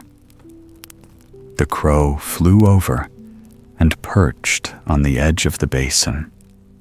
It was damp, but empty. There was a hole in the stone lion's mouth, so it must have been some kind of fountain. But there was no button to press, and no tap to turn. She could cool her feet walking across the damp stone, but she couldn't drink. And in this moment, that was all she could think about, the simple pleasure of a sip of water. She was just about to give up and fly away when she spotted something. In the corner of the garden, almost hidden by the shade of a magnolia tree, was a wooden table. Right there, in the middle of the table, was a large terracotta jug.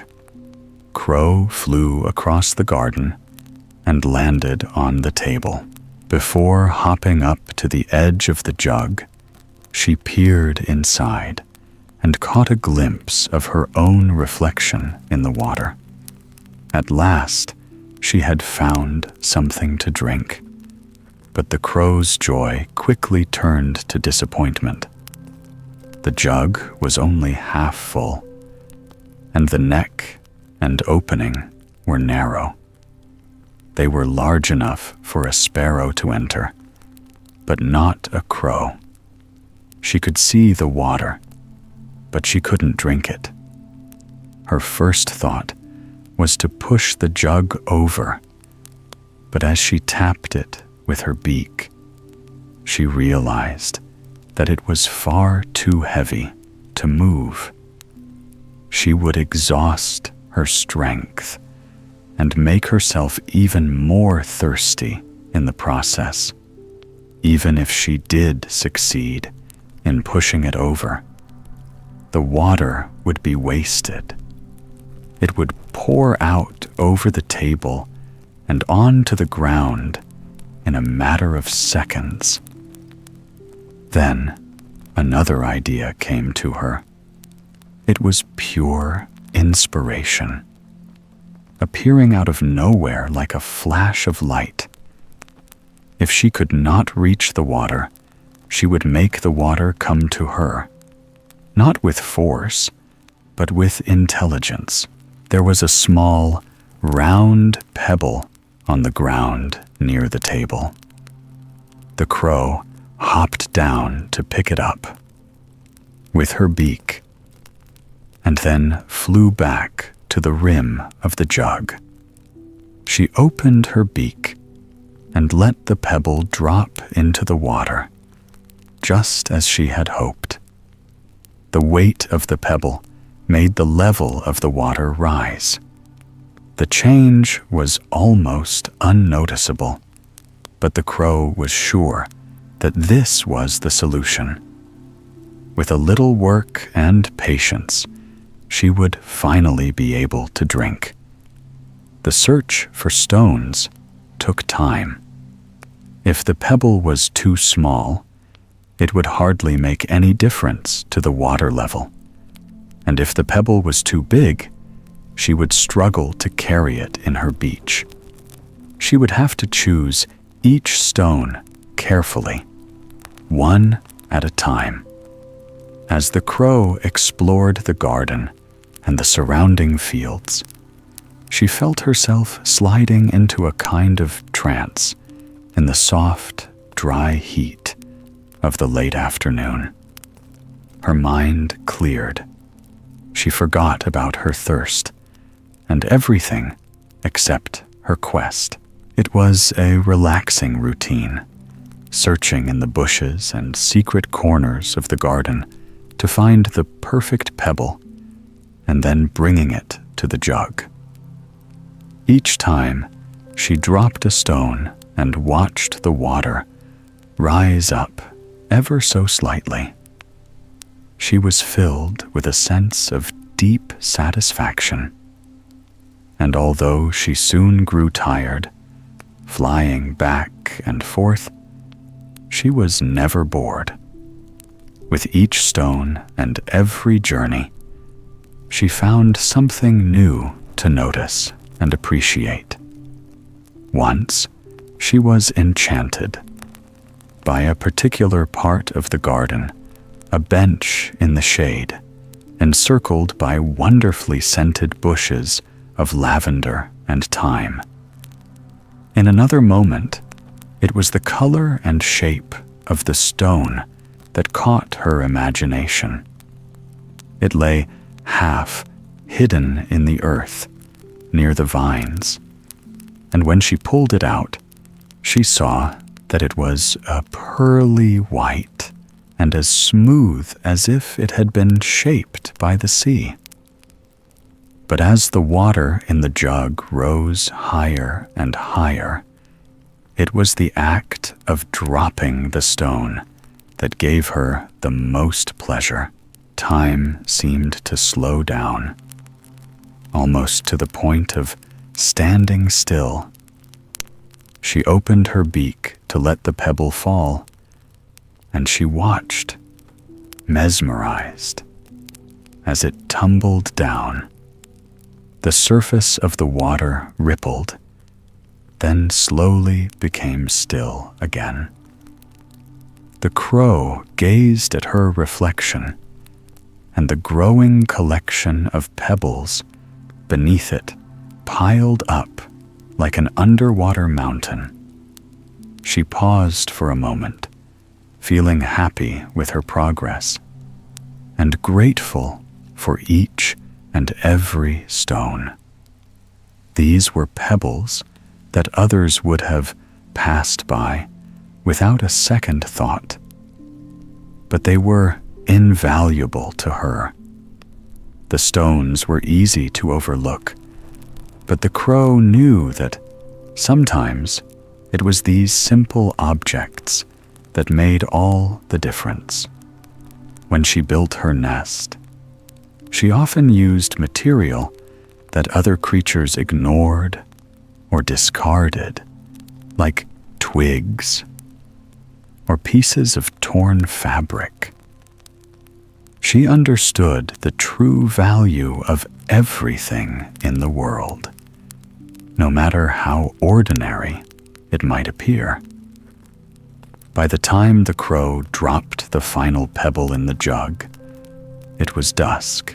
There had once been a patch of shade from the magnolia tree covering the table, but now the entire garden was transformed by the evening shadows.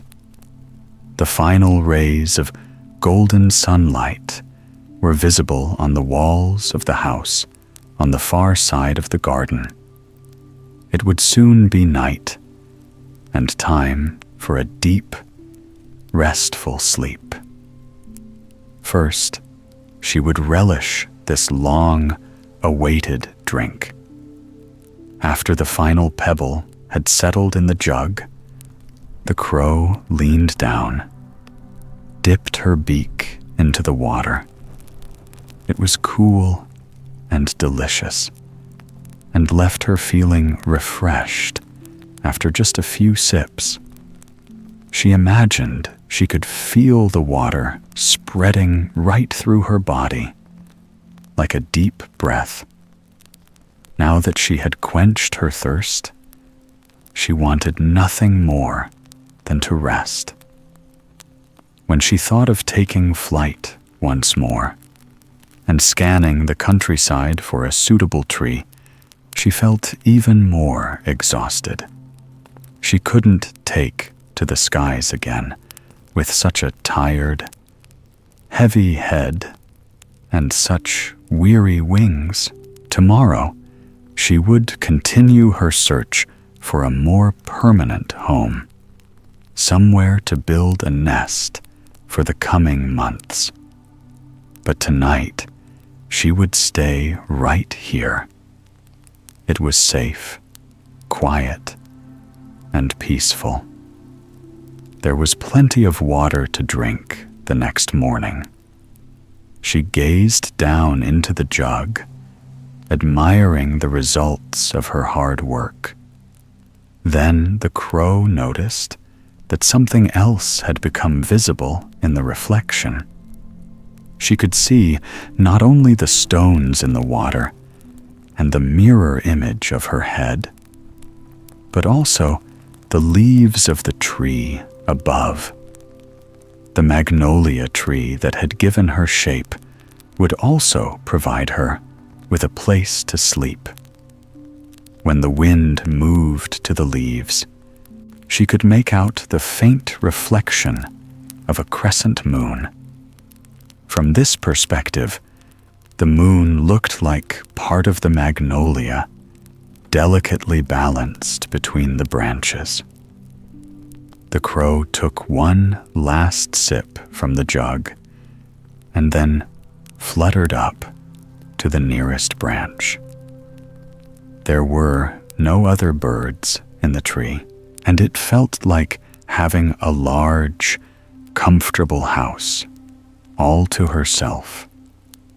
She could hear the sounds of distant birds and the hum of insects, as well as some faraway voices.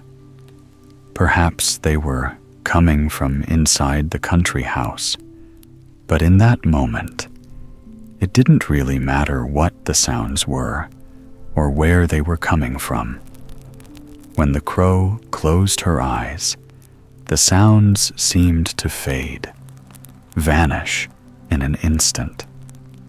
There was no need to pay attention to her surroundings or to think about anything at all. Her body knew just what to do to settle into a well-earned rest. Her head drooped down into her chest, and she gently arranged her wings into a comfortable position. After just a few deep breaths, she was fast asleep, cradled by the branch of the magnolia tree. The weather today is typical for this time of year in England. At the moment, it feels pleasantly warm, but it won't be long before the clouds return, along with light showers and a cool breeze, carrying the scent of damp earth and spring flowers. As you walk through the park this afternoon, the sun is shining, casting a soft light through drifting clouds. For now, you're enjoying the gentle warmth while it lasts. You can see some dark gray clouds on the horizon, scudding over distant treetops. But you don't mind if it rains. A lazy afternoon tea. You've come prepared with a raincoat and sturdy umbrella. You also know there's a cafe in the middle of the park where you can take shelter if necessary and maybe stop for a cup of tea. Besides, the frequent rain in England has its advantages. Looking around you now, you notice just how green everything is. Every blade of grass is a deep, rich emerald, and all the leaves of the trees are just as vibrant. When the sun hides behind the clouds, all these shades of green remain bright and beautiful, full of life. And it's all thanks to the nourishing effect of the rain. The other people in the park have also come prepared for changeable weather.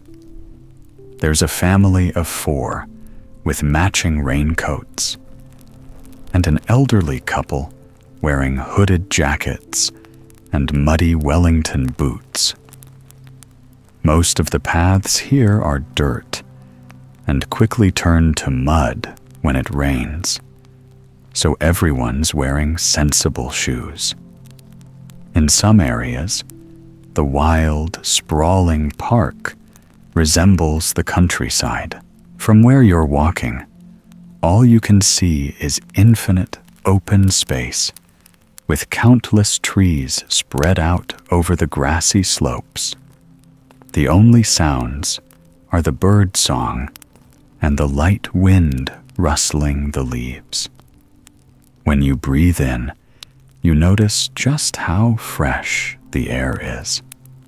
This encourages you to take slow, deep breaths and to walk at a gentle pace. You find yourself switching from a brisk stride to a relaxed stroll, so you can take in all the sights and sounds of nature. It's not long before the sunlight fades and the sky clouds over. You feel a cool, refreshing breath and zip up your raincoat, and then, moments later, the rain begins. You smile to yourself as you put up your umbrella, thinking that this is typical spring weather. The sun will probably be back soon, but for now, you're happy to walk in the rain, listening to the soothing pitter-patter on your umbrella. At the moment, it's just a light drizzle as you walk on, twirling the handle of the umbrella. You become aware of a blur of color and movement to your left. It's a herd of fallow deer grazing in the long grass. They don't seem to be too bothered by the rain either, although they could easily seek shelter under the branches of a nearby oak tree. They remain standing out in the open. There must be at least 20 deer. All grouped together, you pause for a moment to watch them. There's something gentle, deliberate about their movements as they search for the perfect patch of grass, moving in slow motion. A buck with antlers lifts his head and looks in your direction. You once read that deer have lived in this park for hundreds of years, often coming into close contact with human visitors.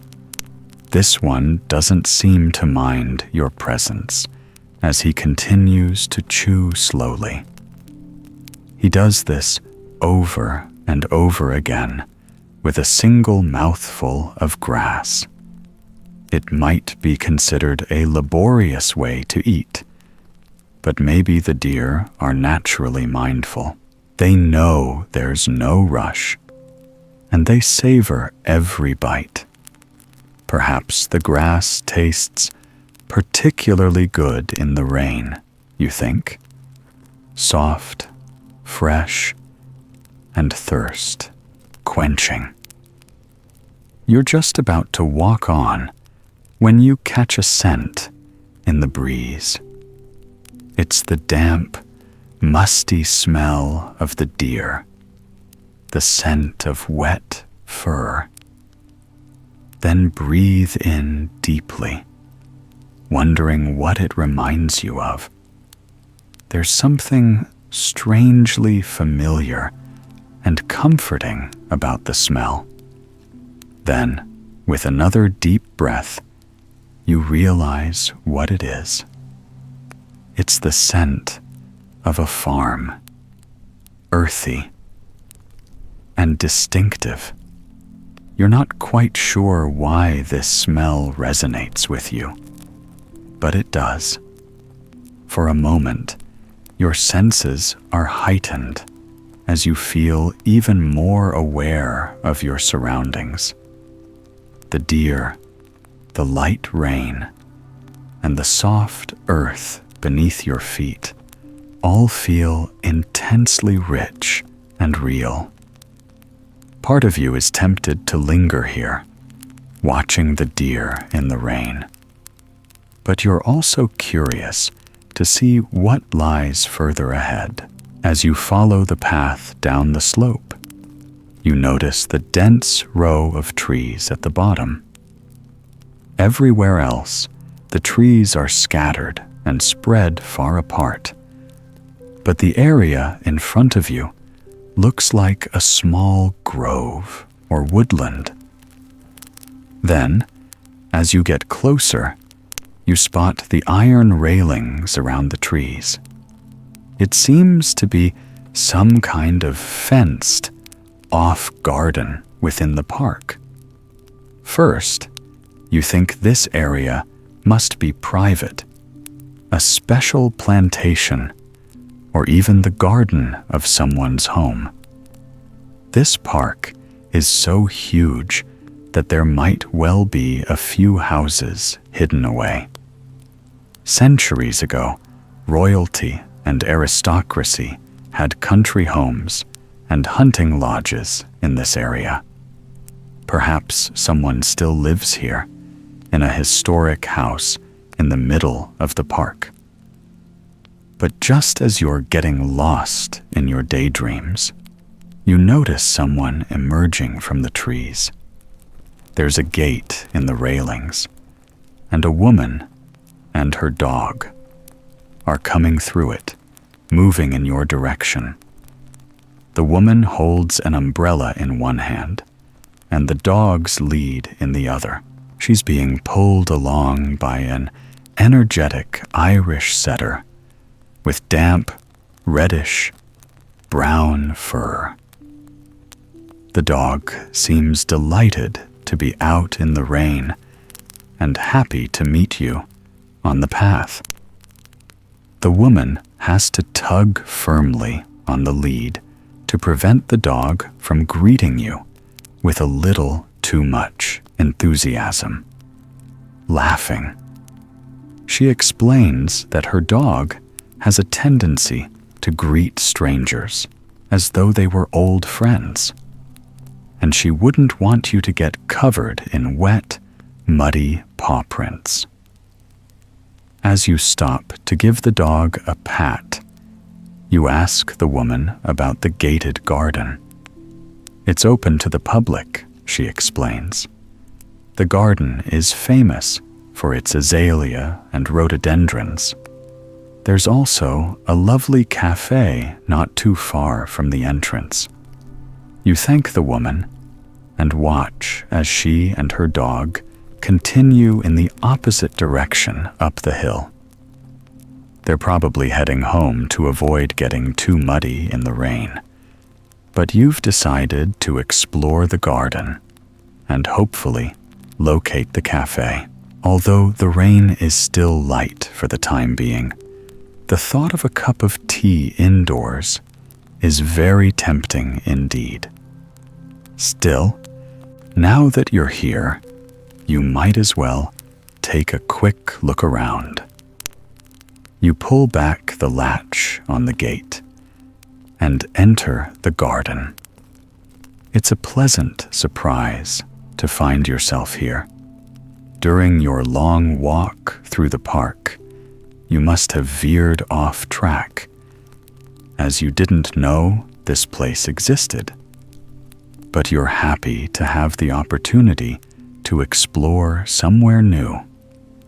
The trees and foliage are dense here, creating narrow, winding trails. Some of the low, hanging branches arch over the path, creating a kind of leafy ceiling that offers some shelter from the rain.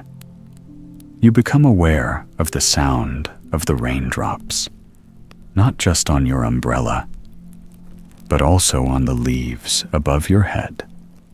Sometimes it seems like a single, steady drip, but there are moments when you can discern subtle patterns. In some places, the rainfall resembles a quick drumbeat, but on certain leaves, the drops seem slower and softer. It's not just one sound, you realize, but many, and it varies from moment to moment. As the rainfall grows lighter or heavier, or is blown by the wind, you walk on through the tunnel of trees, listening to the soothing sound of the falling rain and the dull echo of your footsteps on the trail. It's a mixture of soil and gravel, which prevents the path from becoming too muddy. Even so, you're glad you're wearing your comfortable, waterproof shoes, as the rain shows no signs of stopping.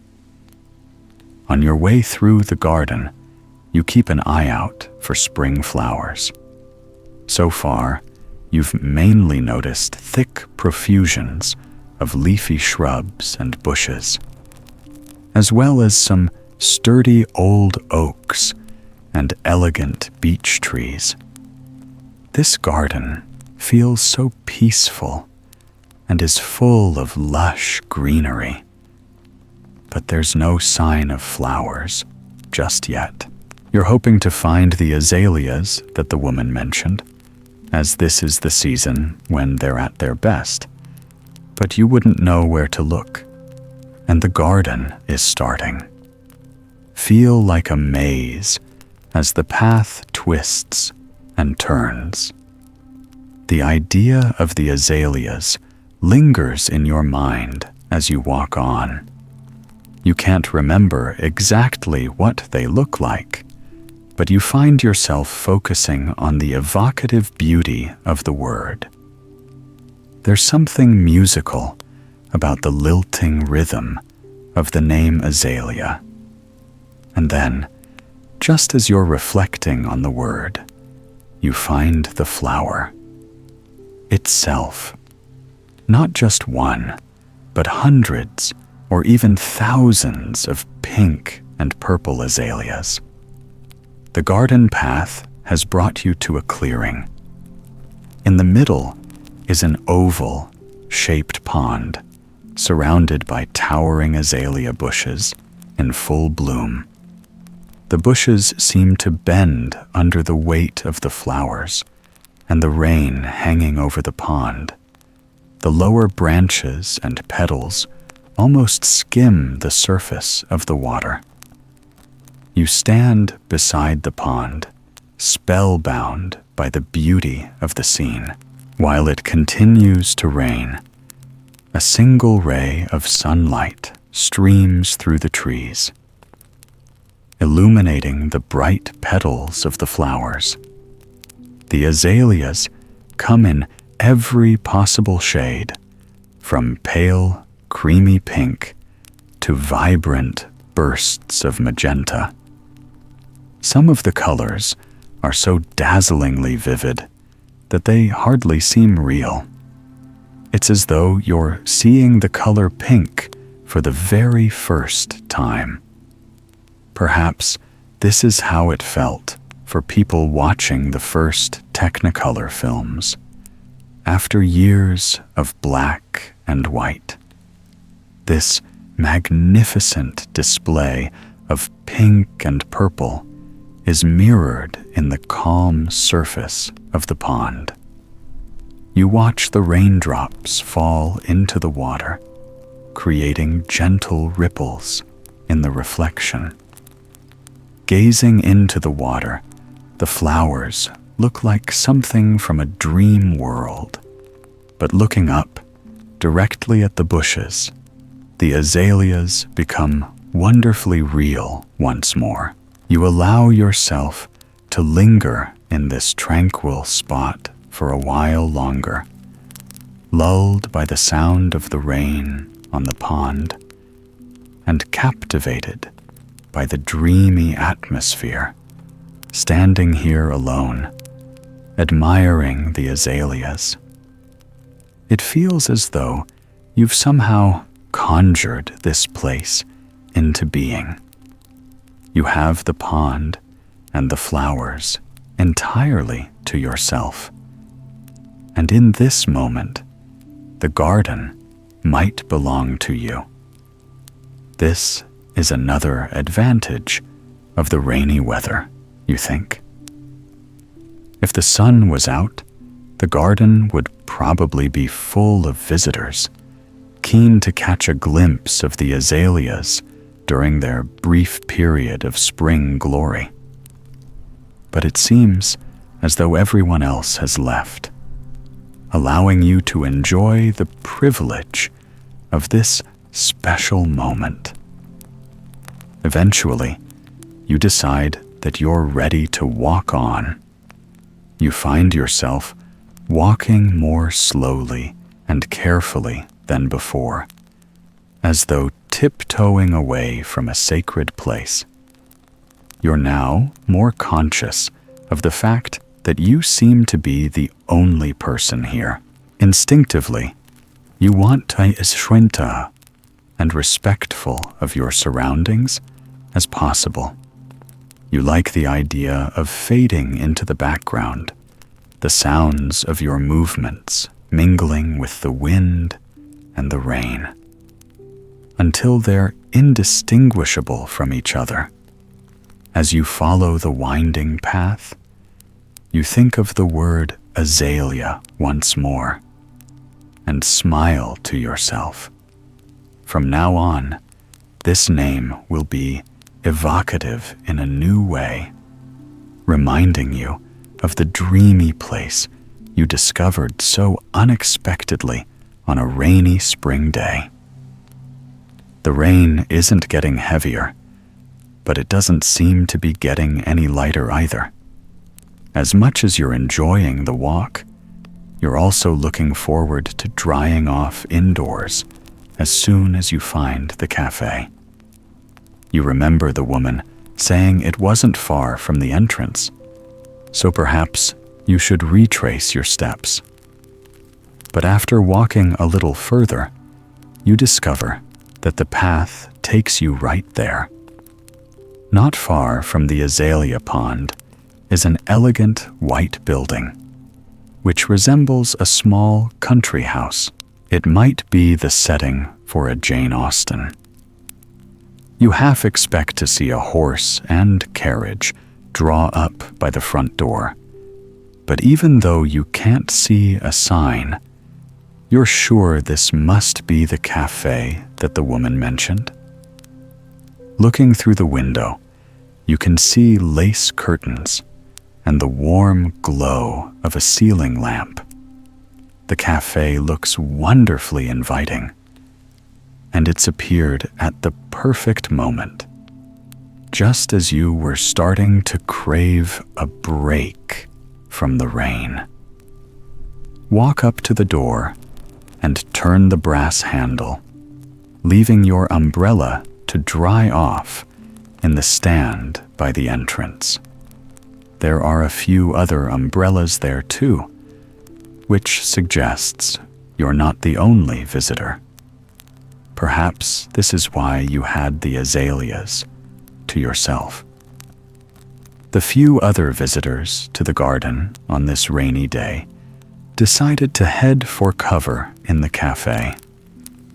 As you enter, you wipe your feet on the mat, then hang up your wet jacket on a hook near the door. Inside, first thing you notice is a comforting sensation of warmth. The central heating must be switched on. You can tell not just from the temperature, but also from a distinctive scent. Somehow, the warmth of the radiators has its own toasty smell and heightens the other scents in the air. There's a pleasant floral fragrance, as well as the mingling aromas of tea and coffee in the next room.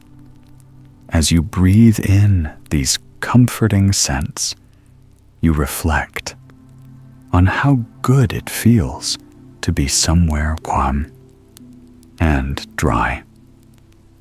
You walk down the hall and turn into the open doorway that leads to the main room. The cafe resembles a cozy, old-fashioned living room with a couple of sofas and a fireplace. Only 2 of the tables are occupied. There's a mother and her teenage daughter chatting over a pot of tea in the corner, and a woman reading by the window. A smartly dressed waiter comes to greet you and says you can take your pick of the tables. You decide to take the sofa near the window on the far side of the room, as it strikes you as the most comfortable and scenic spot. A moment later, sinking into the soft cushions, you feel you made the right choice. The sofa is even more comfortable than it looks, and from here, you have a lovely view of another side of the garden. Next to neat flower beds are colorful shrubs and wild, dripping lavender bushes that sway in the wind and rain. When the waiter comes to take your order, you ask him about the history of the cafe. It reminds you of an old country house. That's exactly what it once was, says the waiter. A few hundred years ago, this area would have been part of the countryside. The cafe was originally a secluded family home, surrounded by acres of fields and woodland. Over time, large parts of the land were sectioned off and eventually turned into one large park. But while other boundaries disappeared, this house and garden remained encircled by iron railings, as they were still private property. Although no one lives here anymore, the house remains almost unchanged. The waiter draws your attention to the old-fashioned wooden shutters by the windows and the antique in the fireplace. These are original details, he explains. Later, you're welcome to explore the other rooms, where you'll notice many historical features. This building could be considered a kind of museum, as well as a cafe. The gardens have a history too. Many of the planting arrangements are based on the original layout from the 18th century, including the azalea pond. Some say it was designed by the original owner as a tribute to his wife when they were newlyweds. There's no evidence for this, the waiter adds with a smile. But it's a nice idea. The azaleas are so beautiful, especially at this time of year, that it's easy to believe there's some romantic explanation for the garden. Then again, maybe the azaleas are romantic enough in themselves, and there's no need for a story. The waiter hands you the menu and apologizes for getting carried away with his history of the house. Not at all, you reply. You're happy to have learnt something, and to see that you're not the only one who appreciates the azaleas. The waiter nods and chuckles. In the spring, tourists usually flock here to see the flowers in bloom. In a way, he says, you've been lucky with the rainy weather today. It's a rare treat to experience the garden in such peace and quiet. After taking your order, the waiter returns just a few minutes later with a silver tray, as well as a steaming pot of tea. He's brought you a scone with jam and clotted cream, a traditional English afternoon tea. You thank him as he neatly arranges everything on the table in front of you. Suddenly, you realize how hungry you are, or perhaps it's just a craving for something sweet. On its own, the scone doesn't look like anything special. It resembles a roughly shaped bread roll, but once you've cut it in half and spread a generous layer of jam and cream, the scone is transformed into a delicious dessert, which goes wonderfully with a cup of tea. Once the pot of loose leaf tea has sat for a few minutes, you pour it over the strainer into a delicate porcelain cup. After breathing in deeply, you take a sip.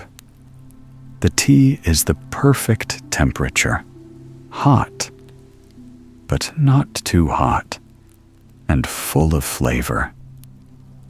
Then you take a bite of the scone, savoring the blend of sweet cream and tangy strawberry jam. This is just what you needed. Glancing out the window, you see that the rain is heavier now, coming down in sheets. The glass is misting up, and you can no longer make out the details of the garden. Pouring rain. The plants are visible only as a blur of green. But even if you can't admire the view, you can still enjoy this moment, resting on the sofa and listening to the rhythmic drumming of the rain. There's something hypnotic about the sound. You could happily sit here for the rest of the afternoon. You feel so at ease in this cozy spot that it's almost like being at home. This place was once somebody's home. You remember. And perhaps it hasn't really changed. People have been drinking tea in this room for centuries, first as a living room, and now as a cafe. This sense of continuity creates a warm, welcoming atmosphere. You close your eyes and sigh happily. This moment, you feel a sense of connection with this place, and with it, a feeling, comfort, still listening to the rain. You sink into a state, relaxation, drift, peaceful daydreams. Moonlight ride on a magic carpet. Long ago, in a faraway city, lived a boy named Idris. He spent most of the day at school, and the rest of his time was divided between his friends and family. After school, he would roam the streets of the city with his friends. He'd explore the alleys and markets and play ball games in the dusty square. And then, when the sun went down, he would head back home to the large mud brick house where he lived with his extended family. The top floor was the bedroom Idris shared with his two older brothers. Downstairs were his parents' bedrooms, and the rooms belonging to his aunt and grandparents. The ground floor was the largest, and the area where the family spent most of their time. This was the location of the store and the workshop. For generations, Idris's family had made and sold the most exquisite carpets in the city. People would come from across the land to commission a decorative carpet, or to choose from those on display. They came in all sizes, colors, and designs. There were small prayer mats in green and gold. Displayed on the walls of the shop were scarlet rugs with gorgeous swirling patterns made from metallic thread. And at the back, rolled up tightly, were the heavy, expensive carpets. Were too big to put on display. When unrolled, they showed dazzling floral designs and patterns within patterns. When Idris returned home, he liked to walk through the shop, greeting his aunt who worked at the counter. Then, after passing through this treasure trove of carpets, he would go through the beaded curtain doorway at the back of the room. He liked the cool, ticklish sensation of the beads on his skin, the musical sound that the curtain made as he passed through. The room at the back was the workshop. This was where his parents and elder brothers were hard at work right now, sitting at the looms. They were so focused on their work, it was as if they were under a spell. Idris sometimes felt reluctant to interrupt their trance. He would stand and watch them for a while, admiring their skill. At the moment, the family were working on 2 large carpets that had been specially commissioned by a wealthy man from a neighboring city. They would take months to complete. Idris's parents worked at one loom, while his brothers sat at another. Both looms were vertical, and the 4 family members sat cross-legged on floor cushions, weaving by hand. As their fingers moved swiftly between the long strands of wool, it looked as though they were playing a stringed instrument. The movements were so graceful, and Idris found himself mesmerized. He knew from experience how difficult the work was, requiring patience, creativity, and painstaking attention to detail. It also called for a certain kind of dexterity, which Idris didn't have. He tried to learn many times, sitting at the loom, while his parents, grandparents, or brothers patiently tried to teach him. Idris had already accepted that he was unlikely to become a carpet maker. When he grew up, he would do something else. He wasn't sure what, as his ideas changed from one day to the next. Sometimes he daydreamed about life as a traveling merchant, riding a horse from city to city, through mountains and deserts. Or he would imagine a career as an astronomer, studying the planets and discovering the secrets of the universe. Or perhaps he would simply stay here with his family, selling the beautiful carpets that they created. That could be nice too, he thought, remaining in the place he loved and with the people he loved. But the future still seemed far away. He had plenty of time to work out what he wanted to do when he grew up. In the meantime, he was happy to watch his family at work and to drift from room to room as he waited for dinner. Tonight, his grandmother was preparing his favorite rice dish with spices and vegetables. While his parents and brothers put the finishing touches to the day's work, Idris passed through the rattling bead curtain once again. He always enjoyed wandering up and down the densely packed aisles of the carpet shop, gazing at the products that were ready for sale. There were so many of them, and they were all so beautiful. He ran his finger over the soft wool, tracing the maze, like patterns from the edge, to the center. It felt soothing, following the curving line all the way to the middle. When Idris touched the carpets, he sometimes thought that the varying colors and patterns felt different to each other.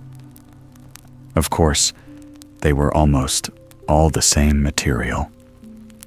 The yarn was made from sheep's wool and dyed with natural colorings, like roots and berries. But when he brushed his finger over a rug, he felt different sensations depending on the part he touched. As his finger moved from crimson to indigo, or petal to vine, something changed. He felt a pleasant shiver running through him, like a cool breeze on a warm night. There was something magical about these carpets. His eye was always drawn to one carpet in particular. Hanging on the back wall was a large rectangular rug. The plush background was a deep burgundy red, but the carpet seemed to feature all the colors of the rainbow: emerald green, saffron yellow, and so many others. Certain details shimmered in silver, gold, pearlescent white. It looked as though a single moonbeam had woven its way through the carpet, making the patterns shine. Carpet's central design depicted the tree of life, a beautiful golden tree with countless shining branches dripping with fruit. In each of the four corners was a small, richly detailed garden, contained by a decorative wall. What Idris loved most about this carpet was that each garden was slightly different. From a distance, the design looked perfectly symmetrical. There were 4 identical gardens, each with an identical fountain in the middle. But close up, subtle differences emerged. One garden resembled an orchard of figs, while another was filled with pomegranate trees.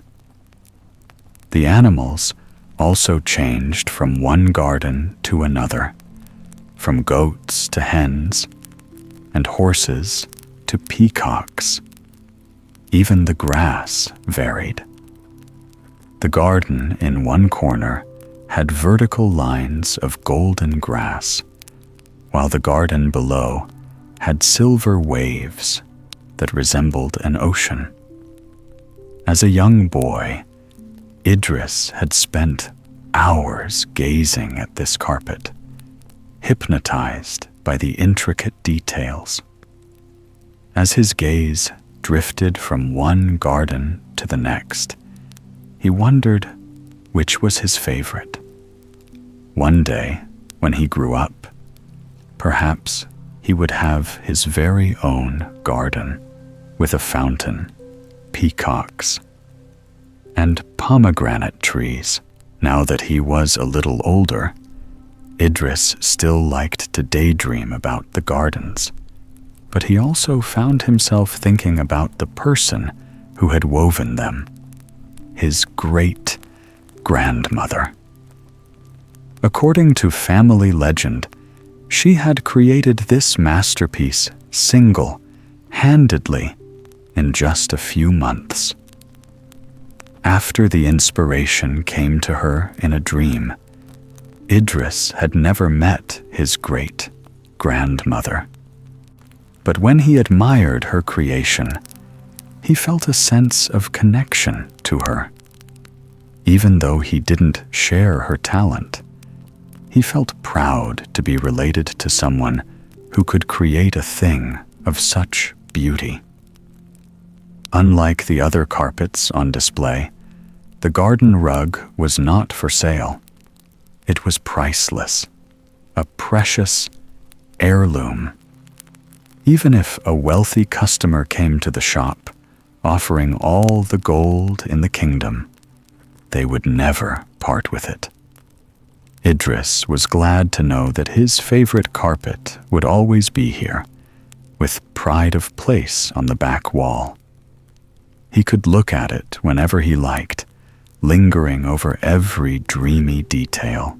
Later that night, when the rest of his family were sleeping, Idris found himself thinking of the carpet once again. Random images from the day drifted through his mind. The sun, washed square where he'd sat and talked with his friends after school. The colorful baskets of freshly dyed wool drying in the sun on the patio, and the woven images of the 4 gardens, each one a small, glittering paradise. Idris wasn't tired enough to sleep just yet, but he was happy to lie in bed, watching the slow procession of images passing dreamily through his mind. The room was quiet, except for the soft snoring of his brothers and the distant call of a night bird. Beyond the window, it felt as though the bird was the only other living creature awake at this time, when it was taking a little longer than usual to fall asleep. Idris often liked to get out of bed for a while. He'd walk around the house, take a deep breath of fresh air on the roof terrace, and clear his head. It was a kind of break, which left him feeling refreshed, yet somehow sleepier than before. When he went back to bed, he usually fell asleep as soon as his head touched the pillow. So, after lying awake for a while, Idris decided to get out of bed. He lit a candle, put on a pair of light slippers, and quietly crossed the room, taking care not to wake his brothers. Then he slowly walked downstairs until he was standing in the darkened shop. Midnight. Hush. The shop felt like a shrine. It was completely silent, and the only light came from Idris's flickering candle and the glow of the moon through a single window. The silver moonbeams seemed to land lightly on the stacked carpets. Noticing the way the light fell, Idris smiled. Perhaps the moon shared his instinct to be gentle and move softly. In a moment, he would go outside. It was warm tonight, and he wanted to stand on the terrace and savor the cool breeze before going back to bed. But first, he would allow himself one last look at the garden carpet displayed on the wall. He loved the idea of having it entirely to himself. There was no one sitting behind the counter, and there were no chattering customers to distract him. It was just him, alone, transfixed by the splendor of the woven tree and gardens. Time seemed to stand still. Everything looked different in the candlelight, with shifting, blurring colors and optical illusions. At one point, the carpet itself seemed to move in the breeze. A gentle wave spread through the fabric, causing the patterned leaves to ripple. Like water. Idris blinked and looked around in confusion. The air was still, and the window was closed. Besides, it seemed unlikely that a gentle night breeze could move a heavy carpet like this one. He must have been sleepier than he'd realized. To imagine such a thing. Time to go to bed, he told himself. But when Idris looked at the carpet once more, he was sure that it was moving, gently rippling, then billowing out from the wall. He stepped back and watched in amazement as the carpet moved smoothly and silently away from the wall. Now, it was floating right in front of him, hovering mid-air. Idris blinked and rubbed his eyes. He must be dreaming. But there it was. Right in front of him, he reached out to touch the soft, familiar fibers of the carpet and realized it was really happening. The carpet was floating, flying. Now it was moving towards stairs. It looked like a vast butterfly or strange sea creature swimming through the air in slow motion. Although Idris knew it couldn't be alive in that moment, the carpet seemed to be sentient. It was moving with purpose, somehow guiding him. Idris followed, still feeling like he was dreaming or in a waking trance. Up and up he went, past the bedrooms where his family were sleeping, following right behind the carpet. He went all the way to the top of the stairs until he was standing outside on the roof terrace. It was a beautiful, starry night. On any other evening, Idris would have come up here to stargaze, but tonight, his eyes were fixed on the magical apparition in front of him. The carpet had come to a stop, but it was still floating, slowly undulating in the air. Some of the threads seemed to catch the moonlight, shining brightly. Idris watched in wonder. It was like some from a fairy tale, one of the dreamy stories his mother used to tell him at bedtime when he was a little boy. Her stories were full of magical moments, with fairies and genies and talking animals. Imagining was one thing, but seeing was quite another. Idris felt a surge of happiness, even if this was all just a dream. What a wonderful dream it was, but it felt so real. And when the carpet spread itself out before him, Idris didn't hesitate. Somehow, he knew instinctively what he had to do. He sat down in the middle of the carpet, right on the image of the tree. Once he was sitting comfortably in a cross-legged position. He stroked the velvety surface, giving the sign that he was ready. Carpet seemed to understand the signal. Just seconds later, it began to move once more, slowly lifting itself off the ground. It moved up and up until it took flight, just like a bird. All of a sudden, Idris found himself riding a flying carpet. He was being carried above the rooftops, smoothly and effortlessly, as though he weighed no more than a feather. Idris looked around in awe, peering over the edge of the carpet.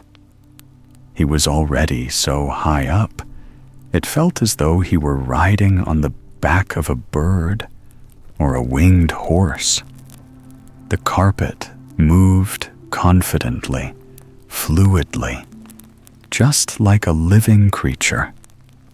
It was strange just how natural it felt, sitting on a flying carpet. Idris felt comfortable and supported, trusting that it would carry him safely. As the carpet glided slowly onwards, Idris enjoyed the bird's eye view of the city. He knew these streets so well. Yet, they looked completely different from up here. Gazing down at the rooftops, he hardly recognized where he was. Of course, at this time of night, the city was shrouded in darkness. Nearly everyone was sleeping. The only light came from flaming lanterns in the street and the occasional candle burning in a window. The moonlight didn't illuminate the details, but it cast everything in a soft, silver glow. The shining rooftops seemed to have been polished burnished like a precious metal. Idris imagined that a magical nighttime transformation was taking place. After midnight, the moon carried out a mysterious ritual, shining on each house in turn. Meanwhile, the residents slept peacefully, unaware of the magic above their heads. Idris smiled. He felt lucky to be the only one awake to witness this special moment. But as the carpet drifted east towards the river, he realized that he was not alone after all. There was at least one other person in the city who was still awake at this hour, enjoying the tranquility of the night. Near the river was the grand university building with its tall brick tower, and at the top of the river was the grand university building. Tower was a man looking through a telescope. Idris knew that there were astronomers in the city, but he'd never seen one at work before.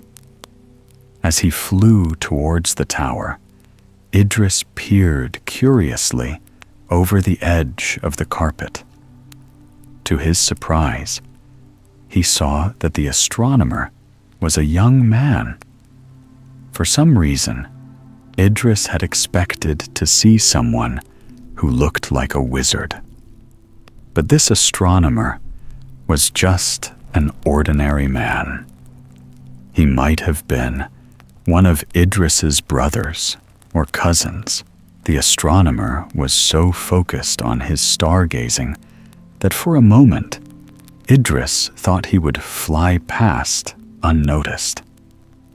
Just then, the astronomer stepped back from the telescope and looked up right at Idris and the flying carpet. Idris and the astronomer were now separated by just a few meters of air. They stared at each other in silence, in mutual wonder. And then, not sure what else to do, Idris waved shyly. After a moment's hesitation, the awe struck a waved back.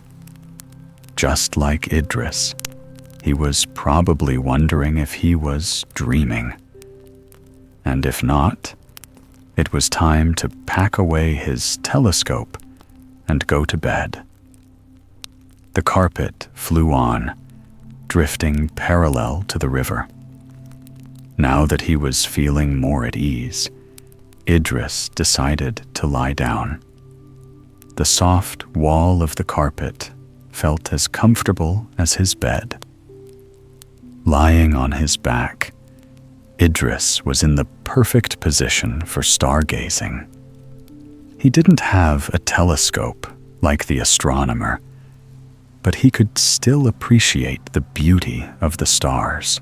They were so far away, and yet their light had traveled all the way here, shining in the sky over his city and over his house. From here, he could see nothing but stars. It was as if he was being carried up into the sky, lifted by the night breeze like a floating leaf. The wind felt so soft on his skin, blowing lightly through his clothes. After the heat and humidity of the day, it felt wonderfully refreshing, like a cool bath or a dip in the river. Idris could smell the river too, its strong scent carried by the same breeze that was carrying him. Breathing in deeply, he recognized other aromas, the distinctive smell of the dusty earth and the fragrant trees in the gardens below. Idris was now feeling so deeply relaxed, lulled by the gentle motion of the carpet. He could have almost fallen asleep right there. He imagined himself drifting off as the carpet followed the winding river on and on until he reached the distant sea. But the carpet seemed to sense that Idris was ready to go to bed. It changed direction, and when Idris peered over the edge, he recognized this part of the sleeping city. There was the dome of his local temple nearby, the square where he played with his friends. Now, he was floating above the roof terrace, in the place where his adventure had begun. The carpet had taken him home. It descended just as gently as it had taken flight. Idris found himself being lowered so gradually, so softly, that he hardly felt the landing. After stepping off the carpet, he began to head downstairs towards his bedroom. This time, the carpet followed behind like a loyal pet. When Idris got into bed, the carpet settled on the floor beside him. Perhaps it was tired too, Idris reflected. After the long journey, they were both sleepy and ready to rest. As Idris made himself comfortable, moving his pillow and rearranging the sheets, he noticed that the carpet was doing something similar. Ever so slightly, it shifted position. The patterned surface rippled, as though a breeze were passing through. Idris imagined the carpet taking a deep breath, just as he was doing now. Deep breath in, then out. Idris closed his eyes. At last, he felt ready to sleep. Just moments later, drifted off, dreaming of the wind and stars to his magical, moonlit flight. It's the early years of the 2nd century CE, and the Emperor Hadrian is midway through his reign. Whenever he can, he comes to his newly built estate in Tibur, which is located in a picturesque part of the countryside. It's only 20 miles from Rome, but it feels like another world. On this warm, sunny afternoon in late spring, Hadrian is walking through the gardens of his village. He's a tall, middle-aged man with dark, curly hair and a neatly trimmed beard. Although he's an emperor, he's not dressed like one. He's wearing light, simple clothes and his most comfortable pair of sandals as he strolls through the gardens. Right now, there's no need to wear one of his more elegant togas or tunics. He's not working today, and he doesn't have any appointments scheduled. Instead, he's enjoying a well-deserved break in the country, as he's just returned from a hectic week in Rome. As well as attending all the usual meetings, he was kept busy overseeing his team of architects. They're currently rebuilding one of the most important temples in the city, the Pantheon. Hadrian enjoys most of his imperial duties, particularly when the work involves architectural projects. But he soon grows tired of living in the city. So whenever he has the chance, he comes out here to the country. Traveling by horse from Rome, it only takes a couple of hours, so he'll often come here for a weekend. Increasingly, a weekend becomes a week, then 2, then 3. In this moment, Hadrian's just beginning to settle into the rhythm of country life once again. He arrived this morning, and after a hearty lunch, began his usual tour of the grounds. Now, he's walking through an elegant garden on the edge of the estate, while his faithful black dog, Lydia, trots behind him.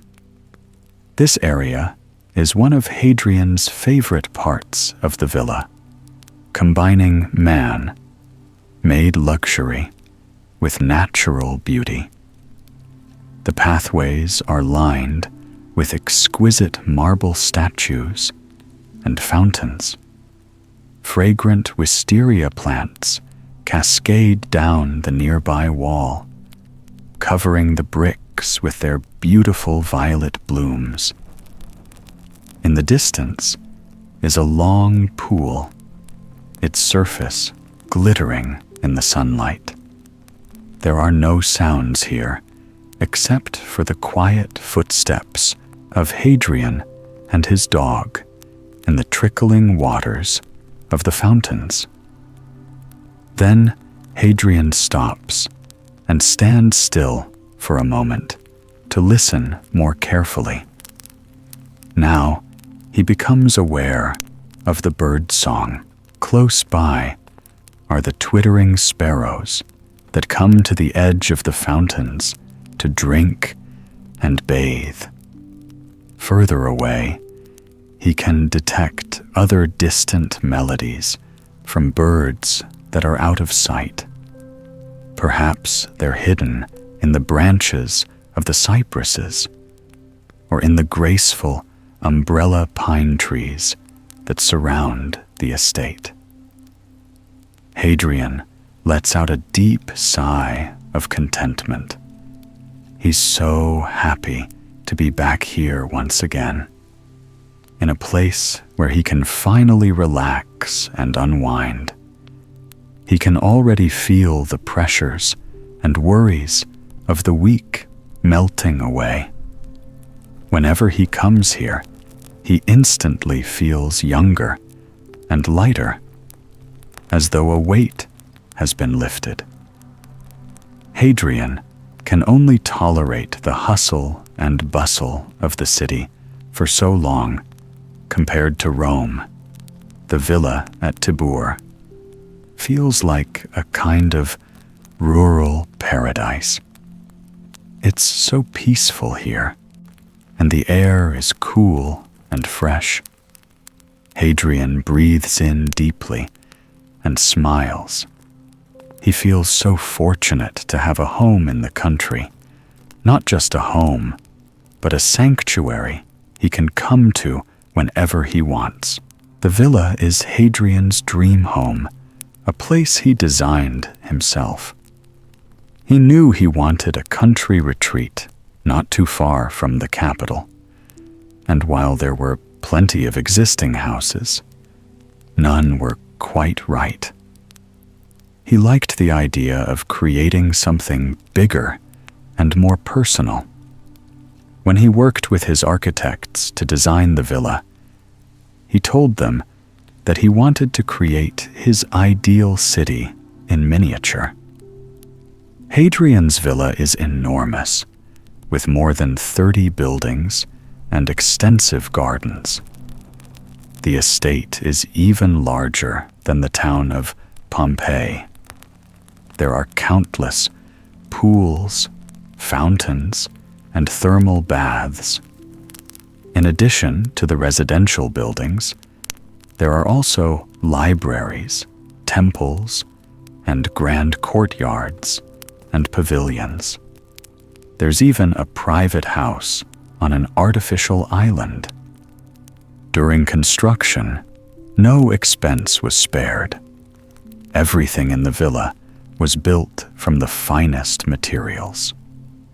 The floors are made from rare marble, as well as glass and ivory tiles, arranged in intricate geometric shapes. The walls are covered with marble or painted frescoes. Many of the rooms are decorated with vivid mosaica depicting birds, animals, and mythological scenes. In some ways, the villa is similar to other imperial residences. Roman emperors have always liked to live in luxury. The Emperor's Villa. Hadrian's main residence on the Palatine Hill in Rome is also lavishly decorated. What makes this country villa so special is Hadrian's unique vision. He was directly involved in the design of many buildings, as well as the selection of materials. When he designed his villa, Hadrian had a very specific idea in mind. He didn't want to create a house that was merely luxurious, but rather a place that represented his life and his passions. In recent years, Hadrian has traveled incessantly across the Roman Empire, through regions that will one day be known as Britain, Greece, Turkey, Iran, and Northern Africa. Although many of these journeys were related to his responsibilities as an emperor, Hadrian also has a deep love of travel. He has such fond memories of all the places he's been, from the green fields of the north to the desert landscapes of the south. This is why Hadrian's villa incorporates a range of architectural styles and influences. The elegant layout of the estate is classic Roman design, but certain areas are directly inspired by his travels abroad. Right now, Hadrian's walking through part of the garden that mixes some of these influences. The pathway leads to a long, artificial pool surrounded by stone columns and archways. This pool is lined with majestic, colorful marble sculptures of Roman gods, as well as a row of Greek caryatids. These are decorative statues of women in flowing dresses, which stand in for columns to support the stone structure above. As Hadrian slowly approaches the pool, he smiles. This view always fills him with a sense of deep satisfaction.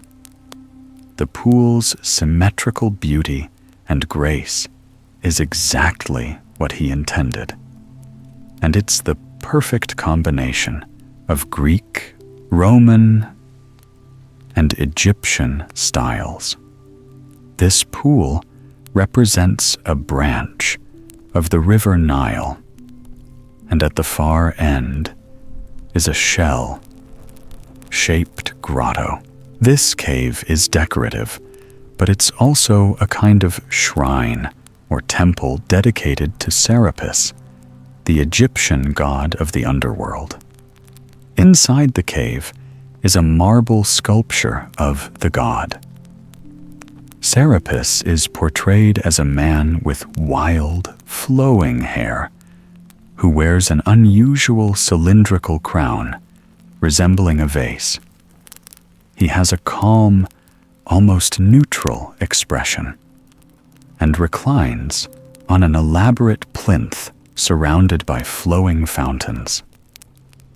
It looks as though he's relaxing, watching over the tranquil body of water before him. It's like a beautiful sea, green mirror.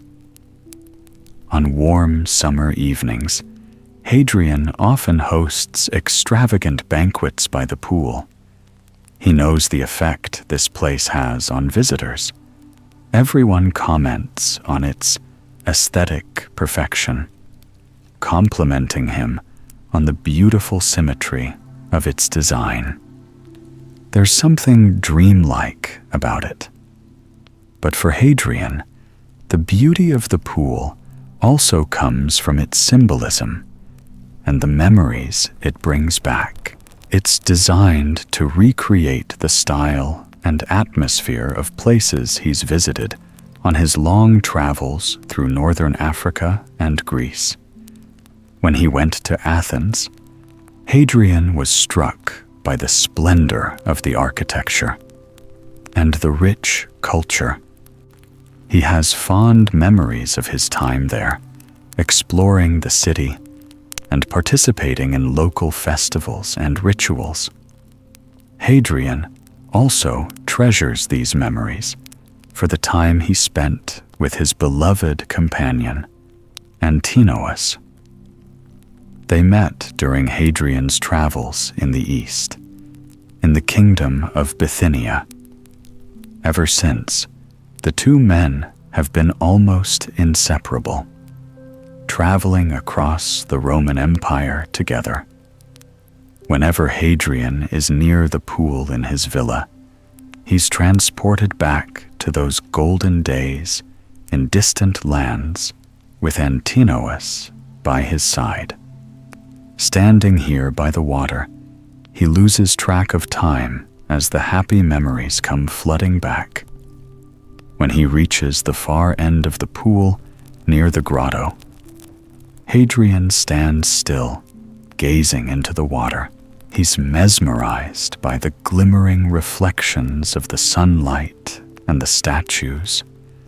The memories of the past gradually fade away, and his nostalgia shifts into another feeling, quiet contentment for this moment. Those days overseas were some of the best of his life, but this is also a happy, peaceful period.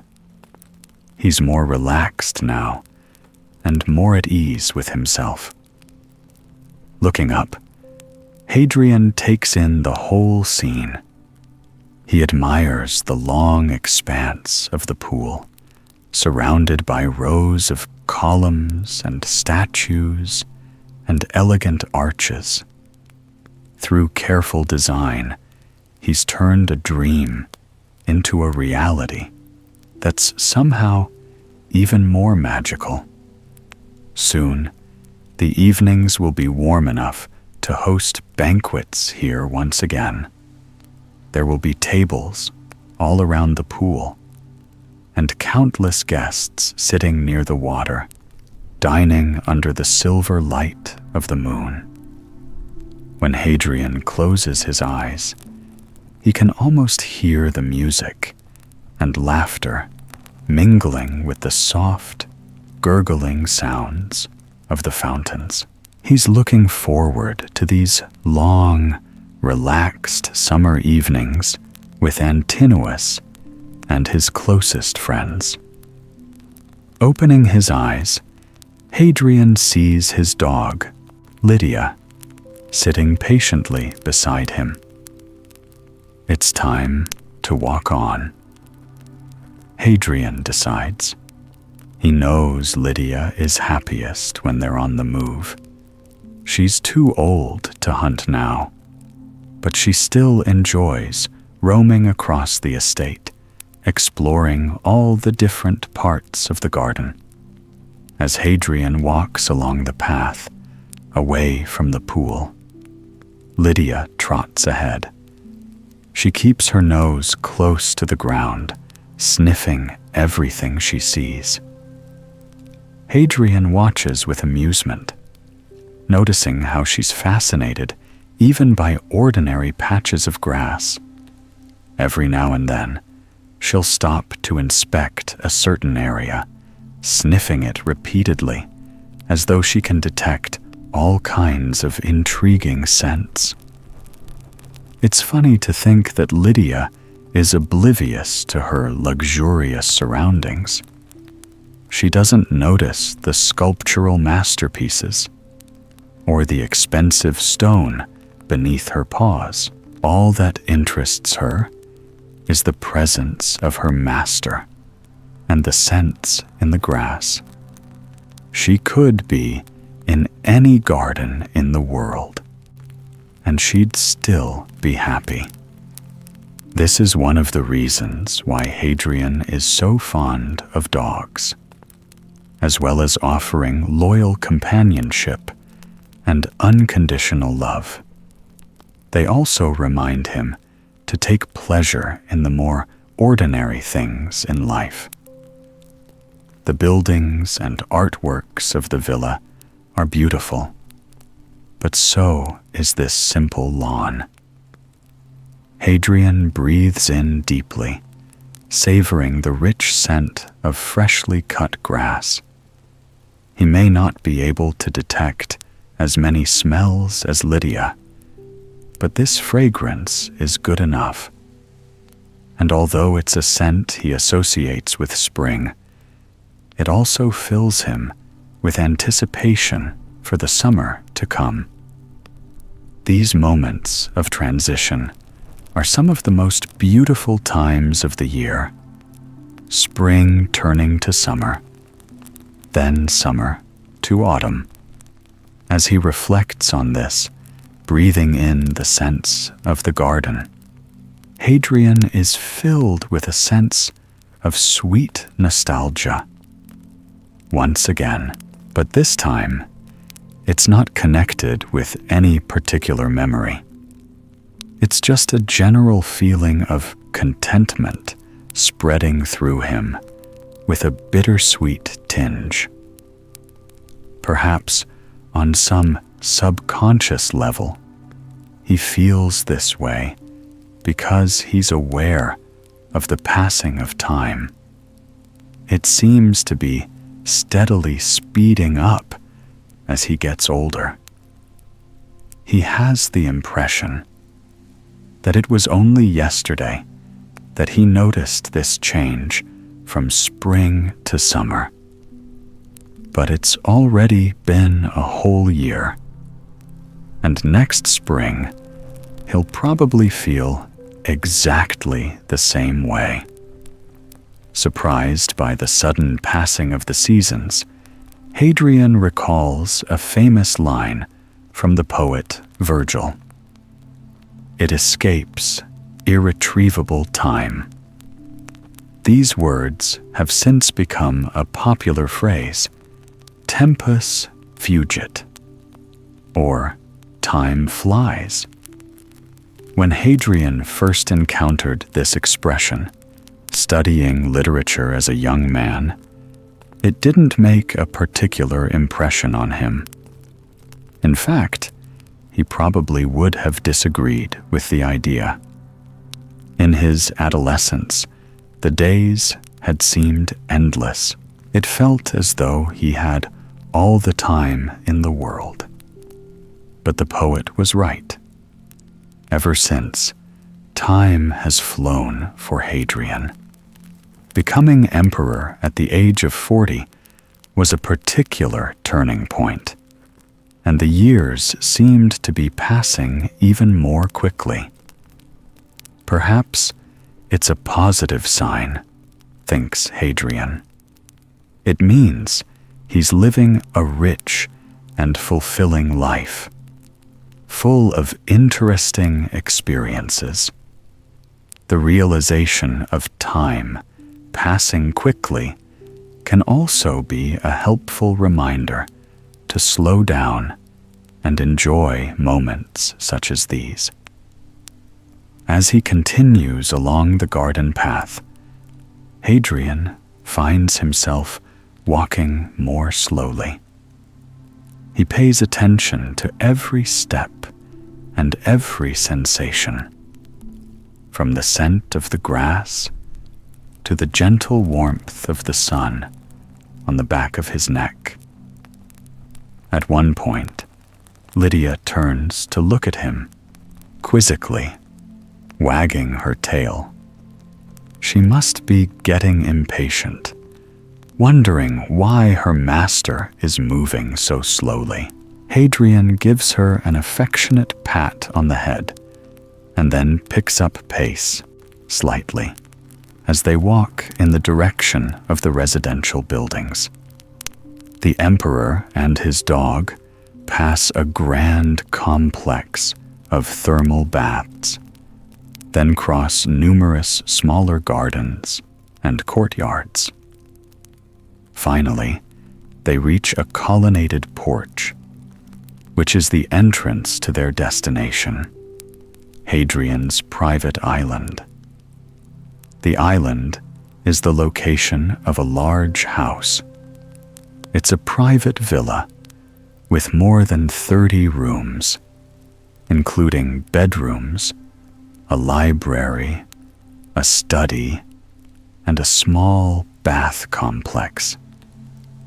This luxurious building occupies the entirety of an artificial island, which is surrounded by a shallow moat.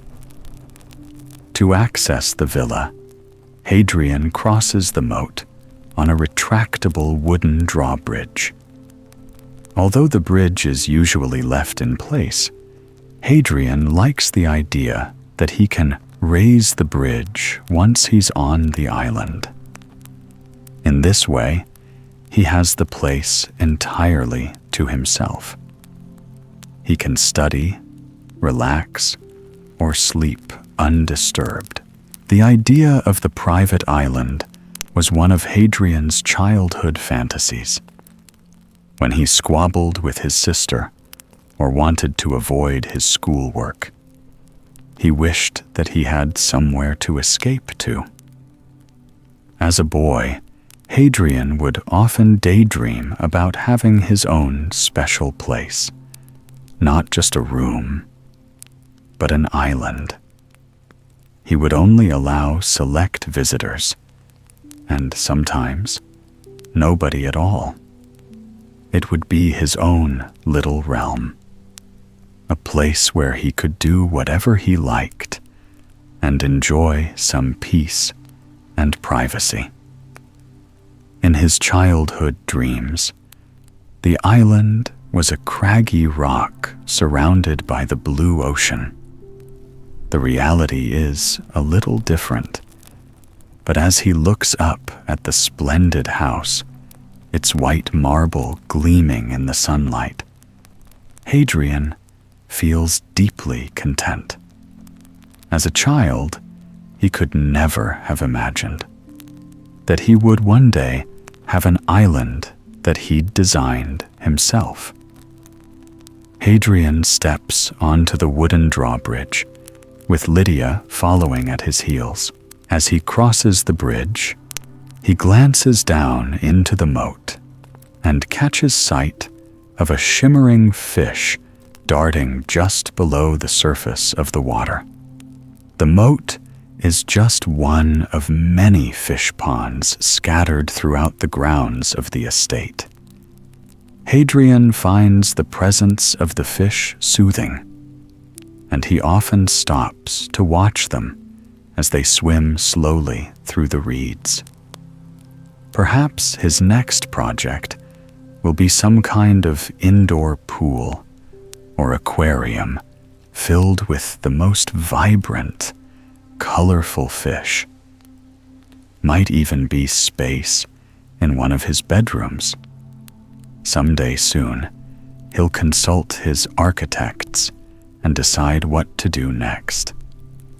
Hadrian is a perpetual daydreamer and planner, and he always has at least a few ideas in the back of his mind.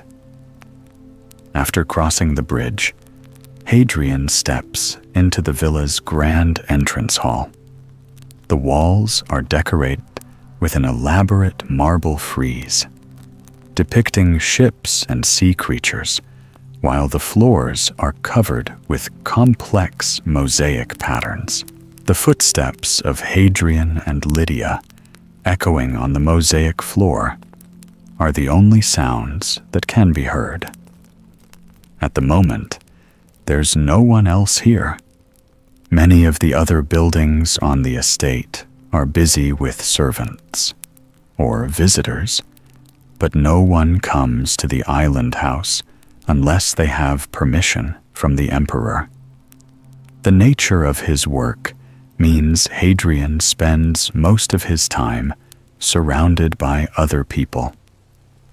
It's a pleasant change to come here, to his peaceful, silent house, where there's no need to talk. Right now, the quiet companionship of his dog is all he needs. Lydia pads softly ahead of him, heading towards the study. It's as though she can read his mind. She often seems to know where he's going, before Hadrian himself has even decided. Hadrian follows the dog into the study. It's a large, airy room overlooking the moat. This is where Hadrian comes to focus on his personal interests, which have nothing to do with his role as an emperor. It's the place where he reads, writes poetry, studies philosophy, and makes architectural plans. Or sometimes he just sits and stares out of the window, reminiscing or daydreaming. Hadrian enters the room with the intention to study for a while, or to make some sketches of the new fish pond, but instead, he finds himself reclining on the couch by the window, his mind wandering. Inevitably, his thoughts return once again to his past travels. He recalls the tour of southern Greece with Antinous, overseeing the restoration of ancient temples and shrines. When he closes his eyes, he can still see everything so clearly. He hopes he can return to these places one day, or perhaps travel somewhere new, journeying to distant lands on the far side of the empire. Throughout his life, Hadrian has always experienced these spells of intense wanderlust. But now that he's older, he also knows how to bring himself back to the present. Although he's looking forward to future travels, he's become more patient. For now, he's perfectly happy right here. Opening his eyes, he sees that Lydia has settled down in the corner of the room. She's curled up in her favorite spot on a soft, worn piece of carpet. This old rug is perhaps the only thing in the villa that's in less than perfect condition. But Hadrian has resisted the urge to replace it. Lydia always heads straight towards the rug, making herself comfortable at the center, and then sleeping the afternoon away. As he watches Lydia dozing peacefully, Hadrian also starts to feel sleepy. He's tired from his busy week and feeling pleasantly relaxed after his stroll through the gardens. There's nothing he has to do today, so there's no reason why he shouldn't have a nap as well. Perhaps this is another sign that he's starting to get old, he thinks, smiling to himself. An afternoon nap is another of life's simple luxuries. After rearranging the cushions on the couch, Hadrian lies back, closes his eyes. He takes a deep breath in and instantly feels his and mind becoming still, is cool and silent. The thing he can hear is the dog's quiet snoring and his own steady breathing. His breaths are slow and deep, settling into a comfortable natural rhythm as they guide him towards sleep. Last, Adrian's thoughts of his villa and his travels fade away to the Paparan. Is about to enter another peaceful, private world, the realm of sleep. The Bridge of Light. Zoe had always lived in the city. She was born in the hospital near the river, right in the heart of the historic center. Then, she spent the next 16 years of her life just across the border, in one of the oldest quarters. When Zoe strolled through her neighborhood on her way to school, she liked looking at all the little details in the streets. Sometimes, she made a game of it, trying to spot something she'd never noticed before. It might be an ancient inscription carved into the sandstone walls, or the sight of a pet parrot in a window high above her. There was always something new or old.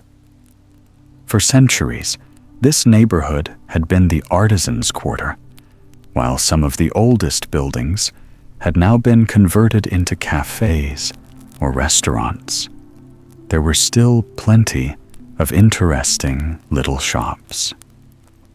On the corner of her street was a shop that sold mirrors of all shapes and sizes, as well as unusual handmade glass ornaments. Nearby was a cozy second-hand bookshop, which was owned by Zoe's neighbors. The shop window was filled from top to bottom with dusty volumes, though some space had been left near the front. On sunny days, the owner's cat, Leo, would curl up for a nap in the window, surrounded by books. The antique furniture shop was another of Zoe's favorites. It was tucked away in the quiet courtyard of a residential building. When the owner was repairing an old chair or table, she would often leave them outside in the sun. At times, the courtyard resembled an open-air living room. It was how Zoe felt about the whole neighborhood. All the streets and buildings were so familiar that they seemed almost like an extension of her own home. She always felt completely at ease here. As she walked to school on this particular morning, she enjoyed the peaceful atmosphere, focusing on nothing but her surroundings. She knew the streets by heart, so she didn't need to think about her route when she was in this area. She sometimes felt as though she were in a relaxed trance, free from thoughts. Wandering through the sunny streets, Zoe found herself tuning in and out of the sounds of the city. In the background was the low rumble of traffic, so familiar she barely noticed it, and the cheerful cries of the parakeets in the trees on the riverside. It was the sound of the river itself. It was a slow, moving, tranquil river with jade, green water. Only the occasional boat passed, and the river often seemed silent and almost motionless. But when Zoe stopped to listen carefully, she could detect the quiet, murmuring sound of the water. It had its own special melody. Sometimes, when she looked at people hurrying past her in the street, she wondered if they were even aware of the river. They always seemed to be in a rush, focused on their destinations. Zoe liked to take her time on her morning walks, especially once she reached the river. Then she would slow down, walking at a leisurely pace as she pondered over which bridge to cross. Her school was on the other side of the river, so at some point she would have to cross over. There were bridges all along the water. She could take her pick. Last, there was the iron bridge with its curved, latticed sides that resembled a butterfly's wings. A little further up was the wooden bridge, an elegant footbridge that seemed to the air. Further still was the marble bridge, which was lined with beautiful stone sculptures of mythical creatures.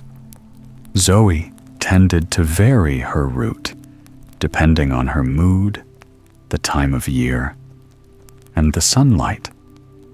On this particular morning, she decided to cross further up at the marble bridge so she could stay on the sunny side of the river for a little longer. Along this stretch of the river, there was also another bridge, which Zoe never crossed. She longed to walk over it and often gazed wistfully from afar. But this one was known as the Old or Broken Bridge, and there was no way of accessing it. The bridge was broken on both sides, completely detached from the land. What remained was a large stone ruin, rising out of the middle of the river like a strange vertical island or a rocky tower. This bridge had been broken for as long as anyone could remember. It didn't even have a real name, and people mostly ignored it. The city was full of history and ancient ruins, after all. The bridge was just one of many remnants. And besides, so many other bridges had been built since. All along the river were roads and walkways made of wood, stone, iron, and steel. The people of the city could cross from east to west and west to east, wherever they liked, with no particular reason to restore the broken bridge. It had simply been left in the river, a forgotten ruin. But Zoe didn't see it as a ruin, although the bridge was old and broken. There was also something magical about it. That morning, on her way to school, Zoe stopped on the embankment and turned to gaze at the old broken bridge. The other people in the street continued to walk briskly onwards. For them, it was as if the bridge were insignificant or even invisible. Yet, when Zoe was looking at the old bridge, time seemed to stand still. The traffic noise around her faded into the background. She could hear nothing but the flow of the river and the morning bird song. Her attention was entirely focused on the ancient monument in front of her. The bridge resembled an uneven, towering pile of stones and bricks. Some of the fallen stones were visible in the water, forming rocky islands for the birds to perch on. Higher up, the shape of the bridge gradually became neater and more defined. The rough stones merged into layers of gray bricks, which supported the elegant ruins of a marble facade. The upper part of the bridge was marked with time. Weathered inscriptions that were no longer legible. Some of the lettering was obscured by plants and vines that sprouted from the cracks in the stone. At the far edges of the marble facade were fragments of sculptures. It was difficult to tell exactly what they were, but Zoe thought she could see a lion at one end and a unicorn at the other. Then there was some kind of snake, or a fish, or even a mermaid. And in the middle was an engraving of a sun with swirling rays that spiraled outwards. For Zoe, the most magical part of the bridge was the tree. Right at the top, seemingly growing out of the marble, was a small tree with curved branches and yellow leaves. In certain lights, the leaves turned golden or a dark flame like orange. When the sun hit, the tree reminded her of a menorah, a beautiful burning candelabra. And in that moment, the whole structure seemed like a portal to another well. Zoe never tired of gazing at the bridge, tracing every subtle detail. Sometimes she thought that if she looked for long enough, she would discover its secrets. Ever since she was a child, she had dreamed of somehow reaching the top of the bridge and finding out for herself. She'd always been drawn to these inaccessible corners of the city, a secret garden or a private terrace. Knowing they were out of reach only increased their fascination. As she looked at the bridge, a white bird flew across the river and landed on the edge of the crumbling marble facade.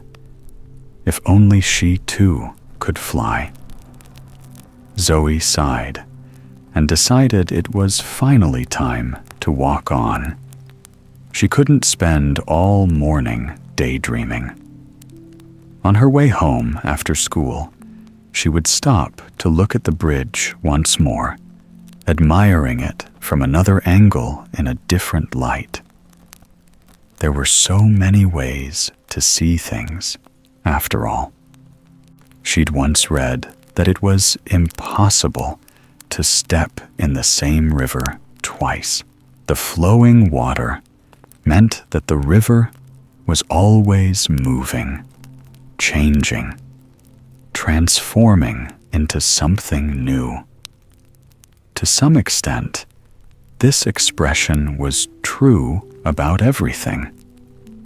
Maybe even an old ruined bridge could change with passing moments, or it might appear different and new when viewed in another moment or from somewhere else.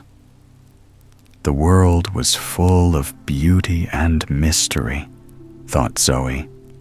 She would never take any of it for granted.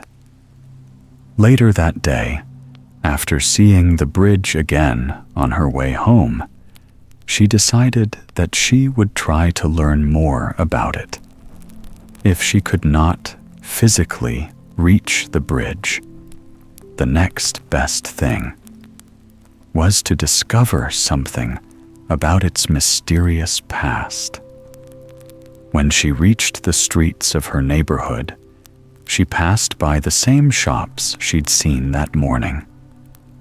There was the courtyard of the furniture shop, the shutters of the mirror shop slowly descending as the owner closed for the day. And there was the second hand bookshop. Just as Zoe was about to walk towards her building, she found herself suddenly coming to a stop. She stared into the window of the bookshop without realizing why, her gaze drifting from cover to cover. She realized why she had instinctively stopped. Perhaps there was a book in this shop that mentioned the bridge. It didn't really matter if it was a book about history or myth, or even a novel or a poem. She wanted anything that might give her insight, or even just a clue. Zoe stepped inside the bookshop and breathed in the familiar, comforting scent of old books. The shop was owned by an elderly couple who lived in the apartment above Zoe's.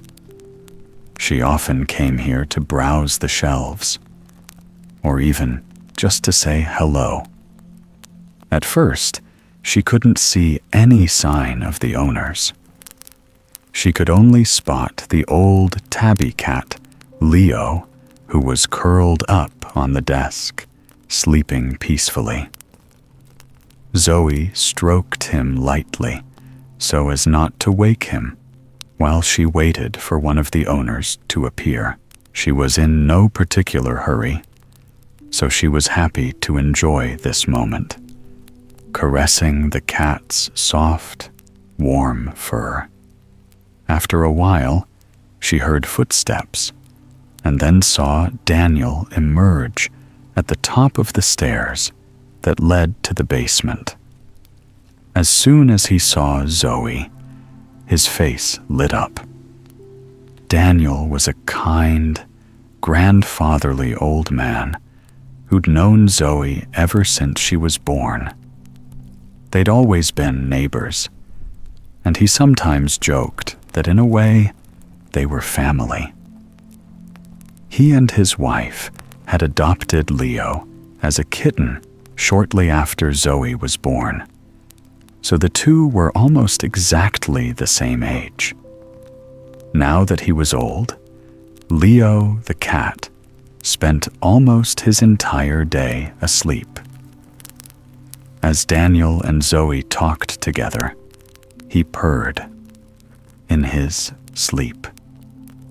Even without opening his eyes, he seemed to be aware of Zoe's presence and happy that she was there.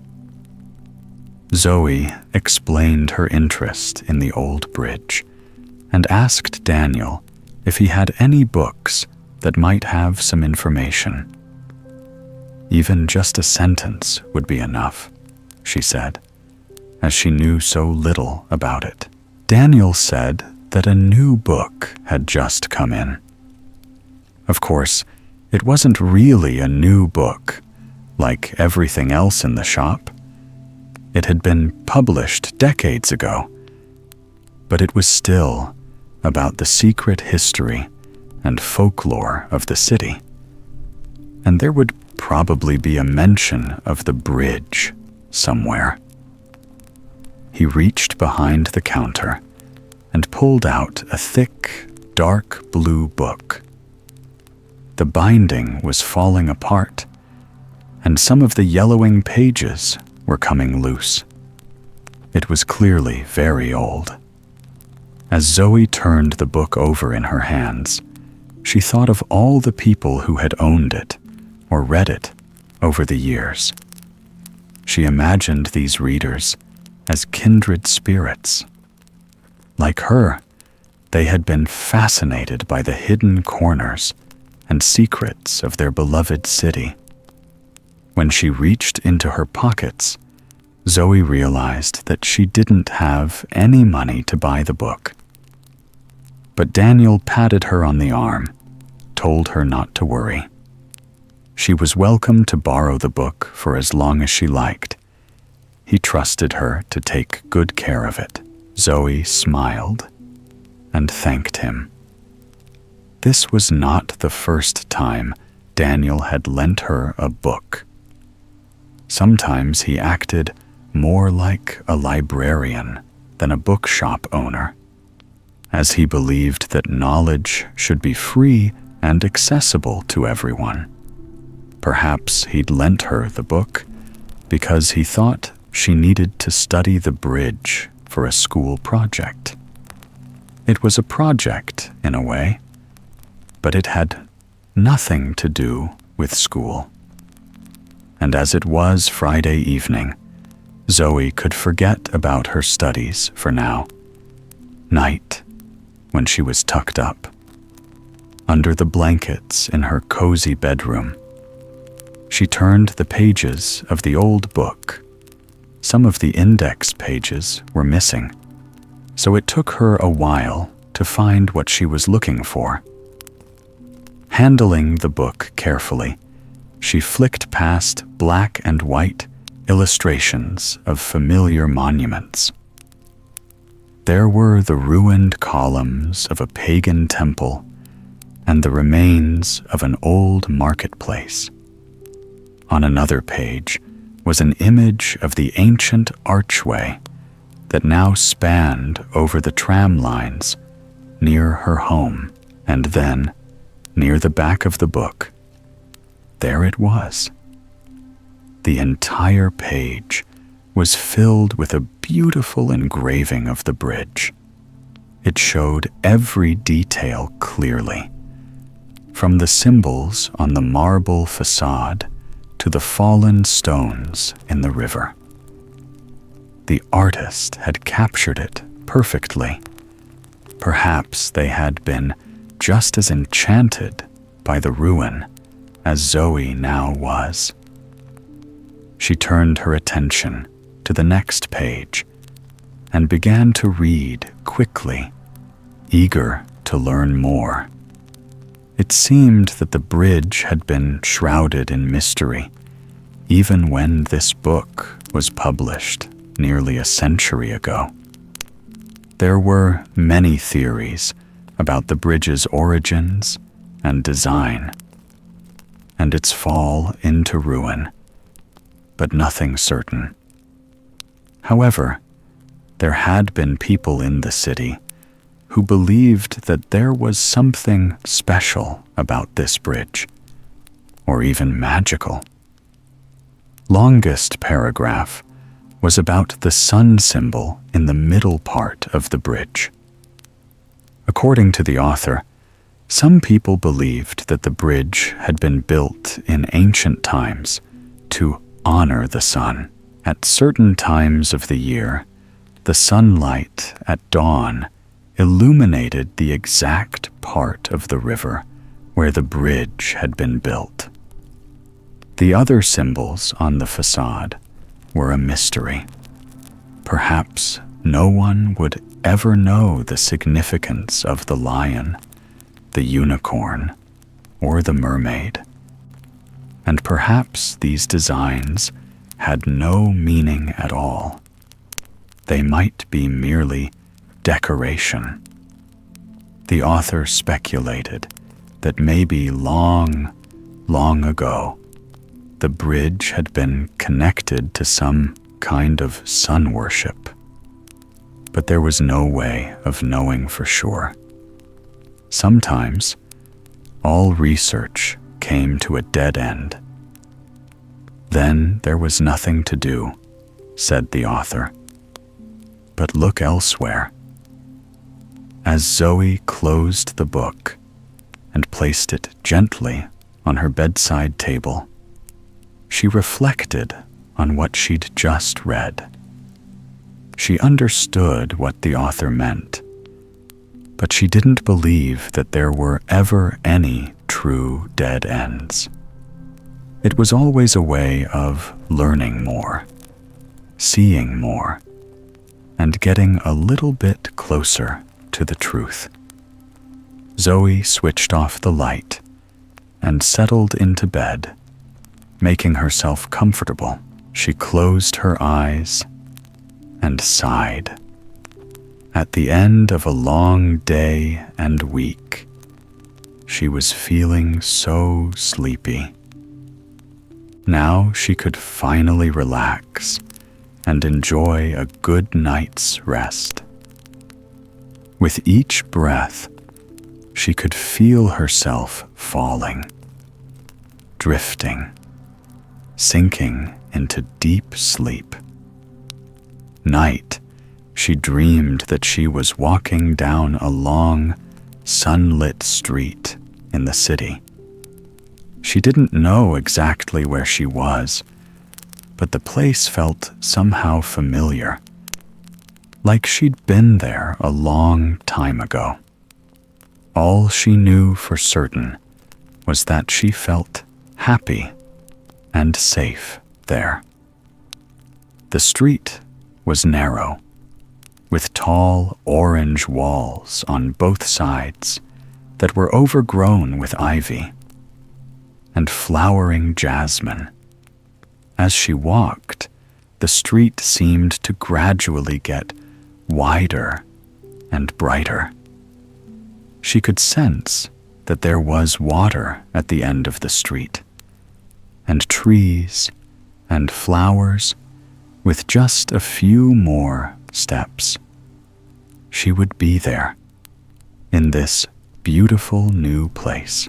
When Zoe awoke in her dark bedroom, it took her a few moments to adjust. She had the sensation of having slept for many hours. But when she glanced at the clock, she saw it was still night, about an hour before dawn. Zoe had slept so well and so deeply that she now felt completely refreshed. She lingered in her warm bed for a while, daydreaming about all the things she could do that weekend. Although she knew she could easily fall asleep again and rest until late in the morning, she felt ready to get up now. Perhaps she could make herself an early breakfast and go up to the roof terrace to watch the sun rise. When she turned on the lamp on her bedside table, she caught sight of the old book. In that moment, everything she had read and dreamed came back to her. Now she knew how she wanted to spend her morning. As Zoe got dressed, she smiled to herself. It was as though the universe had given her a gift. It was rare to wake up naturally this early, feeling refreshed and ready to start her day. Now, she would make the most of this beautiful morning and the gift of time. Before setting off, Zoe wrote a short note for her parents and used a magnet to stick it to the kitchen fridge. This way, they would know where she'd gone. If they woke up early, too, but there was a good chance she'd be back before they'd even woken up. The bridge was only a 15-minute walk away, so she would soon be back home to join her parents for breakfast. Outside, the streets were still dark, illuminated only by the old cast-iron street lamps. As Zoe walked through the silent back streets of her neighborhood, she noticed that the sky was slowly lightening, changing to a softer shade of blue. It was the first time she had ever experienced this magical transition, the moment just before the dawn. The city was almost deserted at this hour. It felt so peaceful, as if everyone was under some kind of enchantment. Zoe could almost believe that she had the entire city to herself. It was just her and the birds singing their joyful dawn chorus from the branches and rooftops. By the time Zoe reached the river, the first glimmers of gold were just about visible on the horizon. She quickened her pace, keen to be near the bridge by sunrise. Although she didn't know exactly what to expect, she hoped that she would somehow see it differently in this light. Zoe got as close as she could, leaning on the low wall that separated the street from the embankment. She sighed wistfully as she gazed at the shadowy mass of the ruined bridge and the outline of the golden leaf tree on top. Although it was still too dark to make out the details clearly. With every passing moment, the sky grew lighter, revealing more of the structure. It was like a curtain slowly being lifted and up. As the sun rose higher, a magical transformation took place. Suddenly, right in front of Zoe, was a path of sunlight. The thick ray of light passed from one side of the river to the other, crossing right through the middle of the ruined bridge and illuminating the edges. She could hardly believe her eyes. The path of sunlight had created a shining structure, completing the bridge. The structure in the middle of the river was no longer a ruin, but an entire bridge which radiated golden light at both ends. Zoe had never seen anything so strange or so beautiful. Perhaps she was still dreaming, she thought, as she stared in wonder at the gorgeous apparition. But whether she was dreaming or not, in that moment, it hardly seemed to matter. The sunrise had offered her a path, and she would take it. After climbing over the low wall, she stepped onto the golden bridge. It was surreal in a way, but also surprisingly natural. She was amazed to discover how solid it felt beneath her feet, as sturdy and real as a stone structure. And yet, she was walking on air, walking on light. The golden bridge connected seamlessly with the middle part, the ruin that Zoe knew and loved. But as she stood there in the center, she now knew that there was so much more than a ruin. The bridge was its own magical world. She walked slowly over the stone floor, which over time had been transformed into an overgrown garden. There were plants and purple wildflowers blossoming out of the stone. Right in the center was the golden tree. In the radiant light of the dawn, it seemed as if the entire tree was made of gold, from the slender trunk to the translucent leaves. This must be a dream, Zoe said to herself. She looked around at the spellbinding scene, taking in one detail at a time. Shining tree, the wild garden, the bridge of light, and then the green river below, and the rising sun turning the sky amber. If it was a dream, it was the most beautiful she'd ever had. In that moment, the city seemed to belong to her. She smiled, feeling peaceful, fulfilled, deeply happy.